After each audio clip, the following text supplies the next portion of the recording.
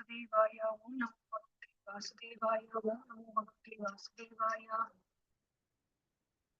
ವಿಶ್ವರೂಪ ದರ್ಶನ ಯೋಗ ಏಕಾದಶ ಅಧ್ಯಾಯಃ. ಅರ್ಜುನ ಉವಾಚ ಮದನುಗ್ರಹಾಯ ಪರಮಂ ಗುಹ್ಯಮಧ್ಯಾತ್ಮ ಸಂಹಿತಂ ಯತ್ತ್ವಯೋಕ್ತಂ ವಚಸ್ತೇನ ಮೋಹೋऽಯಂ ವಿಗತೋ ಮಮ.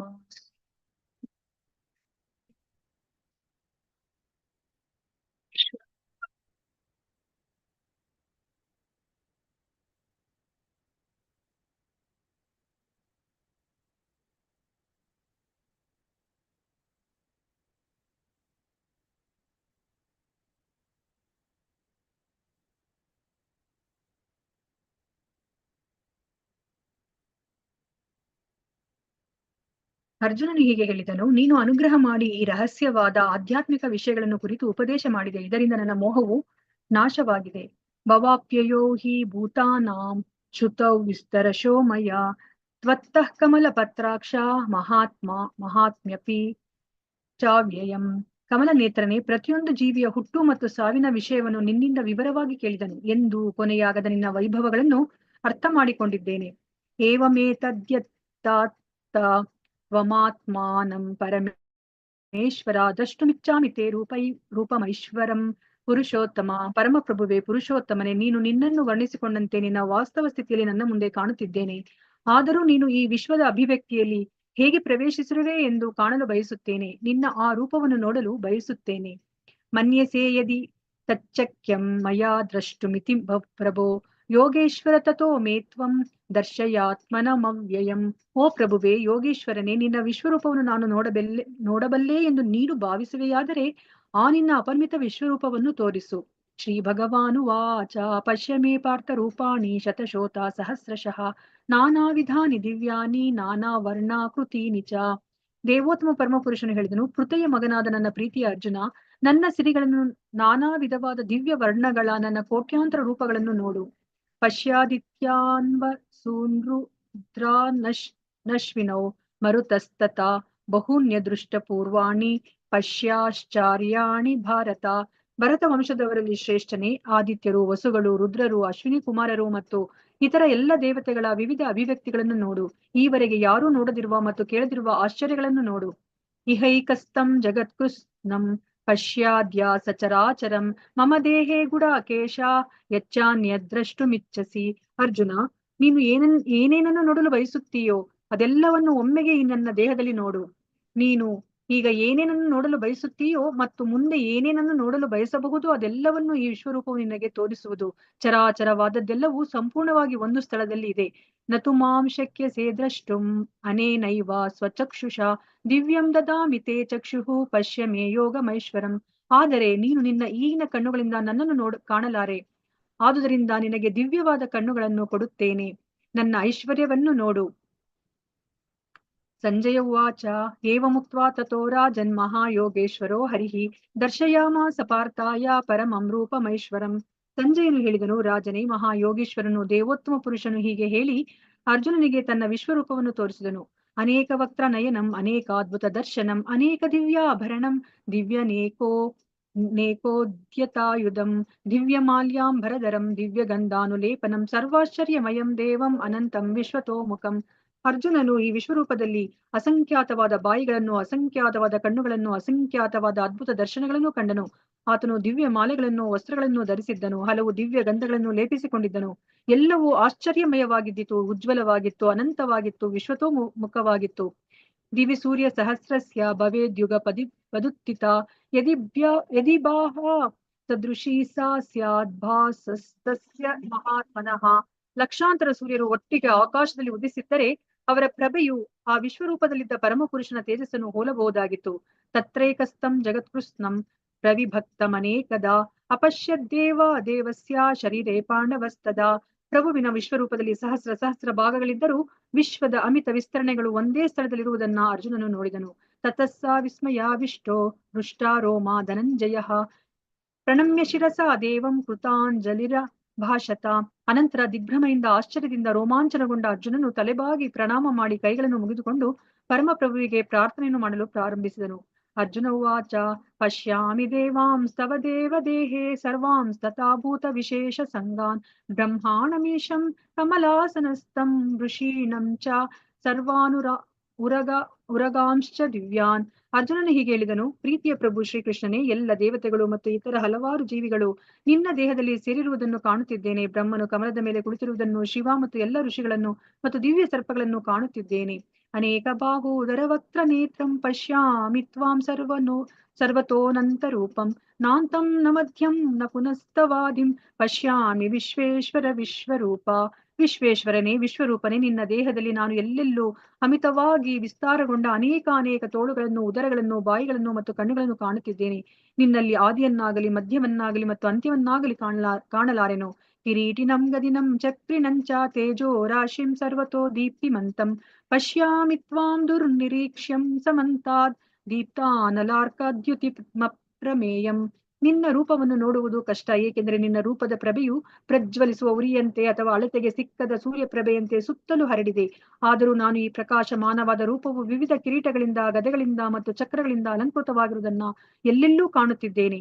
ತ್ವಮಕ್ಷರಂ ಪರಮಂ ವೇದಿತವ್ಯಂ ತಮಸ್ಯ ವಿಶ್ವಸ್ಯ ಪರಂ ನಿಧಾನಂ ತ್ವಮಂ ತಮವ್ಯಯಃ ಶಾಶ್ವತ ಧರ್ಮ ಗೋಪ್ತ ಸನಾತನಸ್ತ್ವಂ ಪುರುಷೋ ಮತೋ ಮೇ. ನೀನು ಪರಮವಾದ ಆದಿಲಕ್ಷ್ಯವು, ನೀನು ಎಲ್ಲ ವಿಶ್ವದ ಕಟ್ಟಕಡೆಯ ವಿಶ್ರಾಂತಿ ತಾಣ, ನಿನಗೆ ಕ್ಷಯವೇ ಇಲ್ಲ ಮತ್ತು ನೀನು ಅತ್ಯಂತ ಪ್ರಾಚೀನನು. ನೀನು ಸನಾತನ ಧರ್ಮದ ಪಾಲಕನು, ದೇವೋತ್ತಮ ಪುರುಷನು, ಇದು ನನ್ನ ಅಭಿಪ್ರಾಯ. ಅನಾದಿ ಮಧ್ಯಾಂತ ಅನಂತ ವೀರ್ಯಂ ಅನಂತ ಬಾಹುಂ ಶಶಿ ಸೂರ್ಯ ನೇತ್ರಂ ಪಶ್ಯಾಮಿ ತ್ವಾಂ ದೀಪ್ತ ಹುತಾಶ ವಕ್ತ್ರಂ ಸ್ವತೇಜಸಾ ವಿಶ್ವಮಿದಂ ತಪಂತಂ.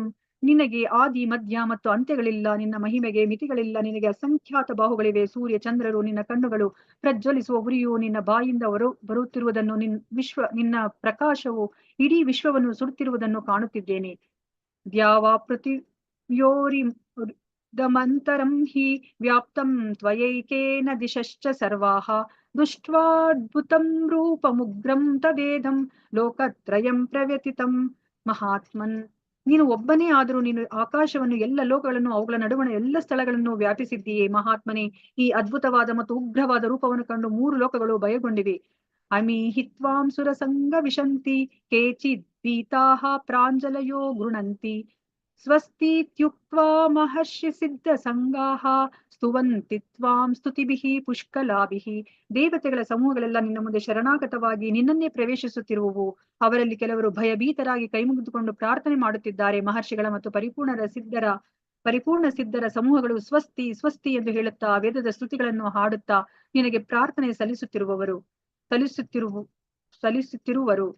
ರುದ್ರಾದಿತ್ಯವಸವೋ ಯೇ ಚ ಸಾಧ್ಯ ವಿಶ್ವೇಶ್ವಿನೌ ಮರುತಶ್ಚೋಷ್ಮಪಾಶ್ಚ ಗಂಧರ್ವಯಕ್ಷಾಸುರ ಸಿದ್ಧ ಸಂಗ ವೀಕ್ಷಂತೆ ತ್ವಾಂ ವಿಸ್ಮಿತಾಶ್ಚೈವ ಸರ್ವೇ.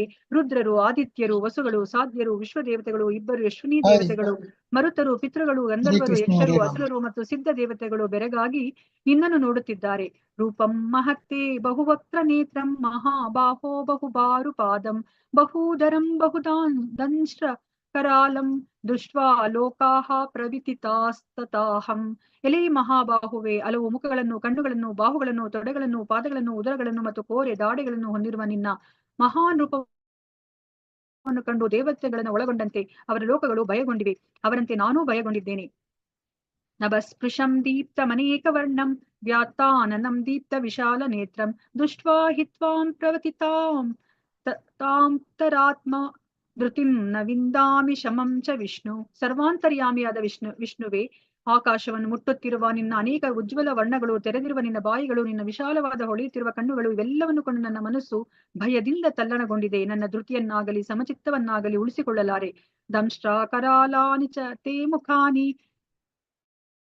ದೃಷ್ಟೈವ ಕಾಲಾನಲ ಸನ್ನಿಭಾನಿ ದಿಶೋ ನ ಜಾನೇ ನಲ ಬೇಚ ಶರ್ಮ ಪ್ರಸೀದ ದೇವೇಶ ಜಗನ್ನಿವಾಸ. ಎಲ್ಲ ಪ್ರಭುಗಳ ಪ್ರಭುವೆ, ಎಲ್ಲ ಲೋಕಗಳ ಆಶ್ರಯನೇ, ನನ್ನಲ್ಲಿ ಕೃಪೆ ಮಾಡು. ನಿನ್ನ ಪ್ರಜ್ವಲಿಸುತ್ತಿರುವ ಮೃತ್ಯು ಸದೃಶ ಮುಖಗಳನ್ನು, ಭಯಂಕರವಾದ ಹಲ್ಲುಗಳನ್ನು ಕಂಡು ನಾನು ನನ್ನ ಸಮತೋಲನವನ್ನು ಉಳಿಸಿಕೊಳ್ಳಲಾರೆ. ಎಲ್ಲ ರೀತಿಯಲ್ಲೂ ನಾನು ದಿಗ್ಭ್ರಾಂತನಾಗಿದ್ದೇನೆ. ಅಮಿ ಚತ್ವಾಂ ಧೃತ ರಾಷ್ಟ್ರಸ್ಯ ಪುತ್ರಾಃ ಸರ್ವೇ ಸಹೈವಾವನಿಪಾಲ ಸಂಗೈಃ ಭೀಷ್ಮೋ ದ್ರೋಣ ಸೂತ ಪುತ್ರಸ್ತತೌ ಸಹಸ್ಮದೀಯೈರಪಿ ಯೋಧ ಮುಖೈಃ. ವಕ್ತ್ರಾಣಿ ತೇ ತ್ವರಮಾಣ ವಿಶಂತಿ ದಂಶ್ರಾಕರಾಲಾನಿ ಭಯಾನಕಾನಿ ಕೇಚಿದ್ವಿಲಗ್ನ ದಶನಾಂತರೇಷು ಸಂದೃಶ್ಯಂತೆ ಚೂಲಿತೈರುತ್ತಮಾಂಗೈಃ.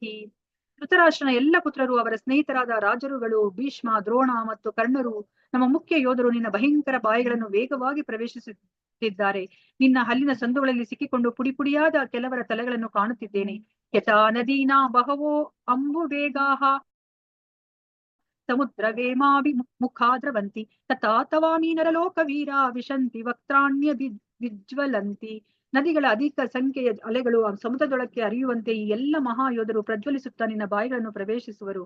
ಯಥಾ ಪ್ರದೀಪ್ತಂ ಜ್ವಲನಂ ಪತಂಗಾ ವಿಶಂತಿ ನಾಶಾಯ ಸಮೃದ್ಧ ವೇಗಾಹ ತಥೈವ ನಾಶಾಯ ವಿಶಂತಿ ಲೋಕಾಸ್ತವಾಪಿ ವಕ್ತ್ರಾಣಿ ಸಮೃದ್ಧ ವೇಗಾಹ.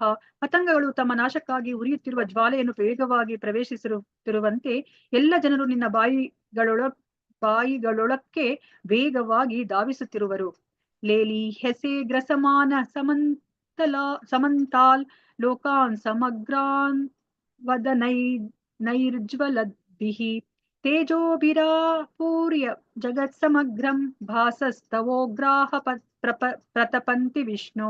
ಎಲೆ ವಿಷ್ಣುವೆ, ಉರಿಯುತ್ತಿರುವ ನಿನ್ನ ಬಾಯಿಗಳಲ್ಲಿ ಎಲ್ಲ ಕಡೆಗಳಿಂದ ನೀನು ಎಲ್ಲ ಜನರನ್ನು ನುಂಗುತ್ತಿರುವುದನ್ನು ನಾನು ಕಾಣುತ್ತಿದ್ದೇನೆ. ನಿನ್ನ ತೇಜಸ್ಸಿನಿಂದ ಇಡೀ ವಿಶ್ವವನ್ನು ಆವರಿಸಿದ್ದೀಯೇ.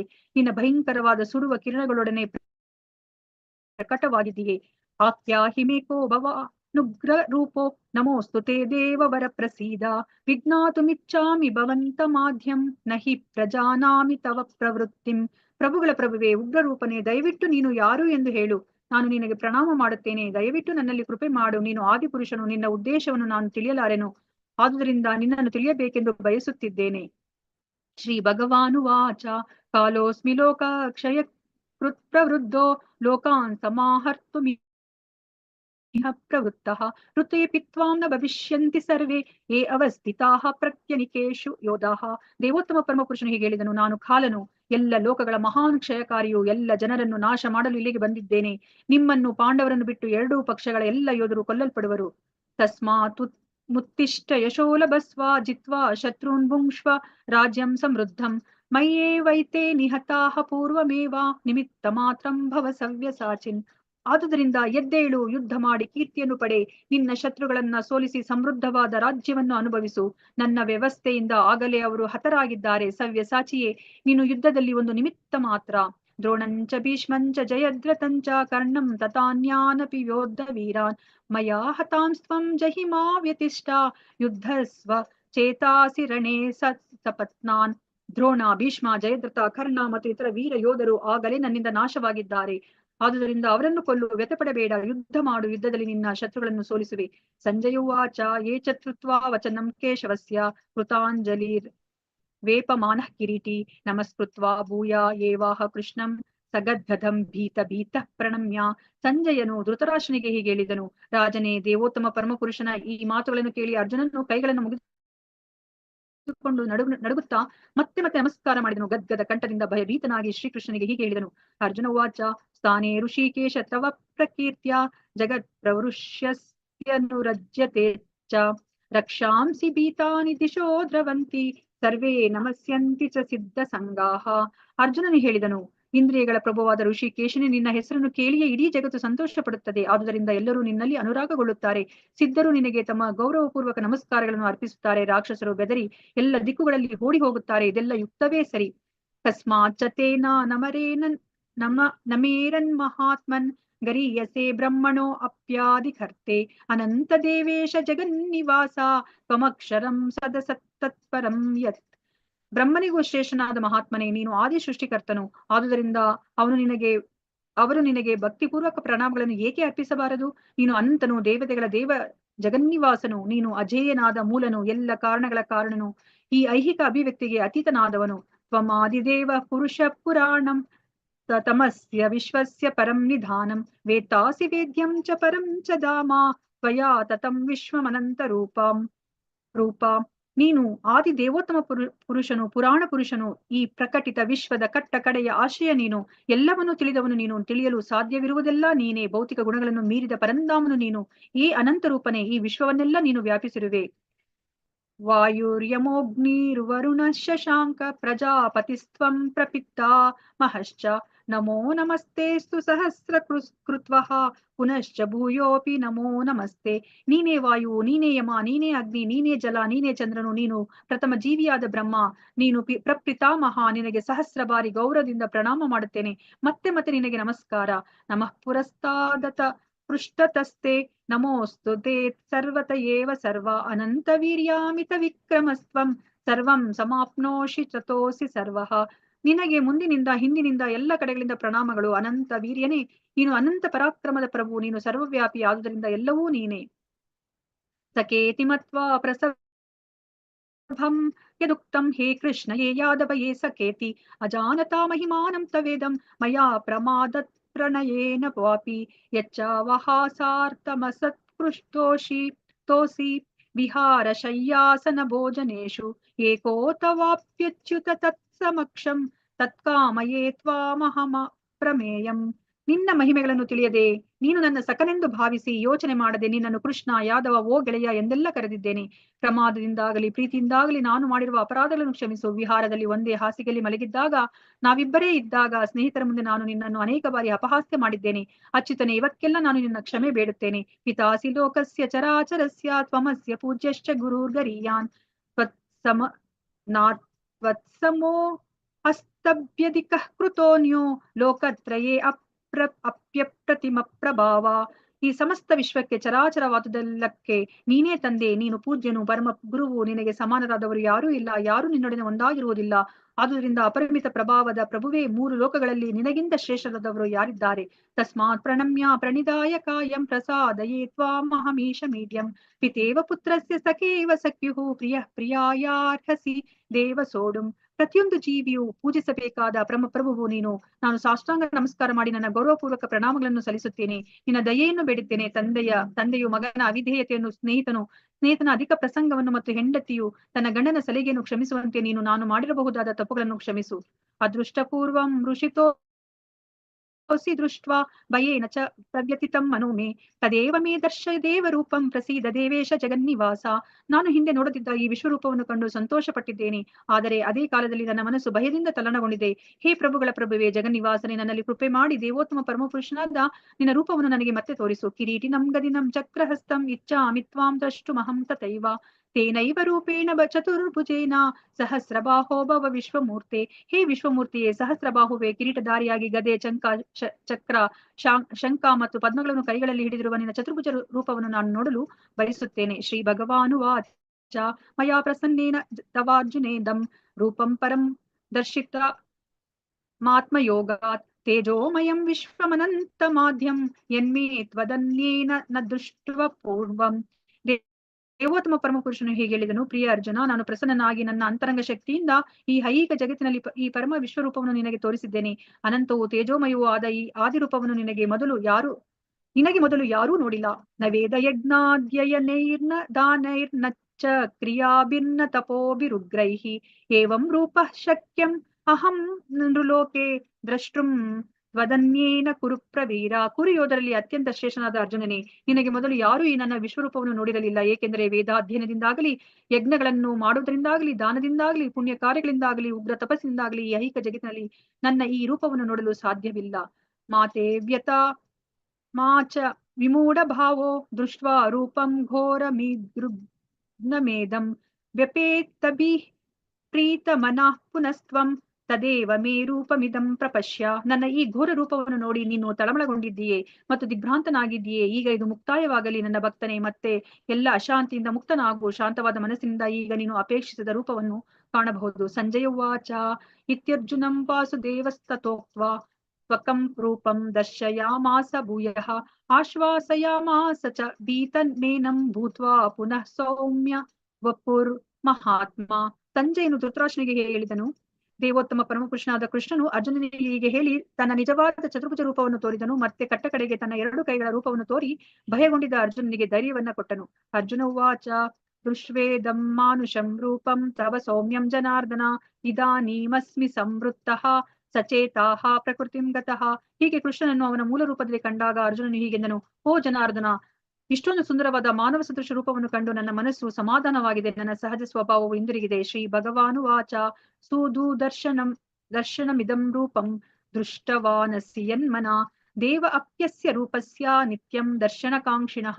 ದೇವೋತ್ತಮ ಪರಮಪುರುಷನು ಹೀಗೆ ಹೇಳಿದನು, ನನ್ನ ಪ್ರಿಯ ಅರ್ಜುನ, ಈಗ ನೀನು ಕಾಣುತ್ತಿರುವ ನನ್ನ ರೂಪವನ್ನು ಕಾಣುವುದು ಬಹಳ ಕಷ್ಟ. ದೇವತೆಗಳು ಸಹ ಪ್ರಿಯವಾದ ಈ ರೂಪವನ್ನು ಕಾಣುವ ಅವಕಾಶಕ್ಕಾಗಿ ಹಂಬಲಿಸುತ್ತಿರುತ್ತಾರೆ. ನಾಹಂ ವೇದೈರ್ನ ತಪಸಾ ನಾದಾನೇನ ಛೇದ್ಯಯ ಶಕ್ಯಂ ಏವಂ ವಿದೋ ದ್ರಷ್ಟುಂ ದೃಷ್ಟವಾನಸಿ ಮಾಂ ಯಥಾ. ವೇದಾಧ್ಯಯನ ಮಾತ್ರದಿಂದ ಅಥವಾ ಕಠಿಣ ತಪಸ್ಸಿನಿಂದ ಅಥವಾ ದಾನದಿಂದ ಅಥವಾ ಪೂಜೆಯಿಂದ ನೀನು ನಿನ್ನ ದಿವ್ಯ ನೇತ್ರಗಳಿಂದ ಕಾಣುತ್ತಿರುವ ನನ್ನ ರೂಪವನ್ನು ಅರ್ಥ ಮಾಡಿಕೊಳ್ಳಲು ಸಾಧ್ಯವಿಲ್ಲ. ಇವುಗಳಿಂದ ನಾನಿರುವಂತೆ ನನ್ನನ್ನು ಕಾಣಲು ಸಾಧ್ಯವಿಲ್ಲ. ಭಕ್ತ್ಯಾತ್ವನನ್ಯ ಶಕ್ಯ ಅಹಮೇವಂ ವಿದೋರ್ಜುನ ಜ್ಞಾತುಂ ದೃಷ್ಟುಂ ಚ ತತ್ವೇನ ಪ್ರವೇಷ್ಟುಂ ಚ ಪರಂತಪ. ನನ್ನ ಪ್ರೀತಿಯ ಅರ್ಜುನನೇ, ಏಕಚಿತ್ತದ ಭಕ್ತಿ ಸೇವೆಯಿಂದ ಮಾತ್ರ ನಿನ್ನ ಮುಂದೆ ನಿಂತಿರುವ ನನ್ನನ್ನು ನಾನಿರುವಂತೆ ಅರ್ಥ ಮಾಡಿಕೊಳ್ಳಲು ಸಾಧ್ಯ. ಹೀಗೆ ಮಾತ್ರ ನನ್ನನ್ನು ನೇರವಾಗಿ ನೋಡಲು ಸಾಧ್ಯ. ಈ ರೀತಿಯಲ್ಲಿ ಮಾತ್ರ ನನ್ನನ್ನು ತಿಳಿಯುವ ರಹಸ್ಯಗಳನ್ನು ನೀನು ಪ್ರವೇಶಿಸಬಲ್ಲೆ. ಮತ್ಕರ್ಮ ಕೃನ್ ಮತ್ಪರಮೋ ಮದ್ಭಕ್ತ ಸಂಗವರ್ಜಿತ ನಿರ್ವೈರ ಸರ್ವಭೂತೇಶು ಯಸ್ಸ ಮಾಮೇತಿ ಪಾಂಡವ. ಪ್ರಿಯ ಅರ್ಜುನ, ಕಾಮ್ಯ ಕರ್ಮದ ಮತ್ತು ಊಹಾತ್ಮಕ ಚಿಂತನೆಗಳ ಕಶ್ಮಲದಿಂದ ಮುಕ್ತರಾಗಿ ಯಾರು ನನ್ನ ಪರಿಶುದ್ಧ ಭಕ್ತಿ ಸೇವೆಯಲ್ಲಿ ತೊಡಗಿರುವನೋ, ಯಾರು ನನಗಾಗಿ ಕರ್ಮಗಳನ್ನು ಮಾಡುವನೋ, ನನ್ನನ್ನು ತನ್ನ ಬದುಕಿನ ಪರಮ ಗುರಿಯನ್ನಾಗಿ ಮಾಡಿಕೊಳ್ಳುವನೋ ಮತ್ತು ಎಲ್ಲ ಜೀವಿಗಳ ಮಿತ್ರನೋ, ಅವನು ನಿಶ್ಚಯವಾಗಿ ನನ್ನಲ್ಲಿಗೆ ಬರುವನು. ಓಂ ತತ್ಸದಿತಿ. ಶ್ರೀಮದ್ ಭಗವದ್ಗೀತಾಸು ಉಪನಿಷತ್ಸು ಬ್ರಹ್ಮ ವಿದ್ಯಾಯಾಂ ಯೋಗಶಾಸ್ತ್ರೇ ಶ್ರೀ ಕೃಷ್ಣಾರ್ಜುನ ಸಂವಾದೆ ವಿಶ್ವರೂಪ ಸಂದರ್ಶನ ಯೋಗೋ ನಾಮ ಏಕಾದಶೋಧ್ಯಾಯಃ. ಹರೇ ಕೃಷ್ಣ ಕೃಷ್ಣ ಕೃಷ್ಣ ಹರೇ ಹರೇ, ಹರೇ ರಾಮ ರಾಮ ರಾಮ ಹರೇ ಹರೇ, ಹರೇ ಕೃಷ್ಣ ಕೃಷ್ಣ ಕೃಷ್ಣ ಹರೇ ಹರೇ, ಹರೇ ರಾಮ ರಾಮ ರಾಮ ಹರೇ ಹರೇ, ಹರೇ ಕೃಷ್ಣ ಕೃಷ್ಣ ಕೃಷ್ಣ ಹರೇ ಹರೇ, ಹರೇ ರಾಮ ರಾಮ ರಾಮ ಹರೇ ಹರೇ. ಹರೇ ಕೃಷ್ಣ ಹರೇ ಕೃಷ್ಣ. ಹರೇ ಕೃಷ್ಣ. ಹರೇ ಕೃಷ್ಣ. Thank you. ಹರೇ ಹರೇ ಕೃಷ್ಣ. ಇಸ್ಕಾನ್ ಶ್ರೀ ಶ್ರೀ ರಾಧಾ ಗೋವಿಂದ ಮಂಗಳೂರು ಇವರು ಆಯೋಜಿಸಿರುವಂತಹ 18 ದಿವಸಗಳಲ್ಲಿ ಭಗವದ್ಗೀತೆ ತಿಳಿಯುವ ಕಾರ್ಯಕ್ರಮಕ್ಕೆ ನಿಮಗೆಲ್ಲರಿಗೂ ಸ್ವಾಗತ. ಹರೇ ಕೃಷ್ಣ ಮಾತಾಜಿ. ಹರೇ ಕೃಷ್ಣ. ಹರೇ ಕೃಷ್ಣ. ಇವತ್ತು ನಾವು 11ನೇ ಅಧ್ಯಾಯದ ಬಗ್ಗೆ ತಿಳಿದುಕೊಳ್ಳಲಿದ್ದೇವೆ.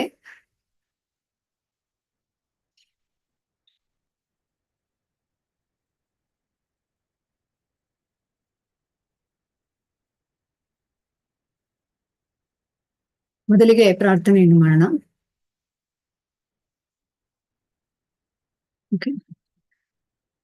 ಓಂ ಅಜ್ಞಾನತಿಮಿರಾಂತಸ್ಯ ಜ್ಞಾನಾಂಜನಶಲಾಕಯಾ ಚಕ್ಷುರುನ್ಮಿಲಿತಂ ಯೇನ ತಸ್ಮೈ ಶ್ರೀ ಗುರವೇ ನಮಃ. ಶ್ರೀ ಚೈತನ್ಯ ಮನೋಭೀಷ್ಟಂ ಸ್ಥಾಪಿತಂ ಯೇನ ಭೂತಲೆ ಸ್ವಯಂ ರೂಪಕದಾ ಮಹ್ಯಂ ದದಾತಿ ಸ್ವಪದಾಂತಿಕಂ. ವಂದೇಹಂ ಶ್ರೀಗುರು ಶ್ರೀಯುತಪದಕಮಲಂ ಶ್ರೀಗುರುನ್ ವೈಷ್ಣವಾಂಶ್ಚ ಶ್ರೀರೂಪಂ ಸಾಗ್ರಜಾತಂ ಸಗಣ ರಘುನಾಥಾನ್ವಿತಂ ತಂ ಸಾಜೀವಂ ಸಾದ್ವೈತಂ ಸಾವಧೂತಂ ಪರಿಜನ ಸಹಿತಂ ಕೃಷ್ಣ ಚೈತನ್ಯ ದೇವಂ ಶ್ರೀ ರಾಧಾ ಕೃಷ್ಣ ಪಾದಾನ್ ಸಗಣ ಲಲಿತಾ ಶ್ರೀ ವಿಶಾಖಾನ್ವಿತಾಂಶ್ಚ. ಹೇ ಕೃಷ್ಣ ಕರುಣಾ ಸಿಂಧು ದೀನಬಂಧೋ ಜಗತ್ಪತೆ ಗೋಪೇಶ ಗೋಪಿಕಾ ಕಾಂತ ರಾಧಾ ಕಾಂತ ನಮೋಸ್ತುತೆ. ತಪ್ತ ಕಾಂಚನ ಗೌರಾಂಗಿ ರಾಧೆ ವೃಂದಾವನೇಶ್ವರಿ ಋಷಭಾನುಸುತೆ ದೇವಿ ಪ್ರಣಮಾಮಿ ಹರಿಪ್ರಿಯೇ. ವಾಂಚಾ ಕಲ್ಪತರುಭ್ಯಶ್ಚ ಕೃಪಾ ಸಿಂಧುಭ್ಯ ಏವ ಚ ಪತಿತನಾಂ ಪಾವನೇಭ್ಯೋ ವೈಷ್ಣವೇಭ್ಯೋ ನಮೋ ನಮಃ. ನಮೋ ಓಂ ವಿಷ್ಣುಪಾದಾಯ ಕೃಷ್ಣಪ್ರೇಷ್ಠಾಯ ಭೂತಲೆ ಶ್ರೀಮತೆ ಭಕ್ತಿವೇದಾಂತ ಸ್ವಾಮಿನಿತಿ ನಾಮಿನೆ. ನಮಸ್ತೆ ಸಾರಸ್ವತಿ ದೇವಿ ಗೌರವಾಣಿ ಪ್ರಚಾರಿಣೆ ನಿರ್ವಿಶೇಷ ಶೂನ್ಯವಾದಿ ಪಾಶ್ಚಾತ್ಯ ದೇಶ ತಾರಿಣೆ. ಜಯ ಶ್ರೀ ಕೃಷ್ಣ ಚೈತನ್ಯ ಪ್ರಭು ನಿತ್ಯಾನಂದ ಶ್ರೀ ಅದ್ವೈತ ಗದಾಧರ ಶ್ರೀವಾಸಾದಿ ಗೌರ ಭಕ್ತವೃಂದ. ಹರೇ ಕೃಷ್ಣ ಕೃಷ್ಣ ಕೃಷ್ಣ ಹರೇ ಹರೇ, ಹರೇ ರಾಮ ರಾಮ ರಾಮ ಹರೇ ಹರೇ. ಶ್ರೀ ಶ್ರೀ ರಾಧಾ ಗೋವಿಂದ ಕಿ ಜೈ, ಶ್ರೀ ಶ್ರೀ ಗೌರನಿತಾಯ್ ಕಿ ಜೈ, ಶ್ರೀಲ ಪ್ರಭುಪಾದ ಕಿ ಜೈ. ಹರೇ ಕೃಷ್ಣ ಎಲ್ಲ ಭಕ್ತರಿಗೆ.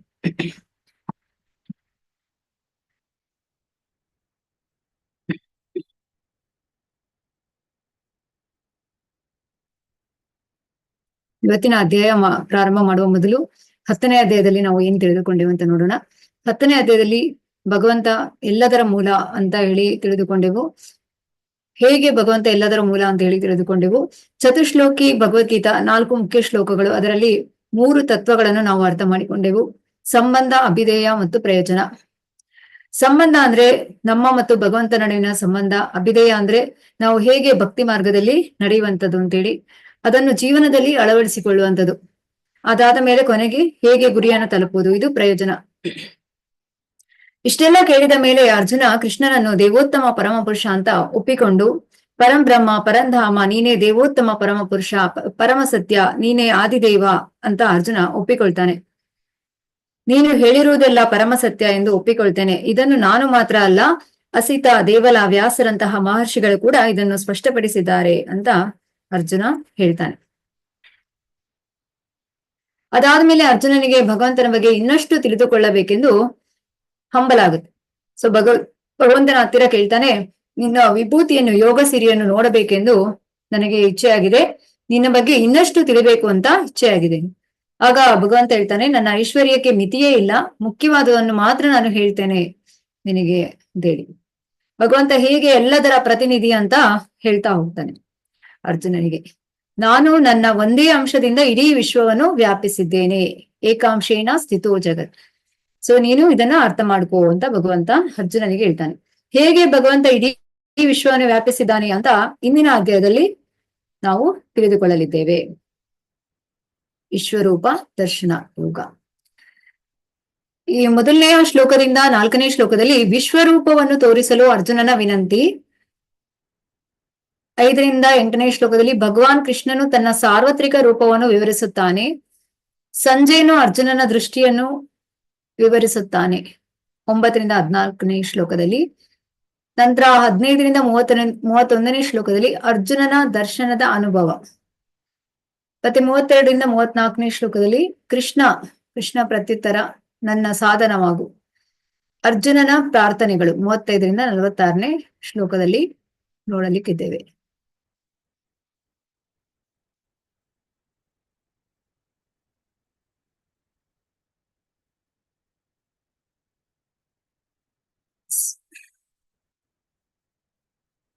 ಹರೇ ಕೃಷ್ಣ.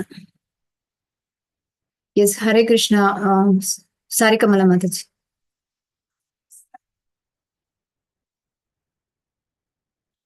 ಓದ್ತೀರಾ ಶ್ಲೋಕ? ಹರೇ ಕೃಷ್ಣ ಮಾತಾಜಿ. ಹರೇ ಕೃಷ್ಣ. ಅರ್ಜುನ ಉವಾಚ ಮದನುಗ್ರಹಾಯ ಪರಮಂ ಗುಹ್ಯಮಧ್ಯಾತ್ಮ ಸಂಹಿತಂ ಯತ್ರ ಯೋಕ್ತಂ ವಚಸ್ತೇನ ಮೋಹೋಯಂ ವಿಗತೋ ಮಮ. ಅನುವಾದ: ಅರ್ಜುನನು ಹೀಗೆ ಹೇಳಿದನು, ನೀನು ಅನುಗ್ರಹ ಮಾಡಿ ಈ ರಹಸ್ಯವಾದ ಆಧ್ಯಾತ್ಮಿಕ ವಿಷಯವನ್ನು ಕುರಿತು ಉಪದೇಶ ಮಾಡಿದೆ, ಇದರಿಂದ ನನ್ನ ಮೋಹವು ನಾಶವಾಯಿತು. ಹರೇ ಕೃಷ್ಣ. ಹರೇ ಕೃಷ್ಣ. ಸೊ ಇಲ್ಲಿ ಅರ್ಜುನ ಕೃಷ್ಣನನ್ನು ಭಗವಂತ ಅಂತ ಸ್ವೀಕರಿಸಿ ಆಗಿದೆ. ಅವನಿಗೆ ಯಾವುದೇ ಸಂದೇಹವಿಲ್ಲ, ನನ್ನ ಭ್ರಮೆ ಮೋಹ ಎಲ್ಲ ನಾಶ ಆಗಿದೆ, ನೀನು ದೇವೋತ್ತಮ ಪರಮಪುರುಷ ಅಂತೇಳಿ ಒಪ್ಪಿಕೊಂಡಿದ್ದೇನೆ ಅಂತ ಅರ್ಜುನ ಹೇಳ್ತಾನೆ. ಅರ್ಜುನ ನಿಸ್ಸಂದೇಹವಾಗಿ ಒಪ್ಪಿಕೊಂಡಿದ್ದಾನೆ. ಭಗವಂತ ಅರ್ಜುನನ ಹೃದಯದಲ್ಲಿದ್ದಾನೆ, ನನ್ನ ಹೃದಯದಲ್ಲಿದ್ದಾರೆ, ಈಗ ನಿಮ್ಮೆಲ್ಲರ ಹೃದಯದಲ್ಲಿ ಇದ್ದಾನೆ. ಸೊ ಇಲ್ಲಿ ಇಡೀ ಭೌತಿಕ ಜಗತ್ತು ಭಗವಂತನಿಂದ ಒಂದು ಎನರ್ಜೈಸ್ ಆಗಿದೆ. ಆದ್ರೂ ಭಗವಂತ ಅವುಗಳಿಂದ ದೂರನೇ ಇರ್ತಾನೆ ಅಂತೇಳಿ ಇಲ್ಲಿ ಅರ್ಜುನ ಪ್ರತಿಯೊಂದು ಪ್ರಶ್ನೆಗಳನ್ನು ಕೇಳುವುದರ ಮೂಲಕ ತನ್ನ ಸಂದೇಹವನ್ನು ಪರಿಹರಿಸಿಕೊಳ್ತಾ ಇದ್ದಾನೆ. ಸೊ ಕೃಷ್ಣನ ವಾಣಿಯನ್ನು ಶ್ರದ್ಧಾಪೂರ್ವಕವಾಗಿ ಕೇಳಿ ಅರಿತುಕೊಂಡಿದ್ದಾನೆ. ಸೊ ಅರ್ಜುನನ ಮನಸ್ಥಿತಿ ಹೇಗೆ ಅಂತ ಹೇಳಿದ್ರೆ, ನನ್ನ ಭ್ರಮೆ ನಾಶವಾಗಿದೆ, ಕೃಷ್ಣ ದೇವೋತ್ತಮ ಪರಮಪುರುಷ ಅಂತ ಒಪ್ಪಿಕೊಂಡಿದ್ದೇನೆ, ಸೊ ನನಗೆ ಇದರಿಂದ ಸಂಪೂರ್ಣ ತೃಪ್ತಿಯಾಗಿದೆ. ಸೊ ಈಗ 10ನೇ ಒಂದು ಅಧ್ಯಾಯದಲ್ಲಿಯೇ ಅರ್ಜುನ ಒಪ್ಪಿಕೊಂಡಾಗಿದೆ, ಅಂದ್ರೆ ಕೃಷ್ಣನಿಗೆ ಶರಣಾಗತನಾಗಿದ್ದಾನೆ. ಹೀಗೆ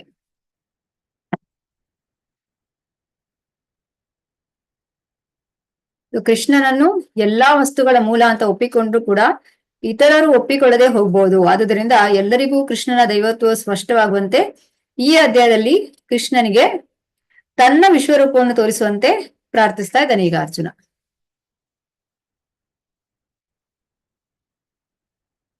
ಅರ್ಜುನನಿಗೆ ಕೃಷ್ಣನ ಶ್ರೇಷ್ಠತೆಯ ಬಗ್ಗೆ ಈಗಾಗಲೇ ಮನವರಿಕೆ ಆಗಿದ್ದರೆ ಅವನು ಏಕೆ ವಿಶ್ವರೂಪವನ್ನು ನೋಡಲು ಬಯಸಿದನು? ನಿಮ್ಮಲ್ಲಿ ಪ್ರಶ್ನೆ. ಹರೇ ಕೃಷ್ಣ. ಈಗಾಗಲೇ ಅರ್ಜುನ ಒಪ್ಪಿಕೊಂಡಾಗಿದೆ ಕೃಷ್ಣ ದೇವೋತ್ತಮ ಪರಮಪುರುಷ ಅಂತ, ಮತ್ತೆ ಯಾಕೆ ವಿಶ್ವರೂಪವನ್ನು ನೋಡಲು ಬಯಸ್ತಾನೆ?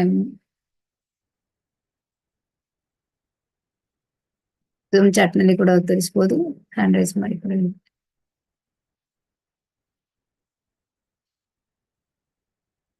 ಎಸ್, ಸಾರಿಕಾ ಮಾತಾಜಿ. ಶ್ಲೋಕವತಿ. ಹರೇ ಕೃಷ್ಣ. ಹರೇ ಕೃಷ್ಣ. ಭವಾಪ್ಯಾಹೌ ಹಿ ಭೂತಾನಾಂ ಶ್ರುತೌ ವಿಸ್ತರಶೋ ಮಯಾ ತ್ಯಕ್ತ್ವಂ ಕಮಲಪತ್ರಾಕ್ಷಂ ಮಹಾತ್ಮ್ಯಾಮಪಿ ಚಾವ್ಯಯಂ. ಅನುವಾದ: ಕಮಲ ನೇತ್ರನೇ, ಪ್ರತಿಯೊಂದು ಜೀವಿಯು ಹುಟ್ಟು ಮತ್ತು ಸಾವಿನ ವಿಷಯವನ್ನು ನಿನ್ನಿಂದ ವಿವರವಾಗಿ ಕೇಳಿದೆನು ಎಂದೂ ಕೊನೆಯಾಗದ ನಿನ್ನ ವೈಭವಗಳನ್ನು ಅರ್ಥ ಮಾಡಿಕೊಂಡಿದ್ದೇನೆ. ಹರೇ ಕೃಷ್ಣ ಮಾತಾಜಿ. ಹರೇ ಕೃಷ್ಣ. ಸೊ ಇಲ್ಲಿ ಅರ್ಜುನ ಹೇಳ್ತಾ ಇದ್ದಾನೆ, ಏನು ಕಮಲ ನೇತ್ರನಿ ಅಂತೇಳಿ. ಅಂದ್ರೆ ಶ್ರೀಕೃಷ್ಣನನ್ನು ಕೃಷ್ಣನ ಕಣ್ಣುಗಳು ಕಮಲದ ದಳಗಳಂತೆ ಕಾಣ್ತವೆ ಅಂತ ಕರಿತಾ ಇದ್ದಾನೆ. ಹೀಗೆ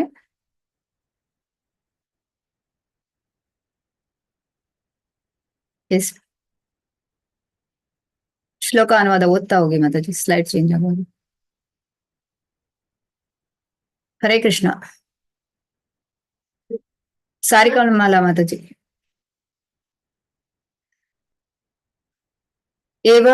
ಏವಮೇತದ್ಯಥಾತ್ ತ್ವಮಾತ್ಮಾನಂ ಪರಮೇಶ್ವರ ದ್ರಷ್ಟುಮಿಚ್ಛಾಮಿ ತೇ ರೂಪಂ ಐಶ್ವರಂ ಪುರುಷೋತ್ತಮ. ಪರಮಪ್ರಭುವೇ, ಪುರುಷೋತ್ತಮನೇ, ನೀನು ನಿನ್ನನ್ನು ವರ್ಣಿಸಿಕೊಂಡಂತೆ ನಿನ್ನ ವಾಸ್ತವ ಸ್ಥಿತಿಯಲ್ಲಿ ನನ್ನ ಮುಂದೆ ಕಾಣುತ್ತಿದ್ದೇನೆ. ಆದರೂ ನೀನು ಈ ವಿಶ್ವದ ಅಭಿವ್ಯಕ್ತಿಯಲ್ಲಿ ಹೇಗೆ ಪ್ರವೇಶಿಸಿರುವೆ ಎಂದು ಕಾಣಲು ಬಯಸುತ್ತೇನೆ. ನಿನ್ನ ಆರೂಪವನ್ನು ನೋಡಲು ಬಯಸುತ್ತೇನೆ. ಸೊ ಇಲ್ಲಿ ಈ ಒಂದು ಸ್ವಯಂ ಅಂಶದಿಂದ ಭೌತಿಕ ಜಗತ್ತನ್ನು ಪ್ರವೇಶಿಸಿದ್ದಾನೆ ಭಗವಂತ ಅಂತೇಳಿ ಭಗವಂತ ಹೇಳ್ತಾನೆ. ಸೊ ಅರ್ಜುನನ ಮಟ್ಟಿಗೆ ಹೇಳೋದಾದ್ರೆ ಕೃಷ್ಣನ ಮಾತುಗಳು ಅವನಿಗೆ ಸ್ಫೂರ್ತಿಯನ್ನು ಕೊಟ್ಟಿದೆ. ಆದ್ರೆ ಮುಂದೆ ಕೃಷ್ಣನು ಸಾಮಾನ್ಯ ಮನುಷ್ಯ ಅಂತ ಯಾರು ಯೋಚನೆ ಮಾಡ್ತಾರೆ ಅವರನ್ನ ಒಪ್ಪಿಸೋದಕ್ಕೋಸ್ಕರ ಅರ್ಜುನ ಕೃಷ್ಣನ ವಿಶ್ವರೂಪವನ್ನು ನೋಡಲು ಅಪೇಕ್ಷಿಸ್ತಾನೆ.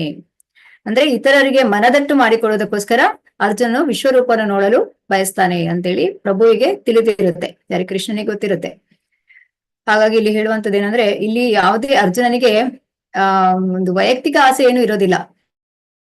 ಆದ್ರೆ ಸಾಮಾನ್ಯ ಜನರು ಭಗವಂತನನ್ನು ಇನ್ನೂ ಕೂಡ ಒಪ್ಪಿಕೊಂಡಿಲ್ಲ ಅಂತಾದ್ರೆ ಅವರಿಗೋಸ್ಕರ ಈ ವಿಶ್ವರೂಪವನ್ನು ತೋರಿಸ್ಬೇಕು ಅಂತೇಳಿ. ಸೊ ಒಂದು ಪ್ರಮಾಣವನ್ನು ಸ್ಥಾಪಿಸಲು ಅರ್ಜುನನು ವಿಶ್ವರೂಪ ನೋಡಲು ಬಯಸ್ತಾನೆ. ಯಾಕೆಂದ್ರೆ ಈಗ ಕಲಿಯುಗದಲ್ಲಿ ಹೇಗೆ ಅಂತ ಹೇಳಿದ್ರೆ ಪ್ರತಿಯೊಬ್ಬರು ಕೂಡ ದೇವರಾಗ್ಲಿಕ್ಕೆ ನೋಡ್ತಾರೆ ಅಂತೇಳಿ. ಅದನ್ನ ಅಂತ ಮೋಸಗಾರರ ಬಗ್ಗೆ ಎಚ್ಚರಿಕೆಯಿಂದ ಇರ್ಬೇಕು ನಾವು ಅಂತ ಹೇಳೋದಕ್ಕೋಸ್ಕರ ಇದು ಅರ್ಜುನ ಕೇಳುವಂಥದ್ದು. ವಿಶ್ವರೂಪ ತೋರಿಸಲು ಸಿದ್ಧನಾಗಿರ್ಬೇಕು ಭಗವಂತ ಅಂತ ಹೇಳಿ. ವಿಶ್ವರೂಪವನ್ನು ತೋರಿಸಲು ನಾವು ಕೃಷ್ಣನನ್ನು ಒತ್ತಾಯಿಸಬಹುದೇ? ನಿಮ್ಮಲ್ಲಿ ಪ್ರಶ್ನೆ. ನಾವು ಕೃಷ್ಣ ವಿಶ್ವರೂಪ ನೋಡ್ಲಿಕ್ಕೆ ಆಗ್ತದಾ? ನಾವು ಕೇಳ್ಬೋದಾ ಅರ್ಜುನನಲ್ಲಿ? ಹರೇ ಕೃಷ್ಣ. ಎಲ್ಲರೂ ಅನ್ಮೋಟಲ್ಲಿ ಇದ್ದೀರಲ್ಲ.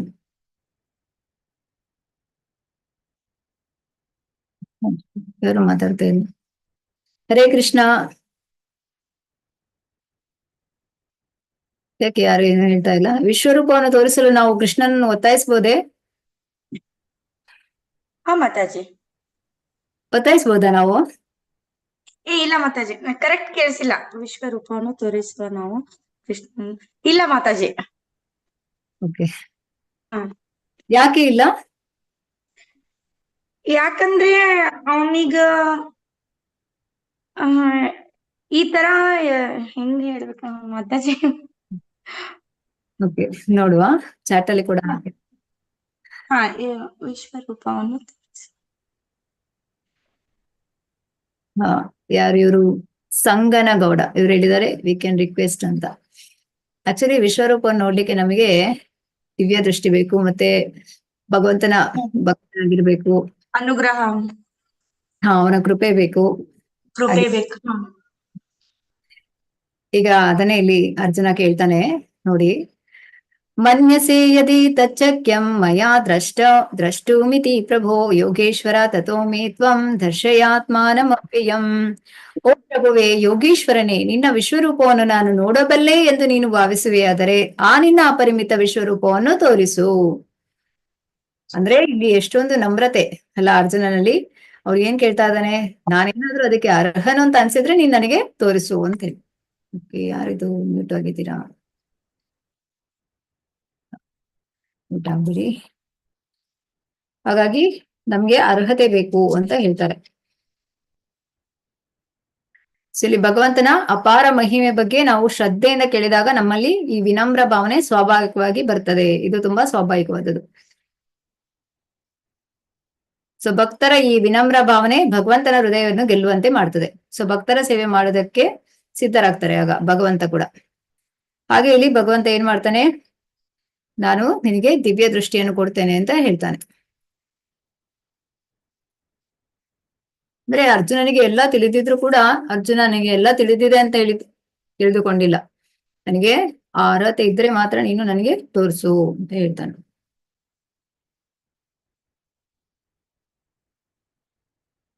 ಅಂದ್ರೆ ಇಲ್ಲಿ ಕೃಷ್ಣನ ಕೃಪೆ ಇದ್ರೆ ಮಾತ್ರ ಈ ವಿಶ್ವರೂಪವನ್ನು ನೋಡ್ಲಿಕ್ಕೆ ಸಾಧ್ಯವಾಗ್ತದೆ. ಇದನ್ನು ಅರ್ಜುನ ಒಪ್ಪಿಕೊಂಡಿದ್ದಾನೆ. ಊಹಾತ್ಮಕ ಚಿಂತನೆಯಿಂದ ನಮಗೆ ಕೃಷ್ಣನ ನೋಡ್ಲಿಕ್ಕೆ ಸಾಧ್ಯ ಆಗೋದಿಲ್ಲ. ಮಾತಾಜಿ, ನಾವ್ ಯಾವ್ದೋ ಒಂದ್ ಕೆಲ್ಸ ಮಾಡಿದ್ರು ದೇವ್ರ ಕೃಪೆಯಿಂದಾನೇ ಆಗುತ್ತಲ್ಲ ಮಾತಾಜಿ? ಹೌದು ಮಾತಾಜಿ. ಹ್ಮ್. ಸಾರಿಕಾ ಮಾತಾಜಿ ಓದ್ತೀರಾ? ಹಾ ಮಾತಾಡಿ ಓದ್ತೀನಿ. ಶ್ರೀ ಭಗವಾನುವಾಚ ಪಶ್ಯ ಮೇ ಪಾರ್ಥ ರೂಪಾಣಿ ಶತಶೋಥ ಸಹಸ್ರಶಃ ನಾನಾ ವಿಧಾನಿ ದಿವ್ಯಾನಿ ನಾನಾ ವರ್ಣಾಕೃತೀನಿ ಚ. ಅನುವಾದ: ದೇವೋತ್ತಮ ಪುರುಷನು ಹೇಳಿದನು, ಪೃಥೆಯ ಮಗನಾದ ನನ್ನ ಪ್ರೀತಿಯ ಅರ್ಜುನನೇ, ನನ್ನ ಸಿರಿಗಳನ್ನು, ನಾನಾ ವಿಧವಾದ ದಿವ್ಯ ವರ್ಣಗಳನ್ನು, ನನ್ನ ಕೋಟ್ಯಾಂತರ ರೂಪಗಳನ್ನು ನೋಡು. ಹರೇ ಕೃಷ್ಣ. ಹರೇ ಕೃಷ್ಣ. ಅರ್ಜುನನು ಕೃಷ್ಣನನ್ನು ಈಗ ಈ ರೂಪವನ್ನು ನೋಡ್ಬೇಕಂತ ಹೇಳಿದ್ರೆ ಅಲ್ಲಿ ಆ ನೋಡುವ ಶಕ್ತಿಯನ್ನು ಕೂಡ ಕೃಷ್ಣನೇ ಕೊಡ್ಬೇಕು. ಸೊ ಸಾಮಾನ್ಯ ಮನುಷ್ಯನು ಈ ಒಂದು ವಿಶ್ವರೂಪವನ್ನು ನೋಡ್ಲಿಕ್ಕೆ ಸಾಧ್ಯ ಇಲ್ಲ. ಇದು ಅರ್ಜುನ ಮೊದಲಿಗ ವಿಶ್ವರೂಪವನ್ನು ನೋಡುವಂಥದ್ದು ಅಂತೇಳಿ ನಾವಿಲ್ಲಿ ತಿಳಿಬಹುದು. ಅದು ಕೂಡ ಭಗವಂತ ಅವನಿಗೆ ದಿವ್ಯ ದೃಷ್ಟಿಯನ್ನು ಕೊಡ್ತಾನೆ.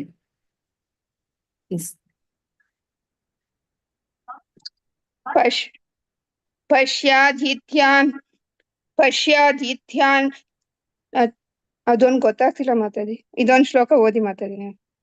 ಎಸ್ ಮಾತಾಡಿ. ಪಶ್ಯಾದಿತ್ಯಾನ್ ವಸೂನ್ ರುದ್ರಾ ನಶ್ವೇನೌ ಮರುತಸ್ತತಾ ಬಹೂನ್ಯ ದೃಷ್ಟ ಪೂರ್ವಾಣಿ ಪಶ್ಯಾಶ್ಚರ್ಯಾಣಿ ಭಾರತ. ಅನುವಾದ: ಭರತ ವಂಶದಲ್ಲಿ ಶ್ರೇಷ್ಠನೇ, ಆದಿತ್ಯರು, ವಸುಗಳು, ರುದ್ರರು, ಅಶ್ವಿನಿ ಕುಮಾರರು ಮತ್ತು ಇತರ ದೇವತೆಗಳು ಎಲ್ಲಾ ವಿವಿಧ ಅಭಿವ್ಯಕ್ತಿಗಳನ್ನು ನೋಡು. ಈವರೆಗೆ ಯಾರೂ ನೋಡದಿರುವ ಮತ್ತು ಕೇಳದಿರುವ ಆಶ್ಚರ್ಯಗಳನ್ನು ನೋಡು. ಹರೇ ಕೃಷ್ಣ. ಹರೇ ಕೃಷ್ಣ. ಸೊ ಅರ್ಜುನನು ಕೃಷ್ಣನ ವೈಯಕ್ತಿಕ ಸ್ನೇಹಿತನಾಗಿದ್ರು ಕೂಡ, ವಿದ್ವಾಂಸರಲ್ಲಿ ಬಹು ಮುಂದುವರಿದನಾದ್ರೂ ಕೂಡ ಕೃಷ್ಣನ ಬಗ್ಗೆ ಎಲ್ಲವನ್ನು ತಿಳಿಯಲು ಸಾಧ್ಯವಾಗಿರ್ಲಿಲ್ಲ. ಹಾಗೆ ಇಲ್ಲಿ ಹೇಳ್ತಾರೆ, ಮನುಷ್ಯರು ಈ ಎಲ್ಲಾ ರೂಪಗಳನ್ನು ಮತ್ತು ಅಭಿವ್ಯಕ್ತಿಗಳನ್ನು ಕೇಳಿಲ್ಲ ಮತ್ತು ಕಂಡಿಲ್ಲ. ಸೊ ಕೃಷ್ಣ ಈ ಒಂದು ಆಶ್ಚರ್ಯಕರವಾದ ರೂಪಗಳನ್ನು ತೋರಿಸ್ತಾನೆ. ಅರ್ಜುನನಿಗೆ ಮಾತ್ರ ವಿಶ್ವರೂಪ ಏಕೆ ಕಾಣಿಸಿತು? ಹರೇ ಕೃಷ್ಣ. ಎಲ್ಲರೂ ಮಾತಾಡ್ಬೋದು, ನಿಮ್ಮ ಉತ್ತರವನ್ನು ತಿಳಿಸ್ಬೋದು. ಅರ್ಜುನನಿಗೆ ಮಾತ್ರ ವಿಶ್ವರೂಪ ಏಕೆ ಕಾಣಿಸಿತು? ಅವರು ಮಾತಾಡಿ ಕೃಷ್ಣ ಫಸ್ಟ್ ನಾನ್ ಯಾರನ್ನ ನೋಡ್ತೀನೋ ಆತರ ಅಂತ ಅನ್ಕೊಂಡಿದ್ದೇನೋ ಅಂತ. ಫಸ್ಟ್ ನಾನು ಯಾರ್ಯಾಗ ನನ್ ದೃಷ್ಟಿ ಯಾರ ಮೇಲೆ ಬೀಳಿತ್ತೋ ಅವ್ರ ಮೇಲೆ ಹೇಳ್ಬೇಕು ಅಂತ ಅನ್ಕೊಂಡಿದ್ದೇನೋ ಅಂತ. ಅವನ್ಗೆ ಮಹಾಭಾರತದಲ್ಲಿ ಯುದ್ಧ ಮಾಡ್ಬೇಕಾದ್ರೆ ಕೌರವರು ಪಾಂಡವರು ಬಂದಾಗ ಕೌರವರು ನಂಗೆ ಕೃಷ್ಣನ್ ಸೈನ್ಯ ಬೇಕು ಅಂತ ಕೇಳ್ತಾರೆ. ಪಾಂಡವರು ಲೈಕ್ ಅರ್ಜುನ, ಇಲ್ಲ ನೀನೇ ಬೇಕು ನನ್ಗೆ, ನಿನ್ ಬಿಟ್ರೆ ನನ್ಗೆ ನಿನ್ ಸೈನ್ಯ ಯಾವ್ದೋ ಬೇಡ, ನೀನೇ ಸಾಕು ಅಂತ ಹೇಳಿದಾಗ ಆತರ. ಉತ್ತರ ಅದು ಸರಿ. ಅಂದ್ರೆ ಮಾತಾಜಿ ಏನಂದ್ರೆ ಅವರು ಒಳ್ಳೆ ಶಿಷ್ಯನಾಗಕ್ಕೆ ಅರ್ಹರಾಗಿದ್ರು. ಮತ್ತೆ ಅವ್ರನ್ನ ಯಾಕೆ ಶಿಷ್ಯರಾಗಿ ಅರ್ಹರಾಗಿದ್ರು ಅಂದ್ರೆ ಒಂದು ಹೇಳಿ ಕರೆಕ್ಟ್ ಆಗಿ ಕಲಿಯುವಂತ ಇದು ಅವ್ರಿಗೆ ಅರ್ಹತೆ ಇತ್ತು ಅರ್ಜುನ ಅವರಿಗೆ. ಹಾಗಾಗಿ ಅವ್ರಿಗೆ ಇವರು ಗುರುವಾಗಿ ಅದನ್ನ ಅರ್ಥ ಮಾಡಿಸಿ ಅವರಿಗೆ ವಿಶ್ವರೂಪವನ್ನ ತೋರಿಸಿದ್ದಾರೆ ಅಂತ ಮಾತಾಜಿ. ಒಳ್ಳೆ ಕೊಟ್ಟಿದ್ರು ಕೃಷ್ಣನೇ, ಹಾಗಾಗಿ ಅವರಿಗೆ ವಿಶ್ವರೂಪ ದರ್ಶನ ಕಾಣಿಸಿದ್ರು. ಇಲ್ಲಿ ಅರ್ಜುನ ಏನಾಗಿದ್ದ? ಒಳ್ಳೆಯ ಶಿಷ್ಯರಾಗಿದ್ರು. ಹೇಳ್ಕೊಟ್ಟಿದ್ದನ್ನ ಅರ್ಥ ಮಾಡ್ಕೊಳ್ಳೋ ಅಂತ ಇದು ಅರ್ಹತೆ ಅವರಲ್ಲಿತ್ತು, ಮತ್ತೆ ಬುದ್ಧಿವಂತಿಕೆ ಕೂಡ ಅವರಲ್ಲಿತ್ತು. ಇನ್ನೊಂದು ಗುಣ ಆ ನಾವು ಬುದ್ಧಿವಂತಿಕೆ ಅಧ್ಯಾಯದಲ್ಲಿ ಡಿಸ್ಕಸ್ ಮಾಡಿದ್ವಿ. ಏನಂದ್ರೆ ಅನಸೂಯ ಅಂತ ಹೇಳ್ತಾರೆ ಅರ್ಜುನನ್ನ. ಅಂದ್ರೆ ಅರ್ಜುನನಿಗೆ ಏನಿರ್ಲಿಲ್ಲ? ಅಸೂಯೆ ಇರ್ಲಿಲ್ಲ. ಅಸೂಯೆ ಇರ್ಲಿಲ್ಲ. ಅರ್ಜುನ ಕೃಷ್ಣನನ್ನು ಅಷ್ಟೊಂದು ಸ್ನೇಹಿತನಾಗಿ ಪ್ರೀತಿಸ್ತಾ ಇದ್ದ. ಹಾಗಾಗಿ ಸ್ವರೂಪ ನೋಡ್ಲಿಕ್ಕೆ ಆಯ್ತು. ಈಹೈಕಸ್ತಂ ಜಗತ್ಕೃಷ್ಣಂ ಪಶ್ಯಾದ್ಯ ಸಚರಾಚರಂ ಮಮ ದೇಹೇ ಗುಡಾಕೇಶ ಯಚ್ಛಾನ್ಯದ್ರಷ್ಟುಮಿಚ್ಛಸಿ. ಅನುವಾದ: ಅರ್ಜುನ, ನೀನು ಏನೇನನ್ನು ನೋಡಲು ಬಯಸುವೆಯೋ ಅದೆಲ್ಲವನ್ನು ಒಮ್ಮೆಗೆ ಈ ನನ್ನ ದೇಹದಲ್ಲಿ ನೋಡು. ನೀನು ಈಗ ಏನೇನನ್ನು ನೋಡಲು ಬಯಸುತ್ತೀಯೋ ಮತ್ತು ಮುಂದೆ ಏನೇನನ್ನು ನೋಡಲು ಬಯಸಬಹುದೋ ಅದೆಲ್ಲವನ್ನೂ ಈ ವಿಶ್ವರೂಪವು ನಿನಗೆ ತೋರಿಸುವುದು. ಚರಾಚರವಾದುದೆಲ್ಲವೂ ಸಂಪೂರ್ಣವಾಗಿ ಒಂದೇ ಸ್ಥಳದಲ್ಲಿ ಇಲ್ಲಿವೆ. ಹರೇ ಕೃಷ್ಣ. ಹರೇ ಕೃಷ್ಣ. ಸೊ ಈಗ ಒಂದು ಸ್ಥಳದಲ್ಲಿ ಕುಳಿತುಕೊಂಡು ನಾವು ಇಡೀ ವಿಶ್ವವನ್ನು ನೋಡ್ಲಿಕ್ಕೆ ಸಾಧ್ಯ ಆಗೋದಿಲ್ಲ, ಯಾರು ಕೂಡ ನೋಡ್ಲಿಕ್ಕೆ ಆಗೋದಿಲ್ಲ. ಆದ್ರೆ ಇಲ್ಲಿ ಅರ್ಜುನನಂತಹ ಭಕ್ತನು ವಿಶ್ವದ ಯಾವುದೇ ಭಾಗದಲ್ಲಿರುವ ಏನನ್ನಾದ್ರೂ ಕಾಣಬಲ್ಲ. ಅದು ಪಾಸ್ಟ್, ಪ್ರೆಸೆಂಟ್, ಫ್ಯೂಚರ್ ಎಲ್ಲವನ್ನು ಕೂಡ.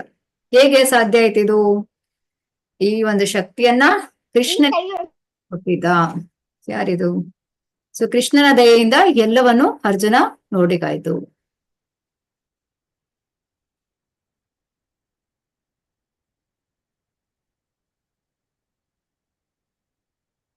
ಎಸ್ ಮಾತಾಜಿ. ನ ತು ಮಾಂ ಶಕ್ಯಸೆ ದ್ರಷ್ಟುಂ ಅನನ್ಯೇನೈವ ಸ್ವಚಕ್ಷುಷಾ ದಿವ್ಯಂ ದದಾಮಿ ತೇ ಚಕ್ಷು ಪಶ್ಯ ಮೇ ಯೋಗಮೈಶ್ವರಂ. ಅನುವಾದ: ಆದರೆ ನೀನು ನಿನ್ನ ಈಗಿನ ಕಣ್ಣುಗಳಿಂದ ನನ್ನನ್ನು ಕಾಣಲಾರೆ, ಆದುದರಿಂದ ನಿನಗೆ ದಿವ್ಯವಾದ ಕಣ್ಣುಗಳನ್ನು ಕೊಡುತ್ತೇನೆ, ನನ್ನ ಐಶ್ವರ್ಯ ಯೋಗವನ್ನು ನೋಡು. ಹರೇ ಕೃಷ್ಣ. ಹರೇ ಕೃಷ್ಣ.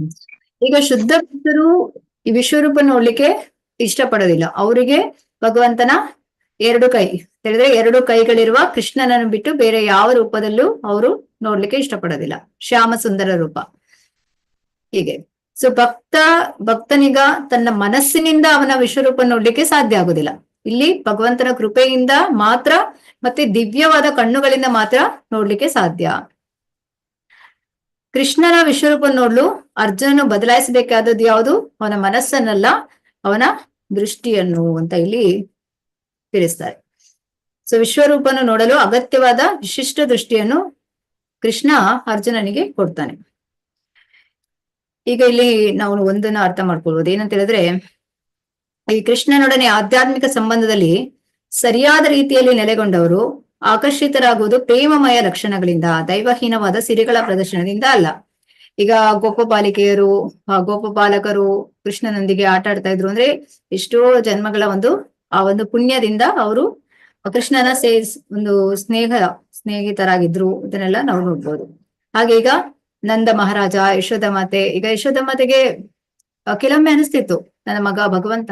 ಅದು ಕೂಡ ಭಗವಂತ ಏನ್ ಮಾಡ್ತಾ ಇದ್ದ ಅಂದ್ರೆ ಆ ಯೋಗ ಮಾಯೆಯಿಂದ ಕವರ್ ಮಾಡ್ತಾ ಇದ್ದ. ಅಂದ್ರೆ ಎಲ್ಲಿ ಅವರಿಗೆ ತಾನು ಕೃಷ್ಣ ಭಗವಂತ ಅಂತ ಹೇಳಿ ಗೊತ್ತಾದ್ರೆ ಆ ಒಂದು ವಾತ್ಸಲ್ಯ ಭಾವ ಇರುದಿಲ್ಲ ಅಲ್ಲ, ಒಂದು ರೀತಿ ಗೌರವ ಈ ರೀತಿಯಾಗಿ ಬರುತ್ತೆ. ಆದ್ರೆ ಇಲ್ಲಿ ಅವರ ಆ ಒಂದು ಪ್ರೀತಿ ಇದ್ದ ಕಾರಣ ಏನಾಗುತ್ತೆ, ಅವರಿಗೆ ತಿಳಿಯೋದೇ ಇಲ್ಲ. ಅಷ್ಟೊಂದು ಪ್ರೇಮ ವಿನಿಮಯದಲ್ಲಿ ಕೃಷ್ಣನು ಅವರ ಜೊತೆ, ಭಕ್ತರ ಜೊತೆ ಇರ್ತಾ ಇದ್ದ ಅಂತ ಹೇಳ್ಬೋದು. ಭಕ್ತರು ಕೂಡ ಹಾಗೆ. ಅದಕ್ಕೆ ಇಲ್ಲಿ ಶುಕಮುನಿಗಳು ಒಂದು ಶ್ಲೋಕವನ್ನು ಹೇಳ್ತಾರೆ. ಅದರಲ್ಲಿ ಇವನು ಪರಮ ಪುರುಷ, ಮಹರ್ಷಿಗಳು ಇವನನ್ನು ನಿರಾಕಾರ ಬ್ರಹ್ಮನೆಂದು ಭಾವಿಸ್ತಾರೆ, ಭಕ್ತರು ಇವನನ್ನು ದೇವೋತ್ತಮ ಪರಮ ಪುರುಷ ಎಂದು ಭಾವಿಸ್ತಾರೆ, ಸಾಮಾನ್ಯ ಜನರು ಇವನನ್ನು ಭೌತಿಕ ಪ್ರಕೃತಿಯ ಸೃಷ್ಟಿ ಅಂತ ಭಾವಿಸ್ತಾರೆ.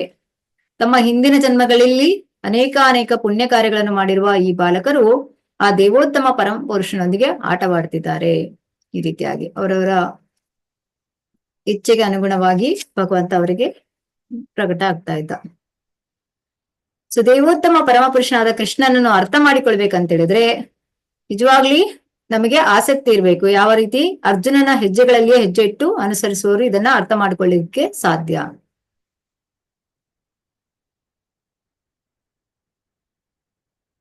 ಸಂಜಯ ಉವಾಚ ಏವ ಮುಕ್ತ್ವಾ ತತೋ ರಾಜನ್ ಮಹಾಯೋಗೇಶ್ವರೋ ಹರಿಃ ದರ್ಶಯಾಮಾಸ ಪಾರ್ಥಾಯ ಪರಮಂ ರೂಪಮೈಶ್ವರಂ. ಅನುವಾದ: ಸಂಜಯ ಹೇಳಿದನು, ರಾಜನೇ, ಮಹಾಯೋಗೀಶ್ವರನನ್ನು ದೇವೋತ್ತಮ ಪರಮಪುರುಷನು ಹೀಗೆ ಹೇಳಿ ಅರ್ಜುನನಿಗೆ ತನ್ನ ವಿಶ್ವರೂಪವನ್ನು ತೋರಿಸಿದನು. ಹರೇ ಕೃಷ್ಣ. ಸೊ ಇಲ್ಲಿ ಧೃತರಾಷ್ಟ್ರನ ಈ ಒಂದು ಹಸ್ತಿನಾಪುರದಲ್ಲಿ ಧೃತರಾಷ್ಟ್ರನ ಆಸ್ಥಾನದಲ್ಲಿ ಧೃತರಾಷ್ಟ್ರನಿಗೆ ಕಾಣುದಿಲ್ಲ ಅಲ್ವಾ, ಹುಟ್ಟು ಕುರುಡನಾಗಿರ್ತಾನೆ. ಸೊ ಅವನಿಗೆ ಸಂಜಯ ವೇದವ್ಯಾಸರ ಪರಮ ಶಿಷ್ಯ ಆಗಿರೋ ಕಾರಣ ಅವ್ರಿಗೆ ದಿವ್ಯ ದೃಷ್ಟಿಯನ್ನು ಕೊಟ್ಟಿರ್ತಾರೆ ಅವರು. ಹಾಗಾಗಿ ಸಂಜಯ ಇಲ್ಲಿ ಧೃತರಾಷ್ಟ್ರನ ಆಸ್ಥಾನದಲ್ಲಿ ಇದ್ದುಕೊಂಡೇ ಧೃತರಾಷ್ಟ್ರನಿಗೆ ಎಲ್ಲವನ್ನೂ ವಿವರಿಸ್ತಾ ಇದ್ದ, ಕುರುಕ್ಷೇತ್ರದಲ್ಲಿ ಏನ್ ನಡೀತಾ ಇತ್ತು ಅಂತ. ಹಾಗೆ ಸಂಜಯ ಹೇಳ್ತಾ ಇದ್ದಾನೆ ಯಾರ ಹತ್ರ? ಧೃತರಾಷ್ಟ್ರನ ಹತ್ರ. ರಾಜನೇ, ಈಗ ಇಷ್ಟೆಲ್ಲ ಹೇಳಿ ಭಗವಂತ ಏನ್ ಮಾಡ್ತಾನೆ, ತನ್ನ ವಿಶ್ವರೂಪವನ್ನು ಅರ್ಜುನನಿಗೆ ತೋರಿಸ್ತಾ ಇದ್ದಾನೆ. ಎಸ್. ಅನೇಕ ವಕ್ರನಯನಂ ಅನೇಕಾದ್ಭುತ ದರ್ಶನಂ ಅನೇಕ ದಿವ್ಯಾಭರಣಂ ದಿವ್ಯಾನೇಕೋದ್ಧತಾಯುಧಂ ದಿವ್ಯಮಾಲ್ಯಾಭರಧರಂ ದಿವ್ಯಗಂಧಾನುಲೇಪನಂ ಸರ್ವಾಶ್ಚರ್ಯಮಯಂ ದೇವಂ ಅನಂತಂ ವಿಶ್ವತೋಮುಖಂ. ಅನುವಾದ: ಅರ್ಜುನನು ಆ ವಿಶ್ವರೂಪವನ್ನು, ಅಸಂಖ್ಯವಾದ ಬಾಯಿಗಳನ್ನು, ಅಸಂಖ್ಯವಾದ ಕಣ್ಣುಗಳನ್ನು, ಅಸಂಖ್ಯವಾದ ಅದ್ಭುತ ದರ್ಶನಗಳನ್ನು ಕಂಡನು. ಆತನು ದಿವ್ಯ ಮಾಲೆಗಳನ್ನು, ವಸ್ತ್ರಗಳನ್ನು ಧರಿಸಿದ್ದನು. ಹಲವು ದಿವ್ಯ ಗಂಧಗಳನ್ನು ಲೇಪಿಸಿಕೊಂಡಿದ್ದನು. ಎಲ್ಲವೂ ಆಶ್ಚರ್ಯಮಯವಾಗಿತ್ತು, ಉಜ್ವಲವಾಗಿತ್ತು, ಅನಂತವಾಗಿತ್ತು, ವಿಶ್ವತೋಮುಖವಾಗಿತ್ತು. ಹರೇ ಕೃಷ್ಣ. ಹರೇ ಕೃಷ್ಣ. ಸೊ ಇಲ್ಲಿ ನೋಡ್ಬೋದು ನೀವು, ಇಲ್ಲಿ ಅರ್ಜುನ ಯಾವ ರೀತಿಯಾಗಿ ಕೈ ಮುಗಿದುಕೊಂಡು ನೋಡ್ತಾ ಇದ್ದಾನೆ ವಿಶ್ವರೂಪವನ್ನು. ಸೊ ಇಲ್ಲಿ ಪದೇ ಪದೇ ಮತ್ತೆ ಮತ್ತೆ ಬಳಸ್ತಾ ಇರೋದೇನು, ಅರ್ಜುನನ ನೋಡ್ತಿದ್ದ ಕೈಗಳು, ಬಾಯಿಗಳು, ಕಾಲುಗಳು ಇದೆಲ್ಲವೂ ಕೂಡ ಅಭಿವ್ಯಕ್ತಿಗಳ ಸಂಖ್ಯೆಗೆ ಮಿತಿಯೇ ಇರ್ಲಿಲ್ಲ ಅಂತೇಳಿ. ಹೀಗೆ ಭಗವಂತ ಕೃಪೆಯಿಂದ ಒಂದು ಸ್ಥಳದಲ್ಲಿ ಕುಳಿತು ಅವೆಲ್ಲವನ್ನು ನೋಡಲು ಅರ್ಜುನನಿಗೆ ಸಾಧ್ಯ ಆಯಿತು. ಇದು ಕೃಷ್ಣನ ಕಲ್ಪನಾತೀತ ಶಕ್ತಿಯಿಂದ ಸಾಧ್ಯವಾಯಿತು. ದಿವಿ ಸೂರ್ಯ ಸಹಸ್ರಸ್ಯ ಭವೇದ್ಯುಗಪದುತ್ಥಿತ ಯಥಾ ಭಾಗ ಸದೃಶಿ ಸ್ಯಾತ್ ಭಾಸಸ್ತಸ್ಯ ಮಹಾತ್ಮನಃ. ಅನುವಾದ: ಲಕ್ಷಾಂತರ ಸೂರ್ಯರು ಒಟ್ಟಿಗೆ ಆಕಾಶದಲ್ಲಿ ಉದಯಿಸಿದರೆ ಅದರ ಪ್ರಭೆಯು ಆ ವಿಶ್ವದಲ್ಲಿದ್ದ ಪರಮಪುರುಷನ ತೇಜಸ್ಸನ್ನು ಹೋಲಿಸಬಹುದಾಗಿತ್ತು. ಎಸ್. ಹರೇ ಕೃಷ್ಣ. ಹರೇ ಕೃಷ್ಣ. ಒಂದು ಸೂರ್ಯನ ಒಂದು ಬಿಸಿಲನ್ನ ನಮಗೆ ಈಗ ಮಧ್ಯಾಹ್ನದ ಹೊತ್ತಿಗೆ ನೋಡ್ಲಿಕ್ಕೆ ಸಾಧ್ಯ ಇಲ್ಲ ಅಲ್ವಾ. ಇದರಲ್ಲಿ ಇಲ್ಲಿ ಆ ವಿಶ್ವರೂಪ ಹೇಗಿತ್ತಂದ್ರೆ, ಲಕ್ಷಾಂತರ ಸೂರ್ಯರು ಒಟ್ಟಿಗೆ ಉದಿಸಿದ್ರೆ ಎಷ್ಟು ಪ್ರಭೆ ಬರುತ್ತೆ ಅಷ್ಟು ಆ ಒಂದು ತೇಜಸ್ಸಿತ್ತು ಅಂತ. ವಿಶ್ವರೂಪದಲ್ಲಿದ್ದ ಪರಮ ಪುರುಷನ ತೇಜಸ್ಸನ್ನು ಹೋಲಬಹುದಾಗಿತ್ತು.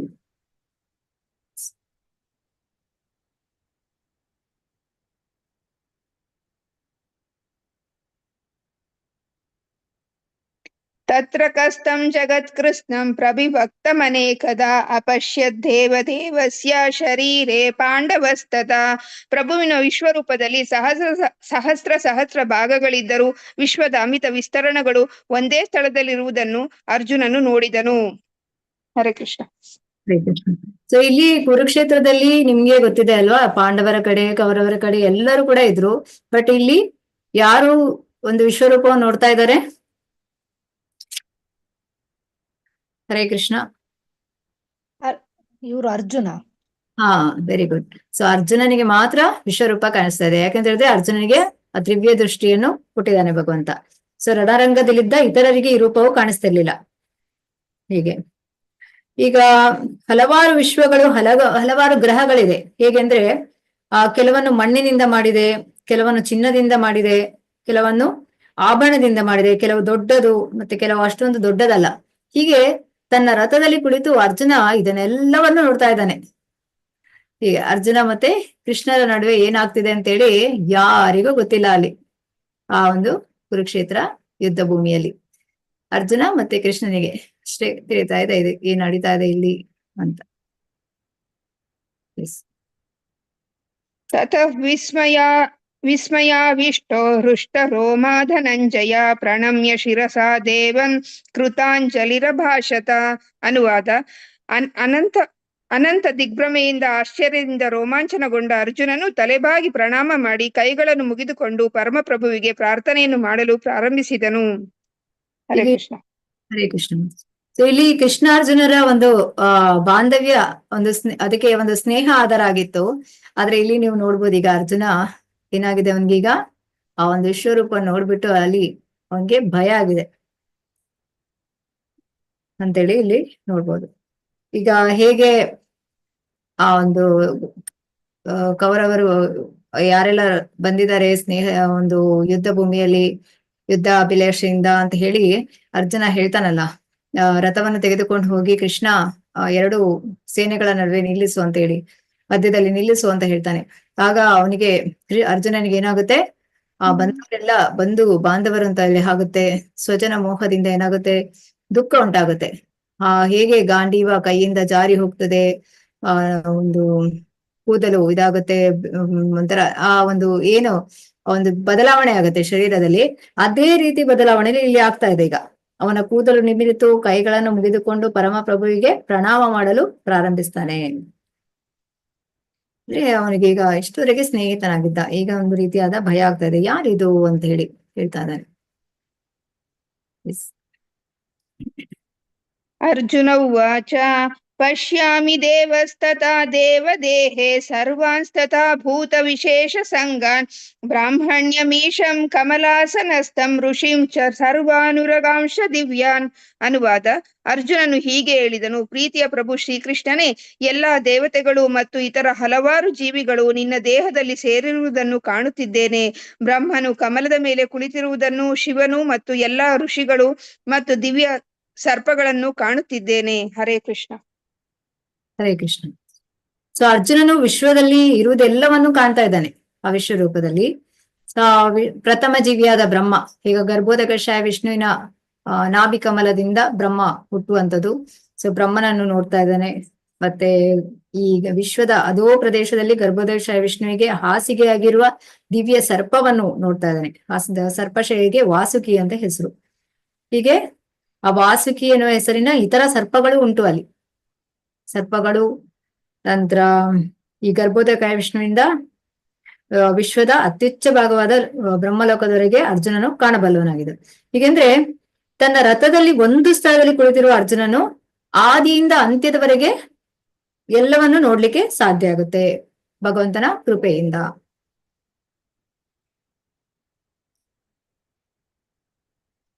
ಅನೇಕ ಬಾಹುರ್ ಧರವಕ್ರ ನೇತ್ರಂ ಪಶ್ಯಾಮಿ ತ್ವಾಂ ಸರ್ವತೋಮನಂತ ರೂಪಂ ನಾತನ್ನ ಮಧ್ಯನ್ನ ಪುನಸ್ತವಾದಿಂ ಪಶ್ಯಾಮಿ ವಿಶ್ವೇಶ್ವರ ವಿಶ್ವರೂಪಂ. ಅನುವಾದ: ವಿಶ್ವೇಶ್ವರನೇ, ವಿಶ್ವರೂಪನೇ, ನಿನ್ನ ದೇಹದಲ್ಲಿ ನಾನು ಎಲ್ಲೆಲ್ಲೂ ಅಮಿತವಾಗಿ ವಿಸ್ತಾರಗೊಂಡ ಅನೇಕ ತೋಳುಗಳನ್ನು, ಉದರಗಳನ್ನು, ಬಾಯಿಗಳನ್ನು ಮತ್ತು ಕಣ್ಣುಗಳನ್ನು ಕಾಣುತ್ತಿದ್ದೇನೆ. ನಿನ್ನಲ್ಲಿ ಆದಿಯನ್ನಾಗಲಿ ಮಧ್ಯವನ್ನಾಗಲಿ ಮತ್ತು ಅಂತ್ಯವನ್ನಾಗಲಿ ಕಾಣಲಾರೆನು. ಇಲ್ಲಿ ಅರ್ಜುನ ಏನ್ ಹೇಳ್ತಾ ಇದ್ದಾನೆ ಅಂದ್ರೆ, ಭಗವಂತ ಇನ್ನ ಆದಿ ಅಂತ್ಯ ಏನನ್ನು ಸಹ ನೋಡ್ಲಿಕ್ಕೆ ಆಗ್ತಾ ಇಲ್ಲ. ಇಡೀ ಏನ್ ಹೇಳ್ತಾರೆ, ಆಕಾಶದಿಂದ ಭೂಮಿಯವರೆಗೆ ಹೀಗೆ ಇಡೀ ವ್ಯಾಪಿಸಿದೆ ವಿಶ್ವರೂಪ. ಇದರಲ್ಲಿ ಅರ್ಜುನ ಈಗ ಏನ್ ನೋಡ್ತಾ ಇದ್ದಾನೆ ಅದನ್ನ ವಿವರಿಸ್ತಾನೆ.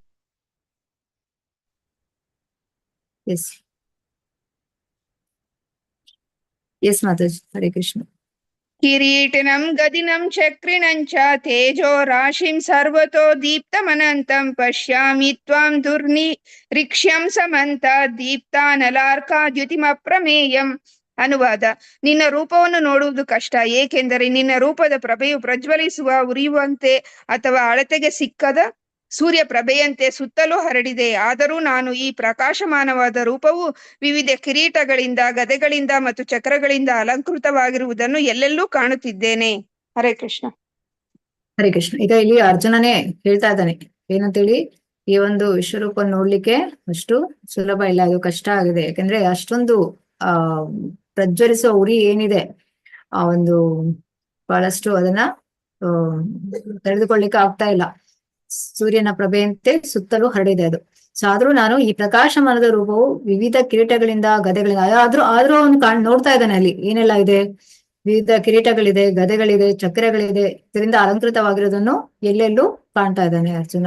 ಇಲ್ಲಿ ನೀವು ಚಿತ್ರದಲ್ಲಿ ನೋಡ್ಬೋದು, ಅರ್ಜುನ ಕೈ ಮುಗಿದುಕೊಂಡು ನೋಡ್ತಾ ಇದ್ದಾನೆ ವಿಶ್ವರೂಪವನ್ನು, ಏನೇನ ಕಾಣ್ತಾ ಇದೆ ಅದ್ರಲ್ಲಿ. ಎಸ್ ಮಾತಾಜಿ. ಹರೇ ಕೃಷ್ಣ. ಹರೇ ಕೃಷ್ಣ. ಹರೇ ಕೃಷ್ಣ. ತ್ವಮಕ್ಷರಂ ಪರಮಂ ವೇದಿತವ್ಯಂ ತ್ವಮಸ್ಯ ವಿಶ್ವಸ್ಯ ಪರಂ ನಿಧಾನಂ ತ್ವಮವ್ಯ ಶಾಶ್ವತ ಧರ್ಮಗೋಪ್ತಂ ಸನಾತನಸ್ಥಂ ಪುರುಷೋ ಮತೋ ಮೇ. ಅನುವಾದ: ನೀನು ಪರಮವಾದ ಆದಿಲಕ್ಷ್ಯವು, ನೀನು ಎಲ್ಲಾ ವಿಶ್ವದ ಕಟ್ಟಕಡೆಯ ವಿಶ್ರಾಂತಿ ತಾಣ, ನಿನಗೆ ಕ್ಷಯವೇ ಇಲ್ಲ, ನೀನು ಅತ್ಯಂತ ಪ್ರಾಚೀನನು, ನೀನು ಸನಾತನ ಧರ್ಮದ ಪಾಲಕನು, ದೇವೋತ್ತಮ ಪುರುಷನು, ಇದು ನನ್ನ ಅಭಿಪ್ರಾಯ. ಹರೇ ಕೃಷ್ಣ. ಹರೇ ಕೃಷ್ಣ. ಸೊ ಇಲ್ಲಿ ನೀವು ಭಗವಂತ ಇಲ್ಲಿ ದಶಾವತಾರವನ್ನು ನೋಡ್ಬೋದು. ದಶಾವತಾರ ರೂಪ ಹೇಳ್ಬೋದಾ ಯಾರಾದ್ರೂ?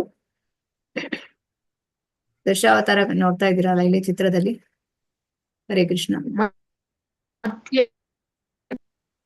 ಹಾ, ನರಸಿಂಹ. ಓ ನಿಮ್ ನೆಟ್ವರ್ಕ್ ಪ್ರಾಬ್ಲಮ್ ಇದೆ ಅನ್ಸುತ್ತೆ. ಮತ್ಸ್ಯ ಕೂರ್ಮ ಹಾ. ವಾಮನ ಮತ್ಸ್ಯ ಕೂರ್ಮ ವರಹ ನರಸಿಂಹ ವಾಮನ ಪರಶುರಾಮ ರಾಮ ಕೃಷ್ಣ ಬುದ್ಧ ಕಲ್ಕಿ. Very good, very good. ಈ ಅವತಾರ. ಸೊ ಇಲ್ಲಿ ಭಗವಂತ ಹೇಳುವಂತದ್ದೇನು, ಇದು ಅರ್ಜುನ ಹೇಳುವಂಥದ್ದು, ನೀನು ಎಲ್ಲಾ ವಿಶ್ವದ ಕಟ್ಟ ಕಡೆಯ ವಿಶ್ರಾಂತಿ ತಾಣ. ಸೊ ನಿನಗೆ ಕ್ಷಯವೇ ಇಲ್ಲ, ಅಂದ್ರೆ ನಾಶ ಆಗುವಂಥದ್ದಿಲ್ಲ ಅಂತೇಳಿ, ಕ್ಷಯಿಸೋದಿಲ್ಲ. ನೀನು ಅತ್ಯಂತ ಪ್ರಾಚೀನನು, ನೀನು ಸನಾತನ ಧರ್ಮದ ಪಾಲಕನು, ದೇವೋತ್ತಮ ಪುರುಷನು, ಇದು ನನ್ನ ಅಭಿಪ್ರಾಯ. ಅನಾದಿ ಮಧ್ಯಂ ಅನಂತ ವೀರ್ಯಂ ಅನಂತ ಬಾಹುಂ ಶಶಿ ಸೂರ್ಯ ನೇತ್ರಂ ಪಶ್ಯಾಮಿ ತ್ವಾಂ ದೀಪ್ತ ಹುತಾಶ ವಕ್ರಂ ಸ್ವತೇಜಸ ವಿಶ್ವಮಿದಂ ತಪಂತಂ. ಅನುವಾದ: ನಿನಗೆ ಆದಿ ಮಧ್ಯ ಮತ್ತು ಅಂತ್ಯಗಳಿಲ್ಲ, ನಿನ್ನ ಮಹಿಮೆಗೆ ಮಿತಿ ಇಲ್ಲ, ನಿನಗೆ ಅಸಂಖ್ಯಾತ ಬಾಹುಗಳಿವೆ. ಸೂರ್ಯ ಚಂದ್ರರು ನಿನ್ನ ಕಣ್ಣುಗಳನ್ನು ಪ್ರಜ್ವಲಿಸುವ ಉರಿಯು ನಿನ್ನ ಬಾಯಿಯಿಂದ ಹೊರಬರುತ್ತಿರುವುದನ್ನು, ನಿನ್ನ ಪ್ರಕಾಶವು ಇಡೀ ವಿಶ್ವವನ್ನು ಸುಡುತ್ತಿರುವುದನ್ನು ಕಾಣುತ್ತಿದ್ದೇನೆ. ಹರೇ ಕೃಷ್ಣ. ಹರೇ ಕೃಷ್ಣ. ಸೊ ಇಲ್ಲಿ ಭಗವಂತನೊಂದು 6 ಐಶ್ವರ್ಯಗಳು ಈಗಾಗ್ಲೇ ನೀವು ತಿಳಿತೀವಿ. ಯಾವುದು 6 ಐಶ್ವರ್ಯಗಳು? ಸಂಪೂರ್ಣ ಜ್ಞಾನ, ಸಂಪೂರ್ಣ ಕೀರ್ತಿ, ಮತ್ತೆ ಸಂಪೂರ್ಣ ಸೌಂದರ್ಯ. ಕೇಳಿಸ್ತಾ ಇದೆಯಾ ಎಲ್ಲರಿಗೂ? ಸಂಪೂರ್ಣ ಹಾ ಹಾ ಮಾತಾಜಿ ಕೇಳಿಸ್ತಾ ಇದೆ. ತಿಳಿಸ್ತಾರೆ. 6 ಐಶ್ವರ್ಯಗಳು, ಇದು ಬಹಳ ಮುಖ್ಯ. ಇದರಲ್ಲಿ ಸಂಪೂರ್ಣ ಇದ್ದಾನೆ, ಹಾಗಾಗಿ ಅವನನ್ನು ಭಗವಾನ್ ಅಂತ ಹೇಳುವಂಥದ್ದು. ಸೊ 6 ಐಶ್ವರ್ಯಗಳಿಗೆ ಮಿತಿಯೇ ಇಲ್ಲ. ಸೊ ಇಲ್ಲಿ ಮತ್ತು ಹಲವು ಇತರ ಸ್ಥಳಗಳಲ್ಲಿ ಪುನರಾವೃತ್ತಿಯಾಗಿದೆ. ಅಂದ್ರೆ ಈ ಧರ್ಮ ಗ್ರಂಥಗಳ ಪ್ರಕಾರ ಕೃಷ್ಣನ ಮಹಿಮೆಗಳ ಪುನರಾವರ್ತಿಯು ಸಾಹಿತ್ಯಿಕವಾಗಿ ದೌರ್ಬಲ್ಯವಲ್ಲ, ದಿಗ್ಭ್ರಮೆ ಅಥವಾ ಬೆರಗು ಅಥವಾ ಮಹತ್ತರವಾದ ಹರ್ಷೋನ್ಮಾದದ ಕಾಲದಲ್ಲಿ ಹೇಳಿಕೆಗಳು ಪುನರಾವರ್ತಿಯಾಗುತ್ತವೆ ಎಂದು ಹೇಳಲಾಗಿದೆ. ಅಂದ್ರೆ ಇಲ್ಲಿ ಮತ್ತೆ ಮತ್ತೆ ಹೇಳ್ತಾ ಇದ್ದಾರೆ ಅಲ್ವಾ, ನಿನಗೆ ಆದಿ ಮಧ್ಯ ಅಂತ್ಯಗಳಿಲ್ಲ, ನಿನ್ನ ಮಹಿಮೆಗೆ ಮಿತಿ ಇಲ್ಲ ಅಂತ ಹೇಳಿ, ನಿನಗೆ ಅಸಂಖ್ಯಾತ ಭಾವಗಳಿವೆ. ಮತ್ತೆ ಮತ್ತೆ ಇದನ್ನ ಹೇಳ್ತಾ ಇದ್ದಾರೆ. ಯಾಕೆಂದ್ರೆ ಇದು ಅಷ್ಟೊಂದು ಏನ್ ಹೇಳ್ತಾರೆ, ಎಕ್ಸ್ಟ್ರೆಸಿ ಅಂದ್ರೆ ಹರ್ಷೋನ್ಮಾದದಿಂದ ಹೇಳ್ತಾ ಇದ್ದಾರೆ. ನಿನ್ನ ಪ್ರಕಾಶವು ಇಡೀ ವಿಶ್ವವನ್ನು ಸುಡುತ್ತಿರುವುದನ್ನು ಕಾಣ್ತಿದ್ದೇನೆ. ಭಗವಂತನಿಂದ ಬರುವಂತ ಪ್ರಕಾಶ ಇಡೀ ವಿಶ್ವವನ್ನು ಸುಡ್ತಾ ಇದೆ. ನಿನ್ನ ಬಾಯಿಂದ ಹೊರಗೆ ಬರ್ತಾ ಇರುವಂತ ನಿನ್ನ ಈ ಪ್ರಕಾಶವು.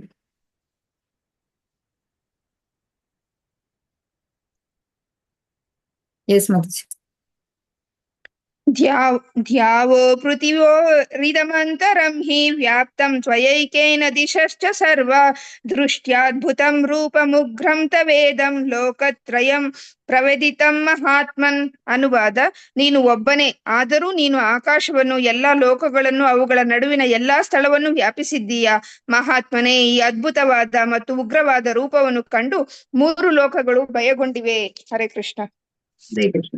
ಸೊ ಈಗ ದ್ಯಾವ ಪೃಥಿವ್ಯೋ ಅಂದ್ರೆ ಈಗ ಸ್ವರ್ಗ ಭೂಮಿಗಳ ನಡುವಣ ಸ್ಥಳ, ಹೀಗೆ 3 ಲೋಕಗಳೇನಿದೆ ಇದು ಮತ್ತೆ ಈಗ ಈ ಒಂದು ವಿಶ್ವರೂಪವನ್ನು ಅರ್ಜುನನು ಮಾತ್ರವಲ್ಲದೆ ಇತರ ಲೋಕ ವ್ಯೂಹಗಳಲ್ಲಿರುವವರು ನೋಡ್ತಾ ಇದ್ದಾರೆ ಅಂತ ಕಾಣಿಸುತ್ತೆ. ಯಾಕೆ ಇದು ಅರ್ಜುನ ಮೊದಲಿಗನೇ, ಅರ್ಜುನನ ಮೂಲಕ ಇವಾಗ ಉಳಿದವರು ಕೂಡ ನೋಡ್ತಾ ಇದ್ದಾರೆ, ಬೇರೆ ಲೋಕಗಳಲ್ಲಿ ಇರುವ ದೇವತೆಗಳೆಲ್ಲ ನೋಡ್ತಾ ಇದ್ದಾರೆ ಅಂತ ಹೇಳಿ. ಹೀಗೆ ಅರ್ಜುನನ ವಿಶ್ವರೂಪವನ್ನು ಕಂಡದ್ದು ಕನಸಾಗಿರ್ಲಿಲ್ಲ.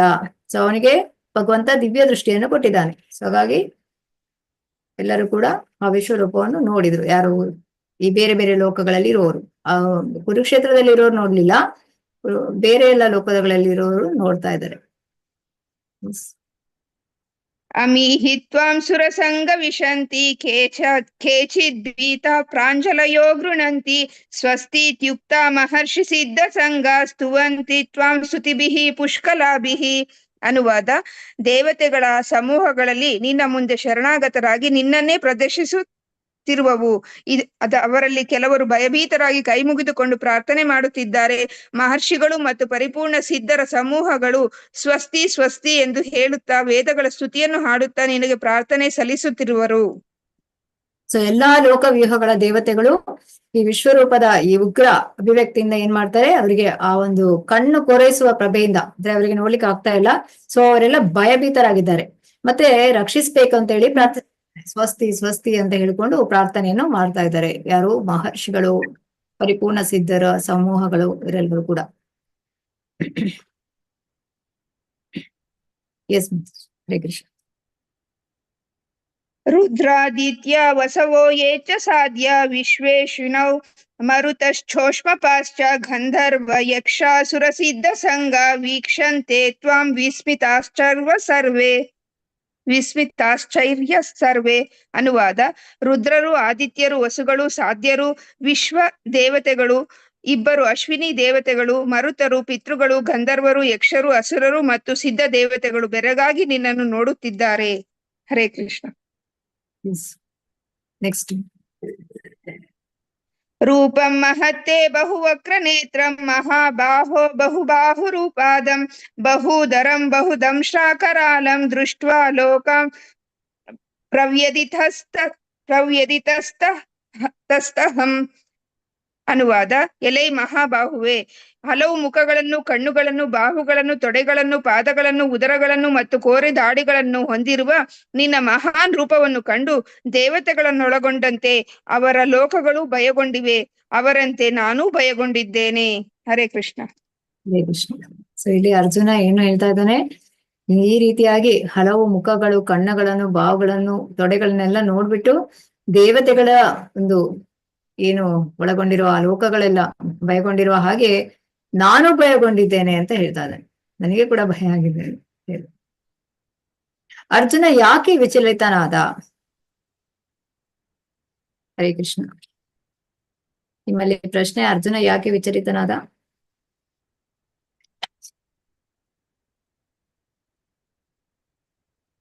ರೂಪಗಳನ್ನು ಕಂಡು ಹಲವು ಭಯಭೀತನಾಗಿದ್ದಾನೆ ಅರ್ಜುನ. ಓಕೆ, ಎಸ್, ಧನ್ಯವಾದ ಮಾತಾಜಿ.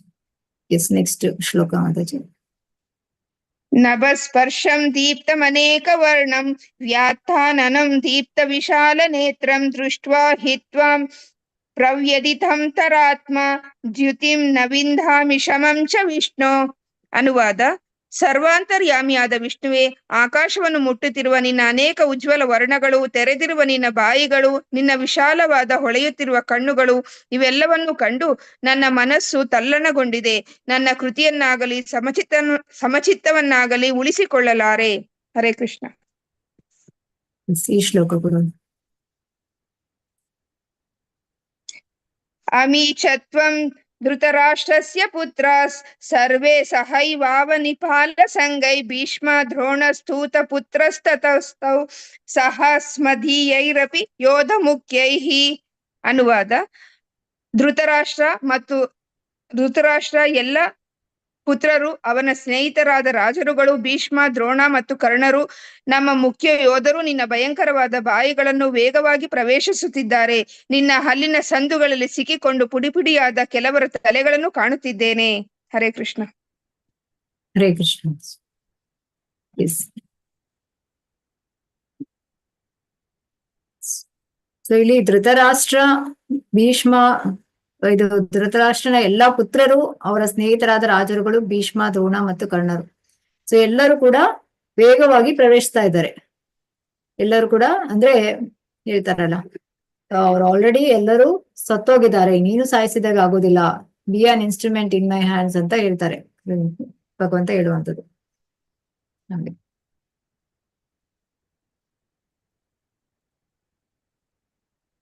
ಅಂದ್ರೆ ಇಲ್ಲಿ ಅರ್ಜುನ ಆ ಒಂದು ಭರವಸೆಯನ್ನು ಕೊಡ್ತಾ ಇದ್ದಾನೆ.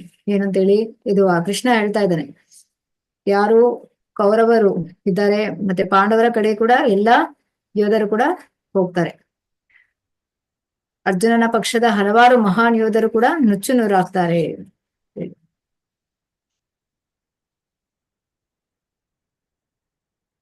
ಎಸ್ ಮಾತಾಜಿ.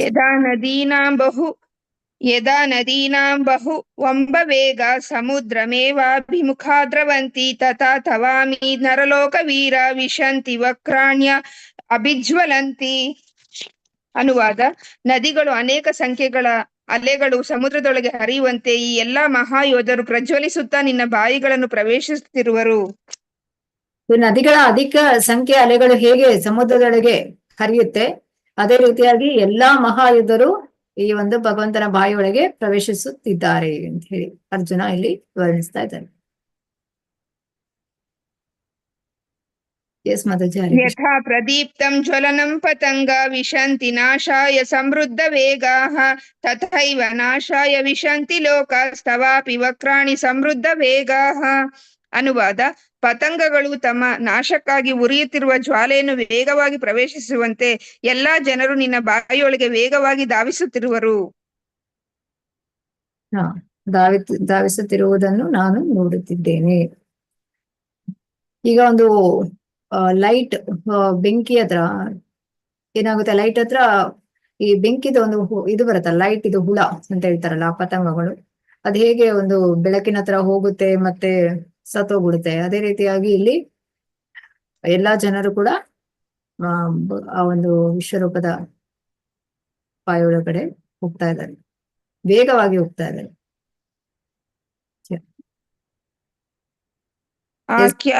ಆಖ್ಯಾ ಹಿಮೇಖೋ ಭವನುಗ್ರ ರೂಪೋ ನಮೋಸ್ತು ತೇ ದೇವ ವರ ಪ್ರಸೀದ ವಿಘ್ನಾತುಮಿಚ್ಛಾಮಿ ಭವಂತ ಮಾದ್ಯಂ ನಹಿ ಪ್ರಜಾನಾಮಿ ತವ ಪ್ರವೃತ್ತಿಂ.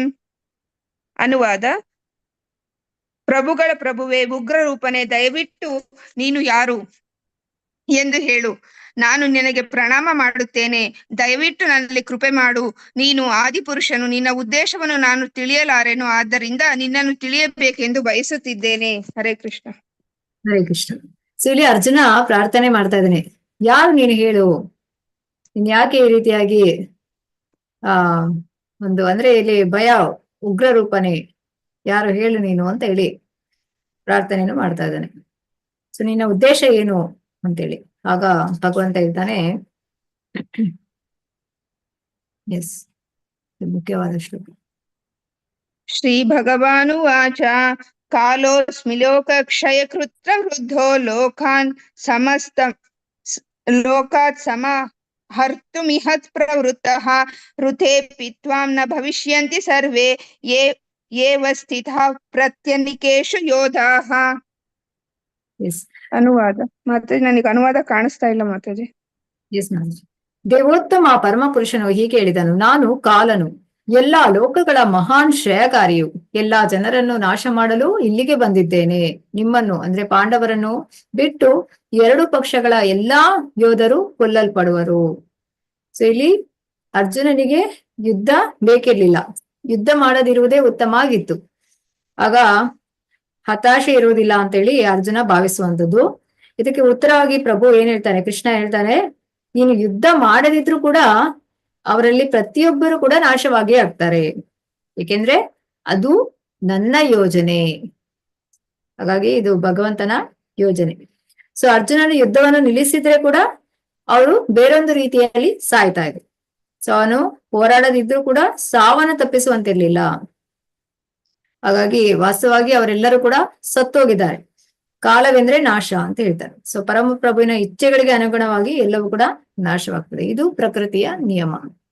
ಹಾಗಾಗಿ ಹೇಗೆ ಕಾಲನಾಗಿ ಬರ್ತಾನಂತೆ, ನಾವೀಗ ಬೆಕ್ಕಿನ ಒಂದು ಉದಾಹರಣೆಯನ್ನು ನೋಡಿದ್ವಲ್ವಾ, ಬೆಕ್ಕು ಇಲಿಯನ್ನು ಹೇಗೆ ಬೆಕ್ಕಿನ ಮರಿಯನ್ನು ಹೇಗೆ ಜೋಪಾನವಾಗಿ ಕಚ್ಚಿ ತೆಗೆದುಕೊಂಡು ಹೋಗುತ್ತೆ, ಅಂದ್ರೆ ಅದಕ್ಕೆ ನೋವಾಗದ ರೀತಿಯಲ್ಲಿ, ಅದೇ ರೀತಿಯಾಗಿ ಭಗವಂತ ಭಕ್ತನನ್ನು ನೋಡ್ತಾನೆ. ಅದೇ ಬೆಕ್ಕು ಇಲಿಯನ್ನು ಹೇಗೆ ಕಚ್ಚಿ ಕೊಳ್ತದೆ, ಅದೇ ರೀತಿ ಭಗವಂತ ಅಭಕ್ತರನ್ನು ನೋಡ್ತಾನೆ, ಕಾಲನಾಗಿ ಬರ್ತಾನೆ ಅಂತ ಹೇಳಿ ಇದನ್ನ ಯಾರು ಕೂಡ ತಡೆಯೋದಕ್ಕೆ ಸಾಧ್ಯ ಇಲ್ಲ. ಹೇಳ್ತಾರೆ ಭಗವಂತ ಇಚ್ಛೆ ಮಾಡಿದ್ರೆ, ಇಚ್ಛಿಸಿದಲ್ಲಿ ಅಂದ್ರೆ ಈಗ ಒಬ್ಬನನ್ನು ಬದುಕಿಸ್ಬೇಕು ಅಂತ ಹೇಳಿದ್ರೆ ಅದು ಭಗವಂತನಿಗೆ ಇಷ್ಟ ಇದ್ರೆ ಅವನು ಬದುಕಿಸ್ತಾನೆ. ಅದೇ ಒಬ್ಬನ ಕೊಲ್ಲಬೇಕಂತ ಇದ್ರೆ ಭಗವಂತನ ಇಚ್ಛೆ ಹಾಗೆ ಇದ್ರೆ ಹೇಳ್ತಾರಲ್ಲ, ಒಬ್ಬನನ್ನ ಸಾಯಿಸ್ಬೇಕಂತ ಇದ್ರೆ ಭಗವಂತನ ಇಚ್ಛೆ ಅವನನ್ನ ಬದುಕಿಸ್ಬೇಕಂತಿದ್ರೆ ಭಗವಂತ ಅವನನ್ನು ಕಾಪಾಡ್ತಾನೆ.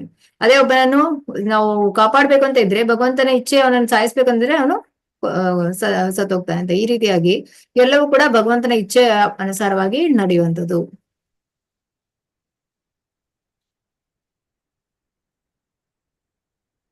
ತಸ್ಮಾತ್ ಉತ್ತಿಷ್ಠ ಯಶೋ ಲಭಸ್ವ ಜಿತ್ವಾ ಶಶ್ರೂನ್ ಭುಂಕ್ಯ ರಾಜ್ಯಂ ಸಮೃದ್ಧಂ ಮಯ್ಯೇ ವೇತೈ ನಿಯತ ಪೂರ್ವಮೇವ ನಿಮಿತ್ತ ಮಾತ್ರಂ ಭವ ಸವ್ಯಸಾಚಿನ್.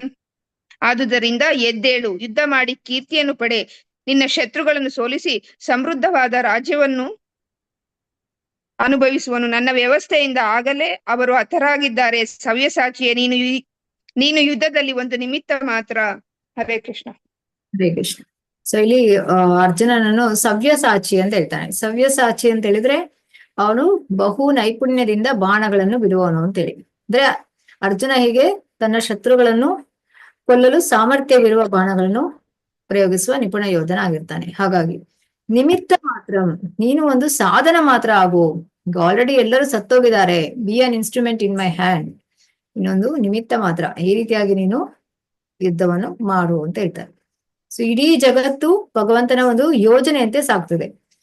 ತಕ್ಕಷ್ಟು ತಿಳುವಳಿಕೆ ಇಲ್ಲದ ಮೂಢರು ಏನ್ ತಿಳಿತಾರೆ ಅಂದ್ರೆ ಪ್ರಕೃತಿ ಯೋಜನೆ ಇಲ್ಲದೆ ಸಾಗ್ತಾ ಇದೆ, ಮತ್ತೆ ಎಲ್ಲಾ ಅಭಿವ್ಯಕ್ತಿಗಳು ಅಕಸ್ಮಾತ್ ಆಗಿ ಆದ ರಚನೆಗಳು ಅಂತ ಭಾವಿಸ್ತಾರೆ.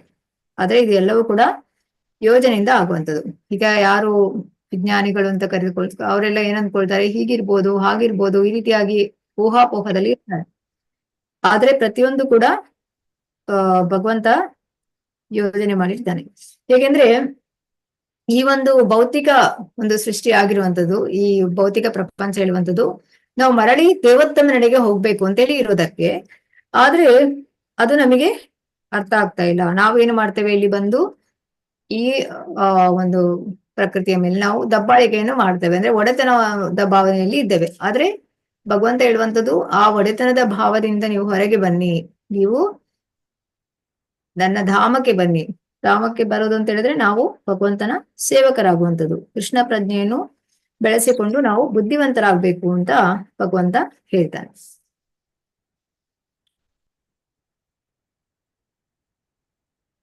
ನಾನು ಕೃಷ್ಣನ ಕೈಯಲ್ಲಿ ಸಾಧನ ಆಗುವುದು ಹೇಗೆ? ಈಗ ನಾವು ಕೂಡ ಹೇಳ್ತಾರಲ್ಲ, ಭಗವಂತ ಹೇಗೆ ಆಡಿಸಿದಾನೆ ಹಾಗೆ ಆಡಿಸುವಂಥದ್ದು, ನಾವು ನಡೆದುಕೊಳ್ಳುವಂಥದ್ದು ಅಂತ ಹೇಳಿ. ಯಾವುದು ಕೂಡ ನಮ್ಮ ಕೈಯಲ್ಲಿ ಇಲ್ಲ ಅಂತ ಹೇಳಿ. ಸೊ ಈಗ ನಾವು ಕೃಷ್ಣನ ಕೈಯಲ್ಲಿ ಸಾಧನ ಆಗೋದು ಹೇಗೆ? ನಿಮ್ಮಲ್ಲಿ ಪ್ರಶ್ನೆ. ಹರೇ ಕೃಷ್ಣ.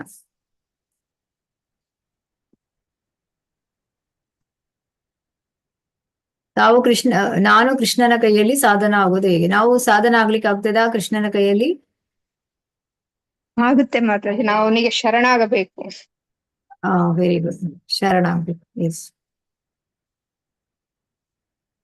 ದ್ರೋಣಂಚ ಭೀಷ್ಮಂಚ ಜಯದ್ರಥಂಚ ಕರ್ಣಂ ತಥಾನ್ಯಾಪಿ ಯೋಧ ವೀರಾನ್ ಮಯಾ ಹತ್ವಾಂಸ್ತಂ ಜಹಿಮಾ ವ್ಯತಿಷ್ಠ ಯುದ್ಧಸ್ವ ಚೇತಾಸಿ ರಣೇ ಸಪತ್ನಾತ್.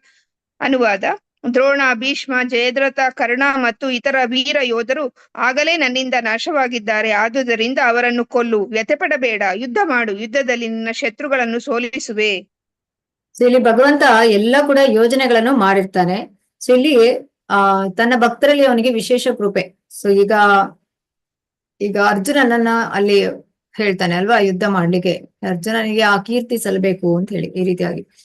ಹಾಗಾಗಿ ಯಾರು ಭಗವಂತನ ಅಪೇಕ್ಷೆಯಂತೆ ನಡೆದುಕೊಳ್ತಾರೆ ಅವರಿಗೆ ಆ ಒಂದು ಕೀರ್ತಿಯನ್ನು ಸಿಗುವಾಗೆ ಮಾಡ್ತಾನೆ ಭಗವಂತ. ಅದು ಭಗವಂತ ಬಯಸ್ತಾನೆ ಈ ರೀತಿಯಾಗಿ. ಸೊ ನಾವೀಗ ಕೃಷ್ಣ ಪ್ರಜ್ಞೆಯಲ್ಲಿ ಕೆಲಸ ಮಾಡೋದಾಗ್ಲಿ ಅಥವಾ ಭಗವಂತನನ್ನು ಅರ್ಥ ಮಾಡಿಕೊಳ್ಳೋದಾದ್ರೆ ಇದಕ್ಕೆ ನಮಗೆ ಯಾರ ಮೂಲಕ ನಾವು ಅರ್ಥ ಮಾಡಿಕೊಳ್ಬೋದು ಅಂತ ಹೇಳಿದ್ರೆ ಗುರುವಿನ ಮೂಲಕ. ಸೊ ನಾವು ಗುರುವಿನ ಒಂದು ಬಳಿಗೆ ನಾವು ಹೋಗಿ ಅವರ ಸೇವೆಯನ್ನು ನಮ್ರತೆಯಿಂದ ಸೇವೆ ಮಾಡ್ಬೇಕು. ಈ ತರ ತದ್ವಿದ್ಧಿ ಪ್ರಣಿಪಾತೇನ ಪರಿಪ್ರಶ್ನೇನ ಸೇವೆಯ ಉಪದೇಶಂತಿ ತೇ ಜ್ಞಾನಿನ ತತ್ವದರ್ಶಿನಃ. ನಾವು ಗುರುವಿನ ಬಳಿಗೆ ಹೋಗ್ಬೇಕು, ಅವರ ನಮ್ರರಾಗಿ ಅವರ ಸೇವೆಯನ್ನು ಮಾಡ್ಬೇಕು, ಮತ್ತೆ ನಾವು ಪ್ರಶ್ನೆಗಳನ್ನು ಕೇಳುವಂಥದ್ದು. ನಂತರ ನಮ್ಗೆ ತಿಳಿತದೆ, ಯಾಕಂದ್ರೆ ಅವರಿಗೆ ಆತ್ಮ ಸಾಕ್ಷಾತ್ಕಾರ ಆಗಿರ್ತದೆ. ಸೊ ಹಾಗಾಗಿ ನಮಗೆ ಅವರು ಭಗವಂತನ ಒಂದು ಭಕ್ತಿ ಸೇವೆಯನ್ನು ಹೇಗೆ ಮಾಡ್ಬೇಕು ಅಂತ ತಿಳಿಸಿಕೊಡ್ತಾರೆ. ಈ ರೀತಿಯಾಗಿ ಮಾಡಿದ್ರೆ ಮಾತ್ರ ಮನುಷ್ಯನು ಇಂಥ ಯೋಜನೆಗಳನ್ನು ಅನುಸರಿಸಿ ಬದುಕಿನ ಹೋರಾಟದಲ್ಲಿ ಜಯಶಾಲಿ ಆಗ್ತಾನೆ.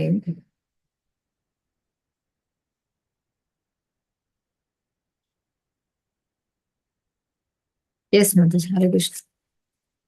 ಹರೇ ಕೃಷ್ಣ ಮಾತಾಜಿ. ಸಂಜಯನು ಧೃತರಾಷ್ಟ್ರನಿಗೆ ಹೀಗೆ ಹೇಳಿದನು, ರಾಜನೇ, ದೇವೋತ್ತಮ ಪರಮಪುರುಷನ ಈ ಮಾತುಗಳನ್ನು ಕೇಳಿ ಅರ್ಜುನನ ಕೈಗಳನ್ನು ಮುಗಿದುಕೊಂಡು ನಡುಗುತ್ತಾ ಮತ್ತೆ ಮತ್ತೆ ನಮಸ್ಕಾರ ಮಾಡಿದನು. ಗದ್ಗದ ಕಂಠದಿಂದ ಭಯಭೀತನಾಗಿ ಶ್ರೀಕೃಷ್ಣನಿಗೆ ಹೀಗೆ ಹೇಳಿದನು. ಅರ್ಜುನನು ಹೇಳಿದನು, ಇಂದ್ರಿಯಗಳ ಪ್ರಭುವಾದ ಋಷಿಕೇಶನೇ, ನಿನ್ನ ಹೆಸರನ್ನು ಕೇಳಿಯೇ ಇಡೀ ಜಗತ್ತು ಸಂತೋಷ ಪಡುತ್ತದೆ.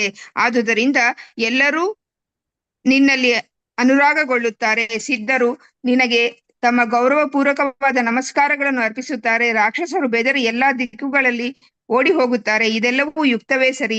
ಬ್ರಹ್ಮನಿಗೂ ಶ್ರೇಷ್ಠನಾದ ಮಹಾತ್ಮನೇ, ನೀನು ಆದಿ ಸೃಷ್ಟಿಕರ್ತನು. ಆದುದರಿಂದ ಅವರು ನಿನಗೆ ಭಕ್ತಿಪೂರ್ವಕವಾದ ಪ್ರಮಾಣಗಳನ್ನು ಏಕೆ ಅರ್ಪಿಸಬಾರದು?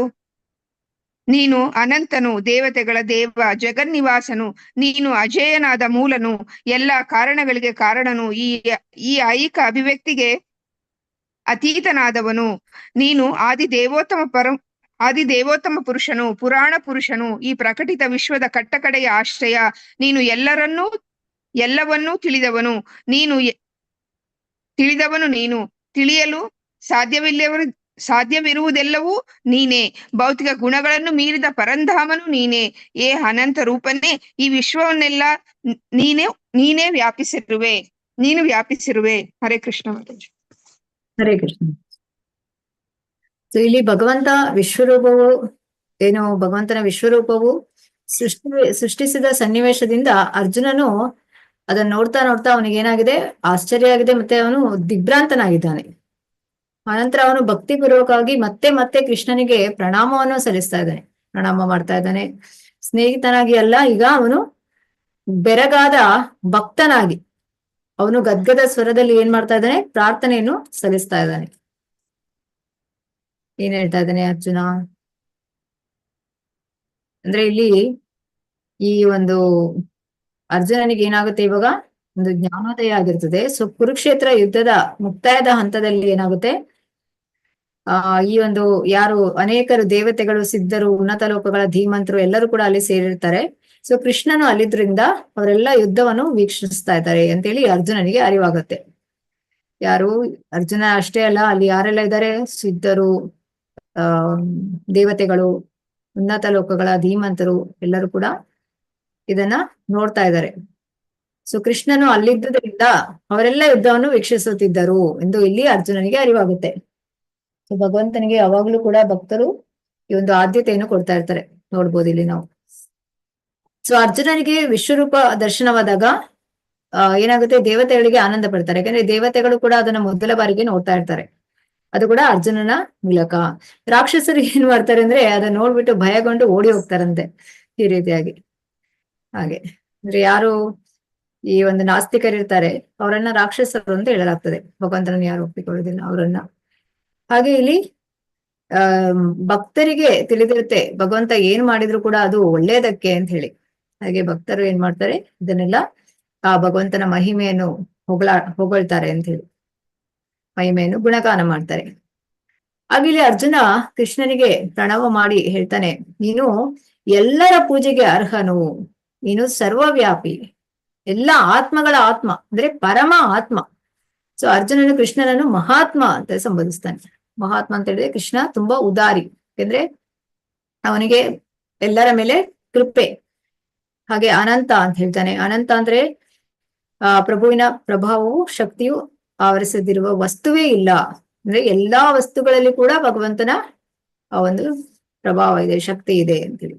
ದೇವೇಶ ಅಂದ್ರೆ ಎಲ್ಲಾ ದೇವತೆಗಳನ್ನು ನಿಯಂತ್ರಿಸ್ತಾನೆ. ಸೊ ಅವನು ಅವರೆಲ್ಲರಿಗಿಂತ ಉನ್ನತನಾದವನು ಹೇಳಿ. ಕೃಷ್ಣನು ಬ್ರಹ್ಮನಿಗಿಂತ ಶ್ರೇಷ್ಠನು ಅಂತ ಅರ್ಜುನ ಇಲ್ಲಿ ಪ್ರಸ್ತಾವಿಸ್ತಾನೆ. ಯಾಕಂದ್ರೆ ಫಸ್ಟ್ ಕ್ರಿಯೇಟರ್ ಕೃಷ್ಣ ಆಗಿರ್ತಾನೆ, ಸೆಕೆಂಡ್ ಕ್ರಿಯೇಟರ್ ಬ್ರಹ್ಮ. ಅದನ್ನ ನಾವು ಇಲ್ಲಿ ತಿಳ್ಬಹುದು. ಯಾಕಂದ್ರೆ ಬ್ರಹ್ಮ ಗರ್ಭೋದಕಶಾಯ ವಿಷ್ಣುವಿನ ನಾಭಿಯಿಂದ ನಾಭಿಯಿಂದ ಬೆಳೆದ ಕಮಲದ ಕಾಂಡದಿಂದ ಹುಟ್ಟಿದವನು ಬ್ರಹ್ಮ. ಹೀಗೆ ಸೊ ಈ ವಿಷ್ಣು ಯಾರು, ಕೃಷ್ಣನ ಸ್ವಾಂಶವಿಸ್ತಾನೆ. ಆದ್ರಿಂದ ಬ್ರಹ್ಮನು ಮತ್ತೆ ಬ್ರಹ್ಮನಿಂದ ಹುಟ್ಟಿದ ಶಿವನು, ಇತರ ಎಲ್ಲಾ ದೇವತೆಗಳು ಕೂಡ ತಮ್ಮ ಗೌರವಪೂರ್ವಕ ಪ್ರಣಾಮಗಳನ್ನು ಸಲ್ಲಿಸ್ತಾರೆ. ಹಾಗೆ ಇಲ್ಲಿ 38ನೇ ಶ್ಲೋಕದಲ್ಲಿ ಹೇಳುವಂಥದ್ದು, ಈ ಬ್ರಹ್ಮಜ್ಯೋತಿ ಏನಿದೆ ಅದೆಲ್ಲವೂ ಕೂಡ ಭಗವಂತನಿಂದನೇ ಬಂದಿರುವಂತದ್ದು. ಯಾಕಂದ್ರೆ ನಾಸ್ತಿಕರಿಗೆ ಇದು ಗೊತ್ತಾಗೋದಿಲ್ಲ. ಹಾಗೆ ಜ್ಞಾನಕ್ಕೆ ಕೊನೆ ಏನಾದ್ರೂ ಇದ್ರೆ ಅದು ಕೂಡ ಅವನೇ ತಿಳಿಯಲ್ಪಟ್ಟವನು, ಅವನು ಮತ್ತೆ ತಿಳಿಯಬೇಕಾದವನು. ಅವನೇ ಜ್ಞಾನದ ಗುರಿ. ಸೊ ಅವನು ಸರ್ವವ್ಯಾಪಿ ಅಂತ ಹೇಳಿ, ಅವನು ದಿವ್ಯನು. ಅಲೌಕಿಕ ಜಗತ್ತಿನಲ್ಲಿ ಅವನೇ ಪ್ರಧಾನನು, ಆಧ್ಯಾತ್ಮಿಕ ಜಗತ್ತಿನಲ್ಲಿ ಅವನೇ ಕಾರಣನು. ಈಶ್ವರ ಪರಮ ಕೃಷ್ಣ ಸಚ್ಚಿದಾನಂದ ವಿಗ್ರಹ ಅನಾದಿರಾದಿರ್ ಗೋವಿಂದ ಸರ್ವ ಕಾರಣಂ ಅಂತ ಹೇಳಿ. ಎಸ್ ಮಾತಾಜಿ. ಸಂಜಯ ಉವಾಚ ಏತತ್ ಶ್ರುತ್ವಾ ವಚನಂ ಕೇಶವಸ್ಯ ಕೃತಾಂಜಲಿರ್ವೇಪಮಾನಃ ಕಿರೀಟಿ ನಮಸ್ಕೃತ್ವಾ ಭೂಯ ಏವಾಹ ಕೃಷ್ಣಂ ಸದ್ಗತಂ ಭೀತ ಪ್ರಣಮ್ಯ. ಅನುವಾದ: ಸಂಜಯನು ಧೃತರಾಷ್ಟ್ರನಿಗೆ ಹೀಗೆ ಹೇಳಿದನು: ರಾಜನೇ, ದೇವೋತ್ತಮ ಪರಮಪುರುಷನ ಈ ಮಾತುಗಳನ್ನು ಕೇಳಿ ಅರ್ಜುನನು ಕೈಗಳನ್ನು ಮುಗಿದುಕೊಂಡು ನಡುಗುತ್ತಾ ಮತ್ತೆ ಮತ್ತೆ ನಮಸ್ಕಾರಗಳನ್ನು ಮಾಡಿದ್ದನು. ಗದ್ಗದ ಕಂಠದಿಂದ ಭಯಭೀತನಾಗಿ ಶ್ರೀಕೃಷ್ಣನಿಗೆ ಹೀಗೆ ಹೇಳಿದನು. ಇದಾಯ್ತು, ಇದು ಕೂಡ ಆಯ್ತಲ್ಲ, 38 ಕೂಡ ಆಯ್ತು. ಎಸ್ ಓದ್ಬೇಕಾ ಮತ್ತೆ ಇದು? ಎಸ್ ಓದಿ. ಸಖೇತಿ ಮಧ್ವಾ ಪ್ರಸವಂ ಯದುಕ್ತಂ ಹೇ ಕೃಷ್ಣ ಹೇ ಯಾದವ ಹೇ ಸಖೇತಿ ಅಜಾನತ ಮಹಿಮಾನಂ ತವೇದಂ ಮಯಾ ಪ್ರಮಾದತ್ ಪ್ರಣಯೇನ ವಾಪಿ ಯಚ್ಛಾವಹರ್ಸ ಸಾಧ್ಯ ಸತ್ಕೃತೋಸಿ ವಿಹಾರ ಶಯ್ಯಾಸನ ಭೋಜನೇಶು ಏಕೋತ ವ್ಯಾಪ್ಯಚ್ಯುತ ತತ್ಸಮಕ್ಷಂ ತತ್ಕ್ಷಾಮಯೇ ತ್ವಾಮಹ ಪ್ರಮೇಯಂ. ಅನುವಾದ: ನಿನ್ನ ಮಹಿಮೆಗಳನ್ನು ತಿಳಿಯದೆ ನೀನು ನನ್ನ ಸಖನೆಂದು ಭಾವಿಸಿ ಯೋಚನೆ ಮಾಡದೆ ನಿನ್ನನ್ನು ಕೃಷ್ಣ, ಯಾದವ, ಓ ಗೆಳೆಯ ಎಂದೆಲ್ಲ ಕರೆದಿದ್ದೇನೆ. ಪ್ರಮಾದದಿಂದಾಗಲಿ ಪ್ರೀತಿಯಿಂದಾಗಲಿ ನಾನು ಮಾಡಿದ ಅಪರಾಧಗಳನ್ನು ಕ್ಷಮಿಸು. ವಿಹಾರದಲ್ಲಿ ಒಂದೇ ಹಾಸಿಗೆಯಲ್ಲಿ ಮಲಗಿದ್ದಾಗ, ನಾವಿಬ್ಬರೇ ಇದ್ದಾಗ ಸ್ನೇಹಿತರ ಮುಂದೆ ನಾನು ನಿನ್ನನ್ನು ಅನೇಕ ಬಾರಿ ಅಪಹಾಸ್ಯ ಮಾಡಿದ್ದೇನೆ. ಅಚ್ಯುತನೇ, ಇವಕ್ಕೆಲ್ಲ ನಾನು ನಿನ್ನ ಕ್ಷಮೆಯನ್ನು ಬೇಡುತ್ತೇನೆ. ಹರೇ ಕೃಷ್ಣ. ಹರೇ ಕೃಷ್ಣ. ಸೊ ಇಲ್ಲಿ ಕೃಷ್ಣನ ತನ್ನ ವಿಶ್ವರೂಪದಲ್ಲಿ ಅರ್ಜುನನ ಮುಂದೆ ಪ್ರಕಟನ ಆದ್ರೂ ಅರ್ಜುನನು ಕೃಷ್ಣನೊಡನೆ ತನ್ನ ಗೆಳೆತನದ ಸಂಬಂಧವನ್ನು ಸ್ಮರಿಸಿಕೊಂಡು ಕ್ಷಮೆ ಬೇಡ್ತಾ ಇದ್ದಾನೆ. ಅಂದ್ರೆ ಅಲ್ಲಿ ಆ ಒಂದು ವಿಶ್ವರೂಪದ ಒಂದು ಏನು ಉಗ್ರ ರೂಪವನ್ನು ನೋಡ್ಬಿಟ್ಟು ಅರ್ಜುನನಿಗೆ ಏನಾಗಿದೆ, ಭಯ ಆಗಿದೆ. ಸೊ ಆದ್ರೂ ಕೂಡ ಈ ಭಯ ಯಾಕೆ ಆಗ್ತಾ ಇದೆ, ಯಾಕೆ ಈ ರೀತಿಯಾದ ಒಂದು ರೂಪವನ್ನು ನೋಡ್ತಾ ಇದ್ದಾನೆ, ನನ್ನಿಂದ ಏನಾದ್ರೂ ಅಪರಾಧ ಆಗಿದ್ಯಾ ಅಂತ ಹೇಳ್ಕೊಂಡು ಎಲ್ಲ ಕ್ಷಮೆಯನ್ನೆಲ್ಲ ಕೇಳ್ತಾ ಇದ್ದಾನೆ. ನಿನ್ನನ್ನು ನಾನು ಸಲುಗೆಯಿಂದ ಕೃಷ್ಣ, ಗೆಳೆಯ, ಯಾದವ ಅಂತ ಹೇಳಿದ್ದೇನೆ. ಸೊ ಅಪಮಾನ ಮಾಡಿದ್ದೇನೆ, ದಯವಿಟ್ಟು ನನ್ನನ್ನ ಕ್ಷಮಿಸು ಅಂತ ಕೇಳ್ತಾ ಇದ್ದಾನೆ.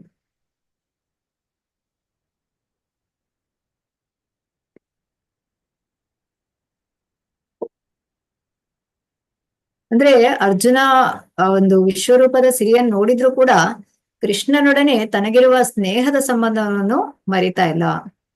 ಅಷ್ಟು ಅದು ಭಕ್ತರ ಲಕ್ಷಣ ಆಗಿರುತ್ತೆ. ಅರ್ಜುನ ಇಲ್ಲಿ ಏಕೆ ಕ್ಷಮೆ ಕೇಳುತ್ತಿದ್ದಾನೆ?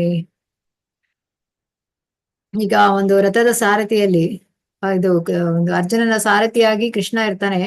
ಸೊ ಆವಾಗ ಅವ್ರಿಗೆ ಈಗ ಬಾಯಿಯಿಂದ ಹೇಳೋದಕ್ಕಾಗ್ಲಿ ಅಥವಾ ಕೈಯಿಂದ ಹೇಳೋದಕ್ಕಾಗೋದಿಲ್ಲ. ಸೊ ಕಾಲಿನಿಂದಾನೇ ಈಗ ಮುಟ್ಟಿ ಹೇಳ್ಬೇಕಂತೆ, ನೋಡು ಆ ಕಡೆ ತಗೊಂಡೋಗು ರಥವನ್ನ, ಈ ಕಡೆ ತೆಗೆದುಕೊಂಡು ಹೋಗು, ಈ ತರ ಇಲ್ಲ. ಸೊ ಇಲ್ಲಿ ಅರ್ಜುನ ಅದನ್ನೆಲ್ಲ ಸ್ಮರಿಸ್ಕೊಂಡು ಏನ್ ಮಾಡ್ತಾ ಇದ್ದಾನೆ, ಏನಾದ್ರೂ ನನ್ನಿಂದ ಅಪರಾಧ ಆಗಿದ್ರೆ ನನ್ನನ್ನ ಕ್ಷಮಿಸು ಅಂತ ಕೇಳ್ತಾ ಇದ್ದಾನೆ. ಇದು ಅಲ್ಲಿ ಅರ್ಜುನನ ಏನು ಒಂದು ನಮ್ರತೆಯನ್ನು ನೋಡ್ಬೋದು. ಎಸ್. ಅದೃಷ್ಟ ಪೂರ್ವಂ ಋಷಿತೋಷ್ಮಿ ದೃಷ್ಟ್ವಾ ಭಯೇನ ಚ ಪ್ರವ್ಯದಿತಂ ಮನೋ ಮೇ ತದೇವ ಮೇ ದರ್ಶಯ ದೇವ ರೂಪಂ ಪ್ರಸೀದ ದೇವೇಶ ಜಗನ್ನಿವಾಸ. ಅನುವಾದ: ನಾನು ಹಿಂದೆ ನೋಡದಿದ್ದ ಈ ವಿಶ್ವರೂಪವನ್ನು ಕಂಡು ಸಂತೋಷ ಪಟ್ಟಿದ್ದೇನೆ. ಆದರೆ ಅದೇ ಕಾಲದಲ್ಲಿ ನನ್ನ ಮನಸ್ಸು ಭಯದಿಂದ ತಲ್ಲಣಗೊಂಡಿದೆ. ಹೇ ಪ್ರಭುವೇ, ಜಗನ್ನಿವಾಸನೇ, ನನ್ನಲ್ಲಿ ಕೃಪೆ ಮಾಡಿ ದೇವೋತ್ತಮ ಪರಮಪುರುಷನಾದ ನಿನ್ನ ರೂಪವನ್ನು ನನಗೆ ಮತ್ತೆ ತೋರಿಸು. ಹರೇ ಕೃಷ್ಣ. ಈಗ ಇಲ್ಲಿ ಏನಾಯ್ತು, ಅರ್ಜುನನಿಗೆ ತನ್ನ ಸ್ನೇಹಿತನಾದ ಕೃಷ್ಣ ಸೊ ಇಂತಹ ಒಂದು ಅದ್ಭುತವಾದ ವಿಶ್ವರೂಪವನ್ನು ತೋರಿಸಬಲ್ಲ ಅಂತೇಳಿ ನೋಡ್ಬಿಟ್ಟು ಆ ಒಂದು ಪರಿಶುದ್ಧ ಸ್ನೇಹದ ಕಾರಣದಿಂದ ಕೃಷ್ಣನ ವಿಷಯದಲ್ಲಿ ಹಲವು ಅಪರಾಧಗಳನ್ನು ಮಾಡಿದ್ದೇನೆ ಅಂತೇಳಿ ಅವನಿಗೆ ಭಯ ಆಗುತ್ತೆ.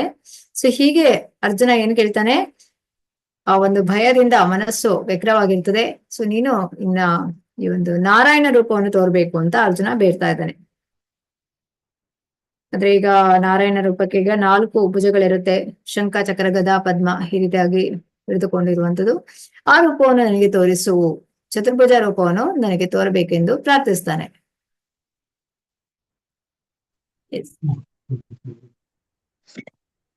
ಈ ಹೇ ವಿಶ್ವಮೂರ್ತಿಯೇ, ಸಹಸ್ರ ಬಾಹುವೆ, ಕಿರೀಟಧಾರಿಯಾಗಿ ಗದೆ, ಚಕ್ರ, ಶಂಖ ಮತ್ತು ಪದ್ಮಗಳನ್ನು ಕೈಯಲ್ಲಿ ಹಿಡಿದಿರುವ ನಿನ್ನ ಚತುರ್ಭುಜ ರೂಪವನ್ನು ನಾನು ನೋಡಲು ಬಯಸುತ್ತೇನೆ.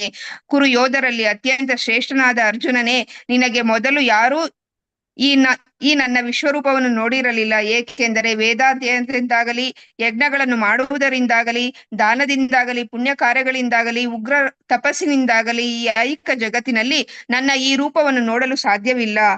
ನನ್ನ ಈ ಘೋರ ರೂಪವನ್ನು ನೋಡಿ ನೀನು ತಳಮಳಗೊಂಡಿದ್ದೀಯೇ ಮತ್ತು ದಿಗ್ಭ್ರಾಂತನಾಗಿದ್ದೀಯೇ. ಈಗ ಇದು ಮುಕ್ತಾಯವಾಗಲಿ ಭಕ್ತನೇ, ಮತ್ತೆ ಎಲ್ಲ ಅಶಾಂತಿಯಿಂದ ಮುಕ್ತನಾಗು. ಶಾಂತವಾದ ಮನಸ್ಸಿನಿಂದ ಈಗ ನೀನು ಅಪೇಕ್ಷಿಸಿದ ರೂಪವನ್ನು ಕಾಣಬಹುದು. ಹರೇ ಕೃಷ್ಣ. ಹರೇ ಕೃಷ್ಣ. ಸೊ ಈಗ ಬ್ರಹ್ಮ ಸಂಹಿತೆಯಲ್ಲಿ ಹೇಳ್ತಾರೆ, ರಾಮಾದಿಮೂರ್ತಿ ಶುಕಲ ನಿಯಮೇನ ತಿಷ್ಠನ್ ಅಂತ ಹೇಳಿದ್ರೆ, ಭಗವಂತನು ನಿರಂತರವಾಗಿ ನೂರಾರು ಮತ್ತು ಸಾವಿರಾರು ರೂಪಗಳಲ್ಲಿ ನೆಲೆಸಿರ್ತಾನೆ. ರಾಮ, ನರಸಿಂಹ, ನಾರಾಯಣ ಹೀಗೆ ಮುಖ್ಯ ರೂಪಗಳಲ್ಲಿ. ಸೊ ಅಸಂಖ್ಯಾತ ರೂಪಗಳಿದೆ ಅಂತೇಳಿ ನಾವಿಲ್ಲಿ ನೋಡ್ಬೋದು. ಸೊ ಕೃಷ್ಣನೇ ಮೂಲ ದೇವೋತ್ತಮ ಪುರುಷ. ಸೊ ಈಗ ಅವನು ತಾತ್ಕಾಲಿಕವಾಗಿ ಈ ವಿಶ್ವರೂಪವನ್ನು ಧರಿಸಿದ್ದಾನೆ ಅಂತೇಳಿ ಅರ್ಜುನನಿಗೆ ತಿಳಿದಿರುತ್ತೆ.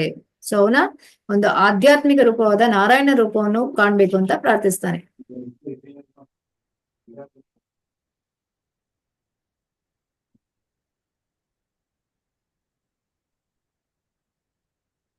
ಓಕೆ,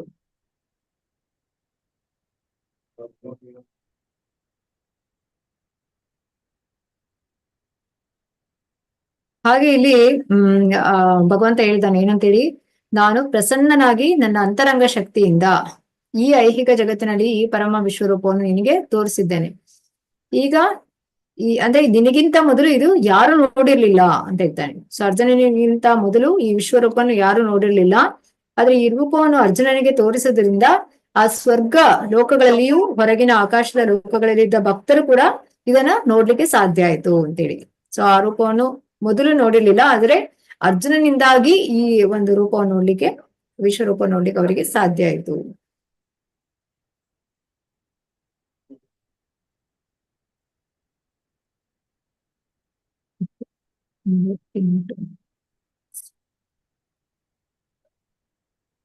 ಹಾಗೆ ಈಗ ನಾವು ವಿಶ್ವರೂಪವನ್ನು ನೋಡ್ಬೇಕಂತ ಹೇಳಿದ್ರೆ ಇದಕ್ಕೆ ಅಧ್ಯಯನ ಮಾಡುವಂಥದ್ದು, ಯಜ್ಞಗಳನ್ನು ಮಾಡುವಂಥದ್ದು, ಅದೇ ದಾನಗಳನ್ನು ಮಾಡುವಂಥದ್ದು, ಇದರಿಂದ ಸಾಧ್ಯನಾ ಅಂತ ಹೇಳಿದ್ರೆ ಖಂಡಿತ ಸಾಧ್ಯ ಇಲ್ಲ. ಇಲ್ಲಿ ಭಗವಂತನನ್ನು ಪ್ರೀತಿ ಪೂರ್ವಕವಾಗಿ ಆ ಒಂದು ಸೇವೆ ಮಾಡಿದ್ರೆ ಮಾತ್ರ, ಭಗವಂತನ ಕೃಪೆಗೆ ಪಾತ್ರರಾದ್ರೆ ಮಾತ್ರ ನಮಗೆ ಇದೆಲ್ಲವೂ ಕೂಡ ಸಾಧ್ಯ ಅಂತೇಳಿ ತಿಳಿಬಹುದು.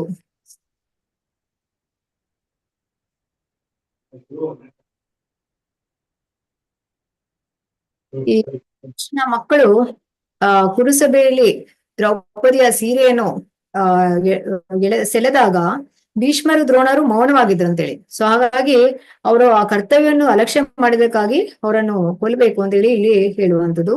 ಹಾಗಾಗಿ ತಮ್ಮ ಅನ್ಯಾಯದ ಕಾರ್ಯದಿಂದ ಅವ್ರು ಆಗ್ಲೇ ಸತ್ತಿದ್ದಾರೆ, ನೀನ್ ಇದಕ್ಕಾಗಿ ಏನು ಚಿಂತೆ ಮಾಡ್ಬಿಡ. ಯಾಕಂದ್ರೆ ಪ್ರಾರಂಭದಲ್ಲಿ ಹೇಳ್ತಾನಲ್ಲ ಅರ್ಜುನ, ನಾನು ಇವರನ್ನೆಲ್ಲ ಹೇಗೆ ಸಾಯಿಸುದು ಭೀಷ್ಮ ದ್ರೋಣರನ್ನು ಅಂತೇಳಿ.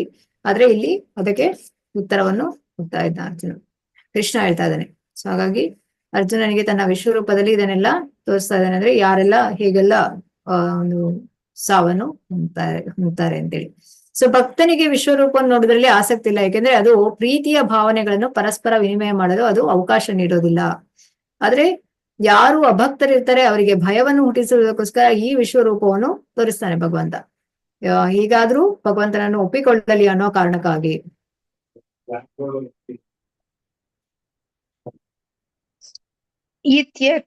ಸಂಜಯ ಉವಾಚ ಇತ್ಯರ್ಜುನಂ ವಾಸುದೇವಸ್ತಥೋಕ್ತ ಸ್ವಕಂ ರೂಪಂ ದರ್ಶಯಾಮಾಸ ಭೂಯಃ ಆಶ್ವಾಸಯಾಮಾಸ ಚ ಭೀತಮೇನಂ ಭೂತ್ವಾ ಪುನಃ ಸೌಮ್ಯ ವಪುರ್ಮಹಾತ್ಮ. ಅನುವಾದ: ಸಂಜಯನು ಧೃತರಾಷ್ಟ್ರನಿಗೆ ಹೇಳಿದನು, ದೇವೋತ್ತಮ ಪುರುಷನಾದ ಕೃಷ್ಣನು ಅರ್ಜುನನಿಗೆ ಹೀಗೆ ಹೇಳಿ ತನ್ನ ನಿಜವಾದ ಚತುರ್ಭುಜ ರೂಪವನ್ನು ತೋರಿಸಿದನು ಮತ್ತು ಕಟ್ಟಕಡೆಗೆ ತನ್ನ 2 ಕೈಗಳ ರೂಪವನ್ನು ತೋರಿ ಭಯಗೊಂಡಿದ್ದ ಅರ್ಜುನನಿಗೆ ಧೈರ್ಯವನ್ನು ಕೊಟ್ಟನು. ಹರೇ ಕೃಷ್ಣ. ಹರೇ ಕೃಷ್ಣ. ಸೊ ಈಗ ವಸುದೇವ ದೇವಕಿಯರ ಮಗನಾಗಿ ಕೃಷ್ಣ ಕಾಣಿಸಿಕೊಂಡಾಗ ಮೊದಲು ಈ ಚತುರ್ಭುಜ ರೂಪನಾಗಿ ಕಾಣಿಸಿಕೊಳ್ಳುವಂಥದ್ದು. ಮತ್ತೆ ಅವರು ಪ್ರಾರ್ಥನೆಯನ್ನು ಮಾಡ್ತಾರೆ, ಮಗುವಿನ ರೂಪದಲ್ಲಿ ಬರ್ತಾರೆ ಅಲ್ವಾ. ಹಾಗೆ ಇಲ್ಲಿ ಅರ್ಜುನನಿಗೆ ಈ ಚತುರ್ಭುಜ ರೂಪವನ್ನು ನೋಡ್ಲಿಕ್ಕೆ ಆಸಕ್ತಿ ಇರೋದಿಲ್ಲ. ಅವನಿಗೆ 2 ಕೈಗಳ ರೂಪವನ್ನು ನೋಡ್ಲಿಕ್ಕೆ ಇಷ್ಟ ಇದ್ದಿದ್ದು. ಇಲ್ಲಿ ನೋಡ್ಬೋದು ನೀವು, ಮೊದಲಿಗೆ ಚತುರ್ಭುಜ ರೂಪದಲ್ಲಿ ಬರ್ತಾನೆ, ಮತ್ತೆ 2 ಕೈಗಳ ರೂಪದಲ್ಲಿ ಬರುವಂಥದ್ದು, ಅಂದ್ರೆ ಶ್ಯಾಮ ಸುಂದರ ರೂಪದಲ್ಲಿ ಬರುವಂಥದ್ದು. ಈ ರೀತಿಯಾಗಿ ಅದಕ್ಕೆ ಹೇಳ್ತಾರೆ ಈ ಬ್ರಹ್ಮ ಸಂಹಿತೆಯಲ್ಲಿ, ಪ್ರೇಮಾಂಜನ ಸುರಿತ ಭಕ್ತಿ ವಿಲೋಚನೇನ ಅಂತ. ಯಾರ ಕಣ್ಣುಗಳಿಗೆ ಪ್ರೇಮದ ಅಂಜನವನ್ನು ಹಚ್ಚಿದೆಯೋ ಅವರು ಮಾತ್ರ ಶ್ರೀ ಕೃಷ್ಣನ ಈ ಸುಂದರ ರೂಪವನ್ನು ಕಾಣಬಲ್ಲರು ಅಂತ ಹೇಳಿ. ಸೊ ಭಕ್ತರಿಗೆ ಯಾವಾಗ್ಲೂ ಕೂಡ ಈ 2 ಕೈಗಳ ರೂಪ ಬಹಳ ಇಷ್ಟ ಆಗುತ್ತಂತೆ, ಅಂದ್ರೆ ಈ ಶ್ಯಾಮ ಸುಂದರ ರೂಪ ಅಂತ ಹೇಳಿ.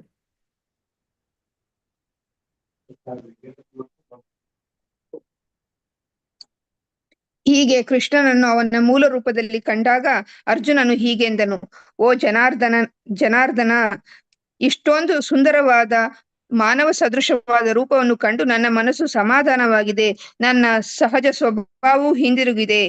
ದೇವೋತ್ತಮ ಪುರುಷನು ಹೀಗೆಂದನು, ನನ್ನ ಪ್ರಿಯ ಅರ್ಜುನ, ಈಗ ನೀನು ಕಾಣುತ್ತಿರುವ ರೂಪವನ್ನು ಕಾಣುವುದು ಬಹು ಕಷ್ಟ. ದೇವತೆಗಳು ಸಹ ಪ್ರಿಯವಾದ ಈ ರೂಪವನ್ನು ಕಾಣುವ ಅವಕಾಶಕ್ಕಾಗಿ ಹಂಬಲಿಸುತ್ತಾರೆ. ಹರೇ ಕೃಷ್ಣ ಮಾತಾಜಿ. ಹರೇ ಕೃಷ್ಣ. ಸೊ ಇಲ್ಲಿ ನೋಡ್ಬೋದು ಶ್ಲೋಕದಲ್ಲಿ ಹೇಳ್ತಾರೆ, ಅರ್ಜುನ ಉವಾಚ ದೃಷ್ಟೀದಂ ಮಾನುಷಂ ರೂಪಂ ತವ ಸೌಮ್ಯಂ ಜನಾರ್ದನ. ಮಾನುಷಂ ರೂಪಂ ಅಂದ್ರೆ ಈ ಒಂದು ಮೂಲ ರೂಪದಲ್ಲಿ 2 ಕೈಗಳಿವೆ ಅಂತೇಳಿ ತಿಳಿಬಹುದು ಅಂತೇಳಿ, ಮನುಷ್ಯ ರೂಪದಲ್ಲಿ. ಸೊ ಕೃಷ್ಣನು ಸಾಮಾನ್ಯ ಮನುಷ್ಯ ಎನ್ನುವಂತೆ ತೆಗಳುವವರಿಗೆ ಕೃಷ್ಣನ ದೇವ ಸ್ವಭಾವವು ತಿಳಿಯೋದು. ಸೊ ಕೃಷ್ಣನು ಈಗ ಸಾಮಾನ್ಯ ಮನುಷ್ಯನಂತಿದ್ರೆ ಅವನು ಹೇಗೆ ಈಗ ಚತುರ್ಭುಜ ರೂಪ, ಈ ಒಂದು ವಿಶ್ವರೂಪ ಅಥವಾ ಚತುರ್ಭುಜ ನಾರಾಯಣ ರೂಪ, ಇದನ್ನೆಲ್ಲ ಹೇಗೆ ತೋರಿಸ್ಲಿಕ್ಕೆ ಸಾಧ್ಯ ಅಂತೇಳಿ ಇದನ್ನ ನಾವು ಅರ್ಥ ಮಾಡ್ಕೊಳ್ಬಹುದು. ಕೃಷ್ಣ ಸಾಮಾನ್ಯ ಮನುಷ್ಯ ಅಲ್ಲ, ದೇವೋತ್ತಮ ಪರಮ ಪುರುಷ ಅಂತ.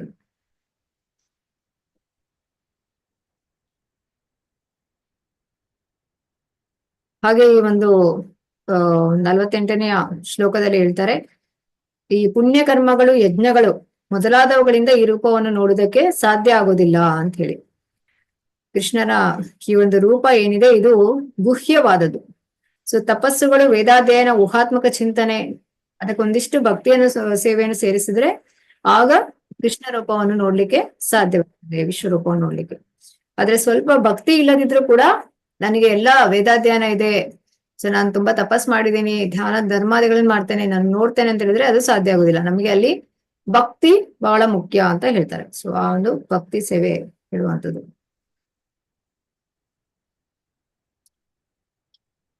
ಅದೇ ಮೂಢರು ಅವರನ್ನ ಮೂಢರು ಏನ್ ಮಾಡ್ತಾರೆ, ಅವಜಾನಂತಿ ಮಾಮೂಢ ಮಾನುಷೀಂ ತನುಮಾಶ್ರಿತಂ. ಅವನನ್ನು ತೆಗಳುವ ಮೂಢರಿಗೆ ಅವನು ಕಾಣುವುದಿಲ್ಲ. ಹಾಗೆ ಈಗ ಬ್ರಹ್ಮ ಸಂಹಿತೆಯಲ್ಲಿ ದೃಢಪಡಿಸಿರುವಂತೆ ಮತ್ತು ಭಗವದ್ಗೀತೆಯಲ್ಲಿ ಸ್ವಯಂ ಕೃಷ್ಣನೇ ದೃಢಪಡಿಸುವಂತೆ ಅವನ ದೇಹವು ದಿವ್ಯವಾದದ್ದು ಮತ್ತು ನಿತ್ಯಾನಂದ ಪೂರ್ಣವಾದದ್ದು. ಜನ್ಮ ಕರ್ಮಚ ಮೇ ದಿವ್ಯಂ ಹೇಳ್ತಾರಲ್ಲ, ಯಾರು ನನ್ನ ಹುಟ್ಟು ಮತ್ತು ಕರ್ಮಗಳನ್ನು ಯಥಾರ್ಥವಾಗಿ ತಿಳಿದುಕೊಳ್ತಾರೆ ಅವರು ನನ್ನ ಬರ್ತಾರೆ. ಏಕೆಂದ್ರೆ ನಾನು ಈಗ ಸಾಮಾನ್ಯ ಮನುಷ್ಯರಂತೆ ಹುಟ್ಟುವಂಥದ್ದಲ್ಲ, ಭಗವಂತ ಆ ಒಂದು ಅವತಾರ ಎತ್ತಿ ಬರುವಂಥದ್ದು ಅಂತೇಳಿ. ಹೀಗೆ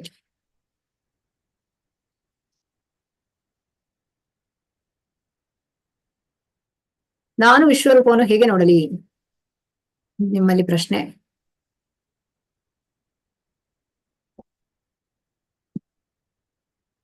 ಈಗ ನಾವು ವಿಶ್ವರೂಪ ನೋಡ್ಲಿಕ್ಕೆ ಆಗ್ತದಾ? ಅದಕ್ಕೆ ಏನ್ ಮಾಡ್ಬೇಕು ಅಂತ ಹೇಳಿ ಭಗವಂತ ಹೇಳ್ತಾನೆ. ಇದು ಬಹಳ ಮುಖ್ಯವಾದ ಒಂದು ಶ್ಲೋಕ. ಭಕ್ತ ತ್ವನನ್ಯಯ ಶಕ್ತ ಅಹಮೇವಂ ವಿದೋರ್ಜುನ ಜ್ಞಾತುಂ ದೃಷ್ಟ್ವಂಚ ತತ್ವೇನ ಪ್ರವೇಷ್ಟುಂ ಚ ಪರಂತಪ. ಅನುವಾದ: ನನ್ನ ಪ್ರೀತಿಯ ಅರ್ಜುನನೇ, ಏಕ ಚಿತ್ತದ ಭಕ್ತಿ ಸೇವೆಯಿಂದ ಮಾತ್ರ ನಿನ್ನ ಮುಂದೆ ನಿಂತಿರುವ ನಿನ್ನನ್ನು ನಾನಿರುವಂತೆ ಅರ್ಥ ಮಾಡಿಕೊಳ್ಳಲು ಸಾಧ್ಯ. ಹೀಗೆ ಮಾತ್ರ ನನ್ನನ್ನು ನೇರವಾಗಿ ನೋಡಲು ಸಾಧ್ಯ. ಈ ರೀತಿಯಲ್ಲಿ ಮಾತ್ರ ನನ್ನನ್ನು ತಿಳಿಯುವ ರಹಸ್ಯವನ್ನು ನೀನು ಪ್ರವೇಶಿಸಬಲ್ಲೆ. ಹರೇ ಕೃಷ್ಣ. ಹರೇ ಕೃಷ್ಣ. ಸೊ ಏಕಾಗ್ರ ಚಿತ್ತದ ಭಕ್ತಿ ಸೇವೆಯ ಪ್ರಕ್ರಿಯೆಯಿಂದ ಮಾತ್ರ ನಾವು ಭಗವಂತನನ್ನು ಅರ್ಥ ಮಾಡಿಕೊಳ್ಬಹುದು. ಇದನ್ನ ಇಲ್ಲಿ ಈ ಶ್ಲೋಕದಲ್ಲಿ ಹೇಳ್ತಾರೆ. ಊಹಾತ್ಮಕ ಚಿಂತನೆಯಿಂದ ನಮಗೆ ಭಗವದ್ಗೀತೆಯನ್ನು ಅರ್ಥ ಮಾಡಿಕೊಳ್ಳುವ ಆ ಒಂದು ಪ್ರಯತ್ನಿಸುವ ಅಧಿಕಾರ ಇಲ್ಲ ಅಂತ ಹೇಳ್ತಾರೆ. ಯಾಕಂದ್ರೆ ನಮಗೆ ಈ ಒಂದು ಅದಕ್ಕೆ ಹೇಳ್ತಾರಲ್ಲ, ಯಾವುದೇ ಊಹಾತ್ಮಕ ಚಿಂತನೆ ಮಾಡ್ಲಿಕ್ಕಿಲ್ಲ. ನಾವು ಶಾಸ್ತ್ರದಲ್ಲಿ ಏನ್ ತಿಳಿಸಿದ್ದಾರೆ ಆ ಮೂಲಕವೇ ನಾವು ಭಗವಂತನನ್ನು ಅರ್ಥ ಮಾಡಿಕೊಳ್ಳೋದಕ್ಕೆ ಸಾಧ್ಯ ಅಂತೇಳಿ. ಸೊ ಕೃಷ್ಣನನ್ನು ಯಾರಾದ್ರೂ ಅರ್ಥ ಮಾಡಿಕೊಳ್ಬೇಕಂತ ಹೇಳಿದ್ರೆ ಆತನು ಪ್ರಮಾಣ ಗ್ರಂಥದಲ್ಲಿ ವರ್ಣಿಸುವ ನಿಯಂತ್ರಕ ತತ್ವಗಳನ್ನು ಅನುಸರಿಸಬೇಕು. ಸೊ ಆ ತತ್ವಗಳಿಗೆ ಅನುಗುಣವಾಗಿ ವ್ರತಗಳನ್ನು ಆಚರಿಸಬೇಕು. ಈಗ ಉದಾಹರಣೆಗೆ ಕಟ್ಟುನಿಟ್ಟಾದ ವ್ರತಗಳನ್ನು ನಡೆಸಲು ಕೃಷ್ಣನು ಕಾಣಿಸಿಕೊಂಡ ಈಗ ಏಕಾದಶಿ ದಿನದಂದು ಉಪವಾಸ ಮಾಡುವಂಥದ್ದು, ಜನ್ಮಾಷ್ಟಮಿಯಂದು ಉಪವಾಸ ಮಾಡುವಂಥದ್ದು, ಈಗ ದೇಹ ದಂಡನೆಯನ್ನು ಮಾಡುವಂಥದ್ದು, ಈ ಉಪವಾಸಗಳನ್ನು ಮಾಡುವಂಥದ್ದು, ಹಾಗೆ ಬೆಳಿಗ್ಗೆ ಬೇಗ ಏಳುವಂಥದ್ದು, ಮಂಗಳಾರತಿ ನೋಡುವುದು, ಇದೆಲ್ಲವೂ ಕೂಡ. ಹಾಗೆ ಈಗ ಇಲ್ಲಿ ತಿಳಿಸ್ತಾರೆ, ಈ ದಾನದ ವಿಷಯ ಬಂದಾಗ ಯಾರು ಭಕ್ತರಿರ್ತಾರೆ ಅವರಿಗೆ ದಾನವನ್ನು ಕೊಡ್ಬೇಕು ಅಂತ ಹೇಳಿ ತಿಳಿಸ್ತಾರೆ. ಪರಮ ಪ್ರಭುವಿನಲ್ಲಿ ನಿಶ್ಚಲವಾದ ಭಕ್ತಿ ಇದ್ದು ತನ್ನ ಗುರುವಿನಲ್ಲಿಯೂ ಅಂಥದ್ದೇ ನಿಶ್ಚಲ ನಂಬಿಕೆಯನ್ನಿಟ್ಟು ಮನುಷ್ಯನು ಭಗವಂತನ ಒಂದು ದಿವ್ಯ ದರ್ಶನವನ್ನು ನೋಡ್ಬೋದು ಅಂತ ಹೇಳ್ತಾರೆ. ಹಾಗಾಗಿ 2 ಕೈಗಳ ರೂಪ, ಚತುರ್ಭುಜ ರೂಪ, 2 ರೂಪಗಳು ಕೃಷ್ಣನ ವೈಯಕ್ತಿಕ ರೂಪಗಳು. ಸೊ ಅರ್ಜುನನಿಗೆ ತೋರಿದ ಅಲ್ಪಕಾಲದ ಈ ವಿಶ್ವರೂಪ ಏನಿದೆ ಇದು ಭಿನ್ನವಾದವು.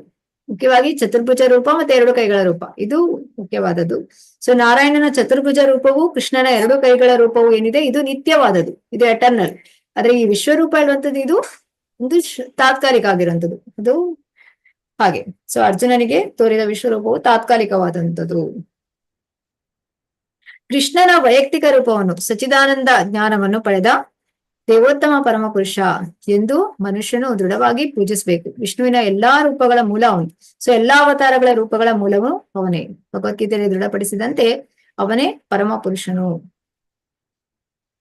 ಸೊ ಈಗ ಭಗವಂತ ಬರುವಂತದ್ದು ಹೀಗೆ ಆಧ್ಯಾತ್ಮಿಕ ರೂಪದಲ್ಲಿ, ಸೊ ನಮಗೆ ಒಂದು ಭೌತಿಕ ದೇಹದಲ್ಲಿ ಅಲ್ಲ. ಸೊ ಆ ಒಂದು ಆಧ್ಯಾತ್ಮಿಕ ರೂಪದಲ್ಲಿ ಬರ್ತಾನೆ. ಮತ್ತೆ ಅವನು ಬರುವಂತದ್ದು ಮೂಲ ಅವನ ಸಚ್ಚಿದಾನಂದ ವಿಗ್ರಹ ರೂಪದಲ್ಲಿಯೇ ಬರುವಂತದ್ದು. ಹಾಗಾಗಿ ನಾವು ಭಗವಂತನನ್ನು ಈ ರೀತಿಯಾಗಿ ಆಲೋಚನೆ ಮಾಡ್ಕೊಂಡು ಪೂಜೆ ಮಾಡ್ಬೇಕು. ಹೀಗೆ ಭಗವದ್ಗೀತೆಯಲ್ಲಿ ಭಗವಂತನು ಮತ್ತ ಪರತರಂ ಜ್ಞಾನ್ಯತೆ ಅಂತಾರೆ, ದೇವೋತ್ತಮ ಪುರುಷನಾಗಿ ನನ್ನ ರೂಪವನ್ನು ಮೀರಿಸುವುದು ಯಾವುದೂ ಇಲ್ಲ. ಬೇರೆ ಕಡೆ ಅವನು ಹೇಳ್ತಾನೆ, ಅಹಂ ಆದಿಹಿ ದೇವಾನಂ, ನಾನು ದೇವತೆಗಳಿಗೆ ಮೂಲ ಹೇಳ್ತಾನೆ. ಪರಂ ಬ್ರಹ್ಮ ಪರಂಧಾಮ ಪವಿತ್ರಂ ಪರಮಂ ಭವಾನ್ ಅಂದ್ರೆ ಅರ್ಜುನ ಇದೇ ಮಾತುಗಳಲ್ಲಿ ಇದನ್ನ ದೃಢಪಡಿಸ್ತಾನೆ. ನೀನು ಪರಿಪೂರ್ಣ ಸತ್ಯನಾದ ದೇವೋತ್ತಮ ಪರಮಪುರುಷ, ಎಲ್ಲದಕ್ಕೂ ನೀನು ಆಶ್ರಯ. ನಾನು ಈಗ ನಿನಗೆ ಸಂಪೂರ್ಣವಾಗಿ ತಿಳಿದಿದ್ದೇನೆ.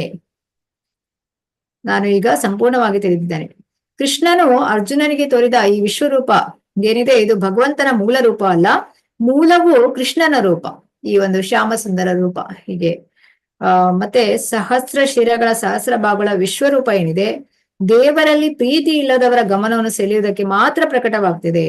ಅದು ಭಗವಂತನ ಮೂಲ ರೂಪ ಅಲ್ಲ. ವಿಶ್ವರೂಪವನ್ನು ತೋರಿಸುವಂತ ಯಾಕಂತ ಹೇಳಿದ್ರೆ ಯಾರು ಭಗವಂತನನ್ನು ಒಪ್ಪಿಕೊಳ್ಳೋದಿಲ್ಲ ಅವರನ್ನ ಒಪ್ಪಿಸುವುದಕ್ಕೋಸ್ಕರ.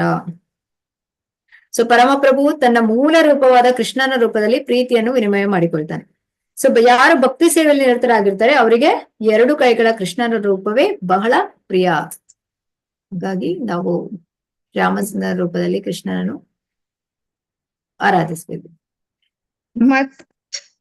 ಮತ್ಕರ್ಮೋ ಕೃತ ಮತ್ಪರಮೋ ಮದ್ಭಕ್ತ ಸಂಗವರ್ಜಿತ ನಿರ್ವೈರ ಸರ್ವಭೂತೇಷು ಯಸ್ಸ ಮಾಮೇತಿ ಪಾಂಡವ. ಅನುವಾದ: ಪ್ರಿಯ ಅರ್ಜುನ, ಕಾಮ್ಯ ಕರ್ಮದ ಮತ್ತು ಊಹಾತ್ಮಕ ಚಿಂತನೆಗಳ ಕುಲದಿಂದ ಮುಕ್ತರಾಗಿ ಯಾರು ನನ್ನ ಪರಿಶುದ್ಧ ಭಕ್ತಿ ಸೇವೆಯಲ್ಲಿ ತೊಡಗುವರೋ, ಯಾರು ನನಗಾಗಿ ಕರ್ಮಗಳನ್ನು ಮಾಡುವರೋ, ನನ್ನನ್ನು ತನ್ನ ಬದುಕಿನ ಪರಮ ಗುರಿಯನ್ನಾಗಿ ಮಾಡಿಕೊಳ್ಳುವರೋ ಮತ್ತು ಎಲ್ಲಾ ಜೀವಿಗಳ ಮಿತ್ರನೋ ಅವನು ನಿಶ್ಚಯವಾಗಿ ನನ್ನಲ್ಲಿಗೆ ಬರುವನು. ಹರೇ ಕೃಷ್ಣ. ಹರೇ ಕೃಷ್ಣ. ಸೊ ಇಲ್ಲಿ ದೇವೋತ್ತಮ ಪುರುಷರಲ್ಲಿ ಪರಮೋಚ್ಚ ಭಗವಂತನು ಆಧ್ಯಾತ್ಮಿಕ ಕೃಷ್ಣ ಲೋಕದಲ್ಲಿ ಇರ್ತಾನೆ, ಅಂದ್ರೆ ಗೋಲೋಕದಲ್ಲಿ ಇರ್ತಾನೆ ಭಗವಂತ. ಯಾರಾದ್ರೂ ಅವನ ಬಳಿಗೆ ಹೋಗೋದಕ್ಕೆ ಬಯಸಿದ್ರೆ, ಕೃಷ್ಣನೊಂದಿಗೆ ಆತ್ಮೀಯ ಸಂಬಂಧವನ್ನು ಸ್ಥಾಪಿಸಲು ಬಯಸಿದ್ರೆ ಭಗವಂತನೇ ಇಲ್ಲಿ ಹೇಳುವಂತೆ ಈ ಸೂತ್ರವನ್ನು ಅನುಸರಿಸಬೇಕು. ಏನ್ ಹೇಳ್ತಾ ಇದ್ದಾನೆ ಇಲ್ಲಿ? ಈ ಒಂದು ಶ್ಲೋಕ ಇದೆಯಲ್ಲ, ಇದು ಬಹಳ ಮುಖ್ಯವಾದ ಶ್ಲೋಕ. ಮತ್ಕರ್ಮ ತ್ರಿನ್ ಮತ್ಪರಮೋ ಮದ್ಭಕ್ತ ಸಂಘವರ್ಜಿತ.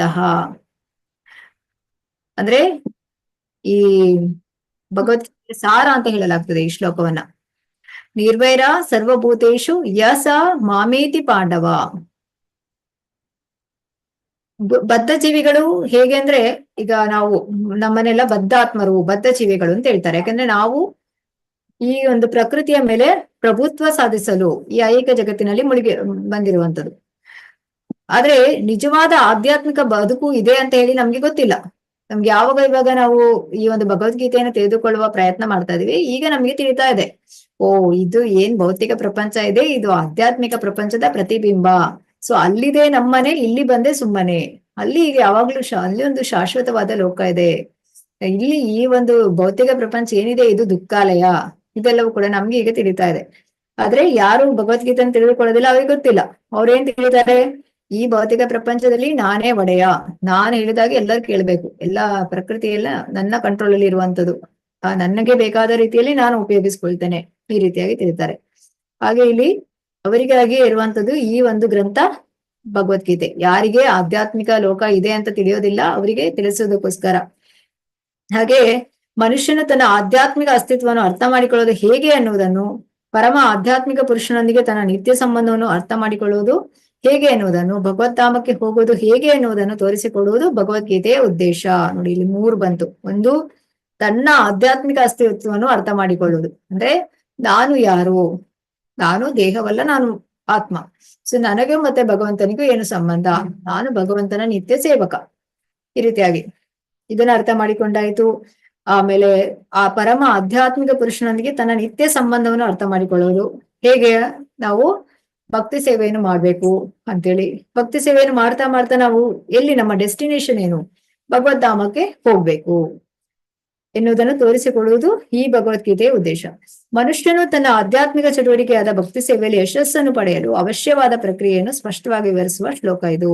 ಸೊ ನಮಗೆ ಆಧ್ಯಾತ್ಮಿಕದಲ್ಲಿ ಯಶಸ್ಸನ್ನು ಗಳಿಸಬೇಕು, ಅದಕ್ಕಾಗಿ ನಾವು ಏನನ್ ಮಾಡ್ಬೇಕು ಅದೆಲ್ಲವೂ ಈ ಶ್ಲೋಕದಲ್ಲಿ ನಮ್ಗೆ ತಿಳಿಸಿಕೊಡ್ತಾರೆ. ಕರ್ಮದ ಮಟ್ಟಿಗೆ ಹೇಳುವುದಾದ್ರೆ, ಮನುಷ್ಯನು ತನ್ನ ಶಕ್ತಿಯನ್ನು ಸಂಪೂರ್ಣವಾಗಿ ಕೃಷ್ಣ ಪ್ರಜ್ಞೆಯ ಚಟುವಟಿಕೆಯಲ್ಲಿ ವರ್ಗಾಯಿಸಬೇಕು. ಭಕ್ತಿ ರಸಾಮೃತ ಸಂದದಲ್ಲಿ ಹೇಳ್ತಾರೆ ಏನಂತೇಳಿ, ಅನಾಸಕ್ತಸ್ಯ ವಿಷಯಾನ್ ಯಥಾರ್ಹಂ ಉಪಯುಂಜತಃ ನಿರ್ಬಂಧ ಕೃಷ್ಣ ಸಂಬಂಧೆ ಯುಕ್ತಂ ವೈರಾಗ್ಯಂ ಉಚ್ಯತೆ. ಕೃಷ್ಣನ ಸಂಬಂಧವಿಲ್ಲದ ಯಾವುದೇ ಕೆಲಸವನ್ನ ಯಾರು ಮಾಡಬಾರದು. ಇದಕ್ಕೆ ಕೃಷ್ಣ ಕರ್ಮ ಎಂದು ಹೆಸರು. ಮನುಷ್ಯನು ಹಲವು ಕರ್ಮಗಳಲ್ಲಿ ತೊಡಗಿರ್ಬೋದು, ಆದ್ರೆ ತನ್ನ ಕೆಲಸದ ಫಲದಲ್ಲಿ ಆಸಕ್ತಿ ಇರಬಾರ್ದು, ಫಲವನ್ನು ಅವನಿಗೆ ಬಿಡಬೇಕು. ಈಗ ಇದಕ್ಕೊಂದು ಉದಾಹರಣೆ ಕೊಡ್ತಾರೆ. ಹೇಗೆಂದ್ರೆ, ಈಗ ಮನುಷ್ಯನು ವ್ಯಾಪಾರ ವ್ಯವಹಾರಗಳಲ್ಲಿ ತೊಡಗಿರ್ಬೋದು, ಆದ್ರೆ ಅದನ್ನು ಕೃಷ್ಣ ಪ್ರಜ್ಞೆಗೆ ಪರಿವರ್ತಿಸಲು ಕೃಷ್ಣನಿಗಾಗಿ ವ್ಯಾಪಾರ ವ್ಯವಹಾರಗಳನ್ನು ಮಾಡ್ಬೇಕು ಅಂತ ಹೇಳಿ. ಈ ರೀತಿ ಕೃಷ್ಣನು ಈ ವ್ಯವಹಾರದ ಒಡೆಯನಾದ್ರೆ ವ್ಯವಹಾರದ ಲಾಭವನ್ನು ಕೃಷ್ಣನು ಸವಿಯಬೇಕು. ಈಗ ನಾವು ಫಲವನ್ನೆಲ್ಲ ನಿರೀಕ್ಷೆ ಇಟ್ಕೊಂಡು ಕೂತ್ರೆ ಏನಾಗುತ್ತೆ, ಈ ಕರ್ಮಕ್ಕೆ ನಾನೇನು ಕೆಲಸ ಮಾಡಿದ್ದೇನೆ, ಇದು ನನ್ನಿಂದಲೇ ಆಗಿದ್ದು ಅಂತೆಲ್ಲ ನಾವು ಭಾವಿಸ್ತಾ ಹೋದ್ರೆ ಏನಾಗುತ್ತೆ, ಆ ಒಂದು ಎಲ್ಲಾ ಹೊರೆಯನ್ನು ನಮ್ಮ ತಲೆ ಮೇಲೆ ಹಾಕೊಳ್ತೇವೆ. ಅದು ಲಾಭ ಬರ್ಲಿ ನಷ್ಟ ಬರ್ಲಿ ಎಲ್ಲವೂ ತಲೆ ಮೇಲೆ ಹಾಕೊಂಡು ನಮಗೆ ಆತಂಕ, ಖಿನ್ನತೆ, ಕೋಪ ಎಲ್ಲವೂ ಕೂಡ ಬರ್ತದೆ. ಅದಕ್ಕೆ ಹೇಳ್ತಾರೆ, ನಮ್ಮ ಕರ್ತವ್ಯವನ್ನು ನಾವು ಮಾಡ್ಬೇಕು, ಆ ಫಲವನ್ನು ಭಗವಂತನಿಗೆ ಕೊಡೋದು, ಮತ್ತೆ ಭಗವಂತ ಏನು ಕೊಡ್ತಾನೆ ಅದನ್ನ ಸ್ವೀಕರಿಸುವಂಥದ್ದು. ಈ ರೀತಿಯಾಗಿ ಇದ್ರೆ ನಮಗೆ ಯಾವುದೇ ಟೆನ್ಷನ್ ಇರೋದಿಲ್ಲ. ಸೊ ಯಾರು ಕೃಷ್ಣನು ಈ ವ್ಯವಹಾರದ ಒಡೆಯನಾದ್ರೆ ವ್ಯವಹಾರದ ಲಾಭವನ್ನು ಕೃಷ್ಣನು ಸವಿಬೇಕು. ವ್ಯವಹಾರದಲ್ಲಿ ತೊಡಗಿರುವವನಿಗೆ ಸಾವಿರ ಗಟ್ಟಲೆ ರೂಪಾಯಿಗಳಿದ್ರೆ ಮತ್ತು ಅದೆಲ್ಲವನ್ನು ಕೃಷ್ಣನಿಗೆ ಅರ್ಪಿಸ್ಬೇಕಾದ್ರೆ ಆತನು ಹಾಗೆ ಮಾಡ್ಬೋದು. ಇದು ಕೃಷ್ಣನಿಗಾಗಿ ಕೆಲಸ ಮಾಡುವುದು. ಈಗ ನಾವು ಏನ್ ಮಾಡ್ತೇವೆ ಅಂತ ಹೇಳಿದ್ರೆ, ಇಂದ್ರಿಯ ತೃಪ್ತಿಗಾಗಿ ಈಗ ಒಂದು ದೊಡ್ಡ ಕಟ್ಟಡವನ್ನು ಕಟ್ಟುವುದಕ್ಕೆ ಬದಲು ಹೇಳ್ತಾರೆ, ಒಂದು ಕೃಷ್ಣನಿಗಾಗಿ ಸೊಗಸಾದ ದೇವಸ್ಥಾನವನ್ನು ಕಟ್ಟಿದ್ರೆ. ಈಗ ದೇವಸ್ಥಾನ ಅಂತ ಹೇಳಿದ್ರೆ ಅದು ಈಗ ನಾವು ನಮ್ಮ ನಂತರ ಕೂಡ ಅಲ್ಲಿ ಸಾವಿರಾರು ಜನರಿಗೆ, ಭಕ್ತರಿಗೆ ಅಲ್ವಾ, ಭಕ್ತರ ಒಂದು ದೇವರ ದರ್ಶನ ಮಾಡ್ತಾರೆ, ಅವ್ರಿಗೆ ಭಗವಂತನ ಧಾಮಕ್ಕೆ ಹೋಗ್ಲಿಕ್ಕೆಲ್ಲ ಅನುಕೂಲ ಆಗ್ತದೆ. ಹಾಗಾಗಿ ಈ ಒಂದು ದೇವಸ್ಥಾನಕ್ಕೆ ನಾವು ಸಹಾಯವನ್ನು ಮಾಡುವಂಥದ್ದು ಈ ರೀತಿಯಾಗಿ ಸೊಗದಾದ ದೇವಸ್ಥಾನವನ್ನು ಕಟ್ಟುವಂಥದ್ದು ಪ್ರಮಾಣ ಗ್ರಂಥಗಳಲ್ಲಿ ಹೇಳಿರುವಂತೆ. ಕೃಷ್ಣನ ವಿಗ್ರಹವನ್ನು ಸ್ಥಾಪಿಸಿ ವಿಗ್ರಹದ ಸೇವೆಗೆ ವ್ಯವಸ್ಥೆ ಮಾಡುವಂಥದ್ದು ಇದೆಲ್ಲವೂ ಕೂಡ ಕೃಷ್ಣ ಕರ್ಮ. ಸೊ ಮನುಷ್ಯನು ತನ್ನ ಕೆಲಸದ ಫಲದಲ್ಲಿ ಆಸಕ್ತಿಯನ್ನು ಇಟ್ಟುಕೊಳ್ಬಾರ್ದು ಅಂತ, ಫಲವನ್ನು ಕೃಷ್ಣನಿಗೆ ಕೊಡ್ಬೇಕು. ಕೃಷ್ಣನಿಗೆ ಅರ್ಪಿಸಿದ್ದರೆ ಉಳಿದುದನ್ನು ಪ್ರಸಾದವೆಂದು ಸ್ವೀಕರಿಸಬೇಕು. ಏನು ಕೃಷ್ಣನಿಗೆ ಅರ್ಪಿಸಿದ್ದರಲ್ಲಿ ಉಳಿದುದನ್ನು ನಾವು ಪ್ರಸಾದವನ್ನು ಸ್ವೀಕರಿಸುವಂಥದ್ದು. ಹೇಗೆ ಹೇಳ್ತಾರೆ ಇಲ್ಲಿ, ಈ ತೋಟವನ್ನು ಬೆಳೆಸಬಹುದು ಭೂಮಿ ಇರುವವನು. ಭಾರತದಲ್ಲಿ ಬಡವನಿಗೂ ಒಂದಿಷ್ಟು ಭೂಮಿ ಇರ್ತದೆ. ಈಗ ಯಾರಿಗಾದ್ರೂ ಕೂಡ, ಎಂತ ಬಡವರಾದ್ರೂ ಕೂಡ ಒಂದು ತುಳಸಿ ಎಲೆ, ಹೂವು, ಹಣ್ಣು ಇದನ್ನ ಪ್ರತಿನಿತ್ಯ ನೀರನ್ನ ಭಗವಂತನಿಗೆ ಅರ್ಪಿಸ್ಬಹುದು ಯಾರಾದ್ರೂ ಕೂಡ ಅಲ್ವಾ. ಅದನ್ನ ಇಲ್ಲಿ ಹೇಳ್ತಾರೆ, ಪತ್ರಂ ಪುಷ್ಪಂ ಫಲಂ ತೋಯಂ, ಅಂದ್ರೆ ಒಂದು ಎಲೆಯನ್ನಾಗಲಿ, ಹೂವನ್ನಾಗಲಿ, ಹಣ್ಣನ್ನಾಗಲಿ, ಒಂದಿಷ್ಟು ನೀರನ್ನಾಗಲಿ ಭಗವಂತನಿಗೆ ಅರ್ಪಿಸ್ಬೇಕು ಅಂತೇಳಿ ಭಗವಂತ ಬಯಸ್ತಾನೆ. ಹೇಗೆ ಅಂದ್ರೆ, ಈಗ ತಂದೆ ಒಂದು 10 ಚಾಕ್ಲೇಟ್ ಮಗನಿಗೆ ಕೊಡ್ತಾನೆ ಅಂದ್ರೆ ಅದರಲ್ಲಿ ಮಗ ಪ್ರೀತಿಯಿಂದ ತಂದೆಗೆ ಒಂದು ತೆಗೆದು ಕೊಡ್ತಾನೆ. ಅಂದ್ರೆ ಅಲ್ಲಿ ತಂದೆಗೆ ಚಾಕ್ಲೇಟ್ ಬೇಡ, ಆದ್ರೆ ಅವನ್ ಪ್ರೀತಿಯಿಂದ ಮಗ ಕೊಡೋ ಕಾರಣ ಇವನ್ ತೆಗೆದುಕೊಳ್ತಾನೆ. ಅದೇ ರೀತಿ ಭಗವಂತನಿಗೆ ನಾವು ಕೊಟ್ಟೇ ಆಗ್ಬೇಕು ಅಂತಿಲ್ಲ, ಆದ್ರೆ ಭಗವಂತ ಭಾವಗ್ರಹಿ ಜನಾರ್ದನ, ಅವ್ನು ನಮ್ಮನ್ನ ಪರೀಕ್ಷೆ ಮಾಡ್ತಾನೆ. ಏನು ಸುಮ್ಮನೆ ನಮ್ಗೆ ತಗೋ ಅಂತ ಹೇಳಿ ಕೊಡ್ತಾ ಇದಾರ, ಅಥವಾ ಪ್ರೀತಿ ಭಾವನೆ ಎಲ್ಲ ಇದೆಯಾ ನಾನ್ ಕೊಟ್ಟದಕ್ಕೆ, ಅಂದ್ರೆ ನಾವು ಭಗವಂತನಿಗೆ ಕೃತಜ್ಞತೆಯನ್ನು ಸಲ್ಲಿಸುವಂತದ್ದು ಇದು. ಭಗವಂತ ನೀನ್ ಇಷ್ಟೆಲ್ಲ ಕೊಟ್ಟಿದ್ಯಾ, ನಾನ್ ನಿಮ್ಗೆ ಕೃತಜ್ಞತೆಯನ್ನು ಸಲ್ಲಿಸ್ತಾ ಇದ್ದೀನಿ ಅಂದ್ರೆ ಆ ಒಂದು ಧನ್ಯವಾದವನ್ನು ಹೇಳ್ಬೇಕಲ್ಲ. ಹಾಗೆ ಹೇಳ್ತಾ ನಾವು ಭಗವಂತನಿಗೆ ಸ್ವಲ್ಪ ಕೊಟ್ಟು ಮತ್ತೆ ಅವರು ಆ ಒಂದು ಪ್ರಸಾದ ರೂಪದಲ್ಲಿ ತೆಗೆದುಕೊಳ್ಳುವಂಥದ್ದು. ಈ ರೀತಿಯಾಗಿ ಕೃಷ್ಣನಿಗಾಗಿ ಕೆಲಸ ಮಾಡೋದ್ರಲ್ಲಿ ಮನುಷ್ಯನು ಹೇಗೆ ತೊಡಗಬಹುದು ಅನ್ನೋದಕ್ಕೆ ಇಲ್ಲಿ ಒಂದು ಉದಾಹರಣೆಯನ್ನು ಕೊಡ್ಬೋದು. ಸೊ ಹಾಗಾಗಿ ಭಗವಂತನ ಒಂದು ಏನು ಭಗವಂತನ ಲೋಕ ಇದೆ, ಸೊ ಅಲ್ಲಿಗೆ ಹೋಗ್ಲಿಕ್ಕೆ ನಾವು ಪ್ರಯತ್ನವನ್ನು ಮಾಡ್ಬೇಕು. ಈಗ ಚಂದ್ರಲೋಕ, ಸೂರ್ಯಲೋಕ, ಸ್ವರ್ಗಲೋಕ ಇದೆಲ್ಲವೂ ಕೂಡ ಇದೆ. ಅತ್ಯುನ್ನತ ಲೋಕ ಬ್ರಹ್ಮಲೋಕದಲ್ಲಿ ಕೂಡ ಆ ಮನುಷ್ಯ ಹೋಗೋದಕ್ಕೆ ಬಯಸಬಾರದು ಅಂತ ಹೇಳ್ತಾರೆ. ಯಾಕಂದ್ರೆ ಅದನ್ನು ಯಾರು ಭಕ್ತರಾಗಿರ್ತಾರೆ ಅದೆಲ್ಲ ಅವರಿಗೆ ಆಕರ್ಷಿಸೋದಿಲ್ಲ. ಅವ್ರೇನಿದ್ರು ಕೂಡ ಭಗವಂತನ ಧಾಮಕ್ಕೆ ಹೋಗ್ಲಿಕ್ಕೆ ಬಯಸುವಂಥದ್ದು.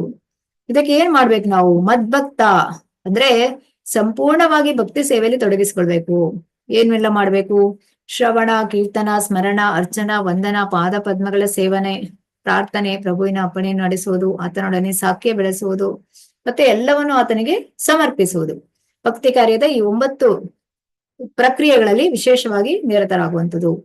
ಇದರಲ್ಲಿ ಯಾವ್ದರಲ್ಲಿ ಒಂದರಲ್ಲಿ ಆದ್ರೂ ನಾವು ನಿರತರಾದ್ರೂ ಸಾಕಾಗ್ತದಂತೆ. ಈಗ ನಾವು ಶ್ರವಣವನ್ನೇ ಕರೆಕ್ಟ್ ಆಗಿ ಮಾಡ್ಕೊಂಡು ಹೋದ್ರೆ ಕೂಡ ನಮಗೆ ಭಗವಂತ ಏನ್ ಮಾಡ್ಬೇಕು ಮುಂದೆ ಅಂತೇಳಿ ತಿಳಿಸ್ಕೊಡ್ತಾನೆ ಅಂತ ಹೇಳಲಾಗ್ತದೆ. ಹಾಗೆ ಈ ಒಂದು ಅಸೋಸಿಯೇಷನ್ ಇದು ಬಹಳ ಮುಖ್ಯ. ಭಕ್ತರ ಸಂಘ, ಈಗ ನಾವು ಪ್ರಭುಪಾದರ ಪುಸ್ತಕವನ್ನು ಓದ್ತಾ ಇದ್ದೇವೆ ಅಂತ ಹೇಳಿದ್ರೆ ಅಲ್ಲಿ ಪ್ರಭುಪಾದರ ಸಂಘದಲ್ಲಿ ಇದ್ದೇವೆ ಅಂತ ಲೆಕ್ಕ. ಅಸೋಸಿಯೇಷನ್ ಆಫ್ ಡಿವೋಟೀಸ್ ಇದು ತುಂಬಾ ಮುಖ್ಯ. ಈ ಅಸೋಸಿಯೇಷನ್ ಇದ್ರೆ ಏನಾಗುತ್ತೆ, ನಮ್ಮಲ್ಲಿರುವ ಏನು ಸಂದೇಹಗಳು ಏನಿರುತ್ತೆ ಅದಕ್ಕೆಲ್ಲ ಪರಿಹಾರ ಸಿಗ್ತದೆ. ಅಂದ್ರೆ ಭಕ್ತರ ಜೊತೆ ನಾವು ಮಾತನಾಡೋ ಕಾರಣ. ಹಾಗೆ ಇಲ್ಲಿ ಭಕ್ತರ ಸಾಮೃತ ಸಿಂಧುವಲ್ಲಿ ಹೇಳ್ತಾರೆ, ಯಾವ ರೀತಿಯಾದ ಒಂದು ಪರಿಶುದ್ಧ ಭಕ್ತಿ ಸೇವೆ ಮಾಡುವಂಥದ್ದು. ಅನ್ಯಾಭಿಲಾಷಿತ ಶೂನ್ಯಂ ಜ್ಞಾನ ಕರ್ಮಾದಿ ಅನಾವೃತಂ ಆನುಕೂಲೇನ ಕೃಷ್ಣಾನು ಶೀಲನಂ ಭಕ್ತಿರುತ್ತಮ. ಯಾವುದೇ ಒಂದು ಅಭಿಲಾಷೆ ಇಲ್ಲದೆ ನಾವು ಭಕ್ತಿ ಸೇವೆಯನ್ನು ಮಾಡುವಂಥದ್ದು. ಪರಿಶುದ್ಧವಾದ ಭಕ್ತಿ ಸೇವೆಯನ್ನು ಸಲ್ಲಿಸಲು ಯಾರಾದ್ರೂ ಬಯಸಿದರೆ ಆತನು ಎಲ್ಲಾ ಬಗೆಯ ಐಹಿಕ ಕಲ್ಮಶ ಸಂಪರ್ಕದಿಂದ ಮುಕ್ತನಾಗಿರ್ಬೇಕು ಅಂತ ಹೇಳಿ ಶ್ರೀಲ ರೂಪ ಗೋಸ್ವಾಮಿ ಅವರು ಹೇಳ್ತಾರೆ. ಯಾವುದೇ ಫಲಾಪೇಕ್ಷಿತ ಕರ್ಮಗಳಿಗೆ ಅಥವಾ ಊಹಾತ್ಮಕ ಚಿಂತನೆಗೆ, ಜ್ಞಾನ ಕರ್ಮಾದಿ ಅನಾವೃತ, ಊಹಾತ್ಮ ಚಿಂತನೆಗಳಿಗೆ ಮತ್ತೆ ಅಂಟಿಕೊಂಡಿರುವವರ ಸಹವಾಸದಿಂದ ಬಿಡುಗಡೆ ಹೊಂದಬೇಕು. ಅಪೇಕ್ಷಣೀಯವಲ್ಲದ ಇಂತಹ ಸಹವಾಸದಿಂದ ಮತ್ತು ಐಹಿಕ ಬಯಕೆಗಳ ಕಲ್ಮಶದಿಂದ ಬಿಡುಗಡೆಯಾಗಿ ಮನುಷ್ಯನು ಕೃಷ್ಣ ಜ್ಞಾನವನ್ನು ಅನುಕೂಲವಾಗಿ ಬೆಳೆಸಿಕೊಂಡಾಗ ಅದು ಶುದ್ಧ ಭಕ್ತಿ ಸೇವೆ. ಆನುಕೂಲ್ಯಸ್ಯ ಸಂಕಲ್ಪ ಪ್ರಾತಿಕೂಲ್ಯಸ್ಯ ವರ್ಜನಂ. ಕೃಷ್ಣನನ್ನು ಕುರಿತು ಯೋಚನೆ ಮಾಡ್ಬೇಕು ಮತ್ತು ಕೃಷ್ಣನಿಗೆ ಅನುಕೂಲವಾಗಿ ಕೆಲಸ ಮಾಡ್ಬೇಕು, ಕೃಷ್ಣನಿಗೆ ವಿರೋಧವಾಗಿ ಅಲ್ಲ. ಈಗ ಇಲ್ಲಿ ಉದಾಹರಣೆ ಕೊಡ್ತಾರೆ. ಹೇಗೆಂದ್ರೆ ಕಂಸ ಈಗ ಕೃಷ್ಣನ ಒಬ್ಬ ಶತ್ರು ಆಗಿರ್ತಾನೆ. ಯಾವಾಗ ಕೃಷ್ಣನ ಜನರಿಂದ ಪ್ರಾರಂಭಿಸಿ ಅವನನ್ನು ಕೊಲ್ಲಬೇಕು ಅಂತೇಳಿ ಕಂಸ ಯೋಜನೆಯನ್ನು ಹಾಕ್ತಾ ಇದ್ದಾನೆ. ಹಾಗೆ ಅದರಲ್ಲಿ ಯೋಚನೆ ಮಾಡ್ತಾನೆ, ಅದರಲ್ಲಿ ವಿಫಲನಾಗ್ತಾನೆ. ಮತ್ತೆ ಹೇಗೆ ಕೃಷ್ಣನನ್ನು ಕೊಲ್ಲುವಂಥದ್ದು ಇದನ್ನೇ ಯೋಚನೆ ಮಾಡ್ತಾ ಇದ್ದಾನೆ. ಅಂದ್ರೆ ಇದು ಕೃಷ್ಣ ಪ್ರಜ್ಞೆಗೆ ಅನುಕೂಲವಾಗಿ ಇಲ್ಲ, ಅದು ಪ್ರತಿಕೂಲ, ಅದು ಯಾವುದು ವಿರುದ್ಧವಾಗಿ ಮಾಡುವಂಥದ್ದು. ಅಂದ್ರೆ ಅವನು 24 ಗಂಟೆ ಕೂಡ ಯೋಚಿಸ್ತಾ ಇದ್ದಾನೆ, ಆದ್ರೆ ಅದು ಯಾವ ರೀತಿಯಾದ ಯೋಚನೆ ಆಗಿತ್ತು, ಒಂದ್ ರೀತಿಯಾದ ಶತ್ರುತ್ವ ಇತ್ತು ಅವನಲ್ಲಿ. ಹಾಗೆ ಇಲ್ಲಿ ಹೇಳುವಂಥದ್ದು, ಅತ್ಯುನ್ನತ ಲೋಕವಾದ ಗೋಲೋಕ ವೃಂದಾವನಕ್ಕೆ ಹೋಗ್ಬೇಕಂತ ಹೇಳಿದ್ರೆ ಅದಕ್ಕೆ ಪರಿಶುದ್ಧವಾದ ಒಂದು ಭಕ್ತಿ ಸೇವೆ ಮಾಡ್ಬೇಕು. ಹಾಗೆ ಕೃಷ್ಣನ ಭಕ್ತನು ಎಲ್ಲರೊಂದಿಗೆ ಸ್ನೇಹದಿಂದ ಇರ್ತಾನೆ. ಆದ್ರಿಂದ ಅವನನ್ನು ನಿರ್ವೈರಹ ಅಂತ ಹೇಳಿದ್ರೆ ಯಾರೇ ಶತ್ರುಗಳಿರೋದಿಲ್ಲ. ಕೃಷ್ಣ ಪ್ರಜ್ಞೆಯಲ್ಲಿ ನೆಲೆಗೊಂಡ ಭಕ್ತನಿಗೆ ಕೃಷ್ಣನಿಗೆ ಭಕ್ತಿ ಸೇವೆ ಸಲ್ಲಿಸಿದ್ರೆ ಮಾತ್ರವೇ ಬದುಕಿನ ಎಲ್ಲಾ ಸಮಸ್ಯೆಗಳಿಂದ ಬಿಡುಗಡೆ ದೊರೆಯುತ್ತದೆ ಅಂತೇಳಿ ಅವನು ತಿಳಿತಾನೆ. ಯಾರು? ಕೃಷ್ಣ ಭಕ್ತ. ಸೊ ಈಗ ಯಾವಾಗ ಭಕ್ತಿ ಸೇವೆಯಲ್ಲಿ ತೊಡಗಿಸ್ಕೊಂಡ್ರೆ ನಮ್ಮ ಈ ಬದುಕಿನ ಎಲ್ಲಾ ಸಮಸ್ಯೆಗಳಿಗೆ ಪರಿಹಾರ ಸಿಗುತ್ತೆ, ಅದರಿಂದ ಬಿಡುಗಡೆ ದೊರೆಯುತ್ತೆ ಅಂತೇಳಿ ಒಂದು ತಿಳುವಳಿಕೆ ಇರುತ್ತೆ ಅವನಲ್ಲಿ. ಹಾಗೆ ಇಲ್ಲಿ ನೋಡ್ಬೋದು ಯಾರು ಈಗ ಹರಿದಾಸ್ ಠಾಕೂರ್ ಅವರು, ಪ್ರಹ್ಲಾದ್ ಮಹಾರಾಜರು ಅವರೆಲ್ಲ ಒಂದು ಕೃಷ್ಣ ಪ್ರಜ್ಞೆಯನ್ನು ಪ್ರಚಾರ ಮಾಡೋದ್ರಲ್ಲಿ ಎಷ್ಟೆಲ್ಲ ಒಂದು ಸಮಸ್ಯೆಗಳನ್ನು ಎದುರಿಸಿದ್ರು ಅಂತೇಳಿ, ಅದನ್ನೆಲ್ಲ ಕೂಡ ಅವರು ಎದುರಿಸಿ ಕೃಷ್ಣ ಪ್ರಜ್ಞೆಯಲ್ಲಿ ಪ್ರಚಾರ ಮಾಡೋದ್ರಲ್ಲಿ ಯಶಸ್ವಿಯನ್ನು ಗಳಿಸಿದ್ರು. ಹಾಗಾಗಿ ಪ್ರತಿಯೊಂದು ಒಳ್ಳೆಯ ಕೆಲಸವನ್ನು ಮಾಡ್ಬೇಕಾದ್ರೆ ಅಡ್ಡಿ ಆತಂಕಗಳೆಲ್ಲವೂ ಕೂಡ ಬರುತ್ತೆ, ಆದ್ರೆ ಅದನ್ನೆಲ್ಲ ನಿವಾರಣೆ ಮಾಡ್ಕೊಂಡು ನಾವು ಅದಕ್ಕೆ ಹೇಳ್ತಾರಲ್ಲ, every road is not safe road ಅಂತಂದ್ರೆ ನಾವು ಒಂದು ಗಾಡಿಯನ್ನು ಚಾಲನೆ ಮಾಡ್ಕೊಂಡು ಹೋಗ್ಬೇಕಾದ್ರೆ, ಕಾರ್ ಚಲಾಯಿಸ್ಕೊಂಡು ಹೋಗ್ತಾ ಇದ್ದಾರೆ ಅಂದ್ರೆ ನಮ್ಗೆ ಅಲ್ಲಿ ಏನು ಸಮಸ್ಯೆನೇ ಬರದೇ ರೀತಿಯಲ್ಲಿ ಹೋಗ್ಲಿಕ್ಕೆ ಸಾಧ್ಯ ಇಲ್ಲ, ಸಮಸ್ಯೆ ಬಂದೇ ಬರ್ತದೆ ಅಂತೆ. ಅದೇ ರೀತಿ ಆಧ್ಯಾತ್ಮಿಕದಲ್ಲಿ ಕೂಡ ನಾವು ಮುಂದುವರಿಬೇಕಾದ್ರೆ ಅಡ್ಡಿ ಆತಂಕಗಳು ಅಡೆತಡೆಗಳೆಲ್ಲ ಇರ್ತವೆ, ಅದನ್ನೆಲ್ಲ ನಿವಾರಿಸಿಕೊಂಡು ನಾವು ಭಗವಂತನಲ್ಲಿ ಪೂರ್ಣವಾದ ನಂಬಿಕೆ ಇಟ್ಕೊಂಡು ನಾವು ಭಕ್ತಿ ಸೇವೆಯನ್ನು ಮುಂದುವರಿಸ್ಕೊಂಡು ಹೋಗ್ಬೇಕು ಅಂತೇಳಿ. ಆಗ ನಮ್ಗೆ ಭಗವಂತನ ಕೃಪೆ ಸಿಗುತ್ತೆ. ಯಾಕಂದ್ರೆ ಗುರುವಿನ ಮಾರ್ಗದರ್ಶನದಲ್ಲಿ ಗುರುವಿನ ಕೃಪೆ ಇದ್ರೆ ಭಗವಂತನ ಕೃಪೆ ಸಿಗುತ್ತೆ, ಭಗವಂತನ ಕೃಪೆ ಇದ್ರೆ ಗುರುವಿನ ಕೃಪೆ ಸಿಗುತ್ತೆ, ಈ ರೀತಿಯಾಗಿ. ಸೊ ಗುರುವಿನ ಮಾರ್ಗದರ್ಶನದಲ್ಲಿ ನಾವು ಭಗವಂತನ ಒಂದು ಭಕ್ತಿ ಸೇವೆಯನ್ನು ಮಾಡೋದು ಅಂತೇಳಿ. ಹಾಗೆ ಈ ಒಂದು 11ನೇ ಅಧ್ಯಾಯದ ಭಾವಾರ್ಥ ಏನ್ ಹೇಳುತ್ತಂದ್ರೆ, ಕೃಷ್ಣ ರೂಪವು ಅಗತ್ಯ, ಅದು ಪರಮವಾದದ್ದು ಅಂತ ಇಲ್ಲಿ ತಿಳಿಸಿಕೊಡ್ತಾರೆ. ಹಾಗಾಗಿ ನಾವ್ ಏನ್ ಮಾಡ್ಬೇಕಂದ್ರೆ ಪ್ರೀತಿ ಭಕ್ತಿಗಳಿಂದ ಶ್ಯಾಮ ಸುಂದರ ರೂಪವನ್ನು ಮೆಚ್ಚಿದವರು ತಮ್ಮ ಹೃದಯದಲ್ಲಿ ಆತನನ್ನು ಸದಾ ಕಾಣ್ತಾರೆ. ಈಗ ನಮ್ಮ ಹೃದಯದಲ್ಲಿ ಪರಮಾತ್ಮನಾಗಿದ್ದಾನಲ್ಲ ಕೃಷ್ಣ, ಚತುರ್ಭುಜ ರೂಪದಲ್ಲಿ ಇದ್ದಾನೆ. ಅದೇ ರೀತಿ ನಾವು ಕೃಷ್ಣನ ಅವನು ಅಂದ್ರೆ ಸಾಕಾರ ರೂಪದಲ್ಲಿ ಕೃಷ್ಣನನ್ನು ಯಾವಾಗ್ಲೂ ಸ್ಮರಿಸ್ಬೇಕು. ಈಗ ನೀವು ಬೆಳಿಗ್ಗೆ ಮಂಗಳಾರತಿ ಎಲ್ಲ ನೋಡಿದ್ರೆ ಅಲ್ಲಿ ನೀವು ರಾಧಾ ಗೋವಿಂದನ ವಿಗ್ರಹವನ್ನು ನೋಡ್ಬೋದು, ಸುಂದರ ವಿಗ್ರಹವನ್ನು ನೋಡಿ ಹೀಗೆ ಎಲ್ಲ ನಾವು ಭಗವಂತನನ್ನು ಸ್ಮರಿಸುವುದಕ್ಕೆ ಅನುಕೂಲ ಆಗ್ತದೆ. ಅಧ್ಯಾಯದ ಸಾರಾಂಶ: ಅರ್ಜುನನು ವಿಶ್ವರೂಪವನ್ನು ತೋರಿಸಬೇಕೆಂದು ಕೃಷ್ಣನಿಗೆ ವಿನಂತಿಸ್ತಾನೆ. ಭಗವಾನ್ ಕೃಷ್ಣನು ವಿಶ್ವರೂಪವನ್ನು ವಿವರಿಸ್ತಾನೆ. ಅರ್ಜುನನು ವಿಶ್ವರೂಪ ನೋಡಿದ ಅನುಭವ. ಕೃಷ್ಣನ ಉತ್ತರ: ಅರ್ಜುನನ ಪ್ರಾರ್ಥನೆಗಳು. ಕೃಷ್ಣನನ್ನು ನೋಡಲು ಶುದ್ಧ ಭಕ್ತಿ ಬೇಕು. ಭಕ್ತ್ಯಾತ್ಮನನ್ಯಯ ಶಕ್ಯ. ಪಾಂಚಕಲ್ಪತರೂಪಶ್ಚ ಕೃಪಾ ಸಿಂಧುಭ್ಯ ಏವ ಚ ಪತಿತನಾಂ ಪಾವನೇಭ್ಯೋ ವೈಷ್ಣವೇಭ್ಯೋ ನಮೋ ನಮಃ. ಅನಂತಕೋಟಿ ವೈಷ್ಣವಂದಿಗೆ ಜೈ. ನಾಮಾಚಾರ್ಯ ಹರಿದಾಸ್ ಠಾಕೂರ್ ಕಿ ಜೈ. ಶ್ರೀಲ ಪ್ರಭುಪಾದ ಕಿ ಜೈ. ಹರೇ ಕೃಷ್ಣ ಕೃಷ್ಣ ಕೃಷ್ಣ ಹರೇ ಹರೇ, ಹರೇ ರಾಮ ರಾಮ ರಾಮ ಹರೇ ಹರೇ. ಹರೇ ಕೃಷ್ಣ. ಇವತ್ತಿನ ಅಧ್ಯಾಯಕ್ಕೆ ಸಂಬಂಧಪಟ್ಟ ಹಾಗೆ ಪ್ರಶ್ನೆಗಳಿದ್ರೆ ಹ್ಯಾಂಡ್ ರೈಸ್ ಮಾಡಿ ಕೇಳ್ಬೋದು.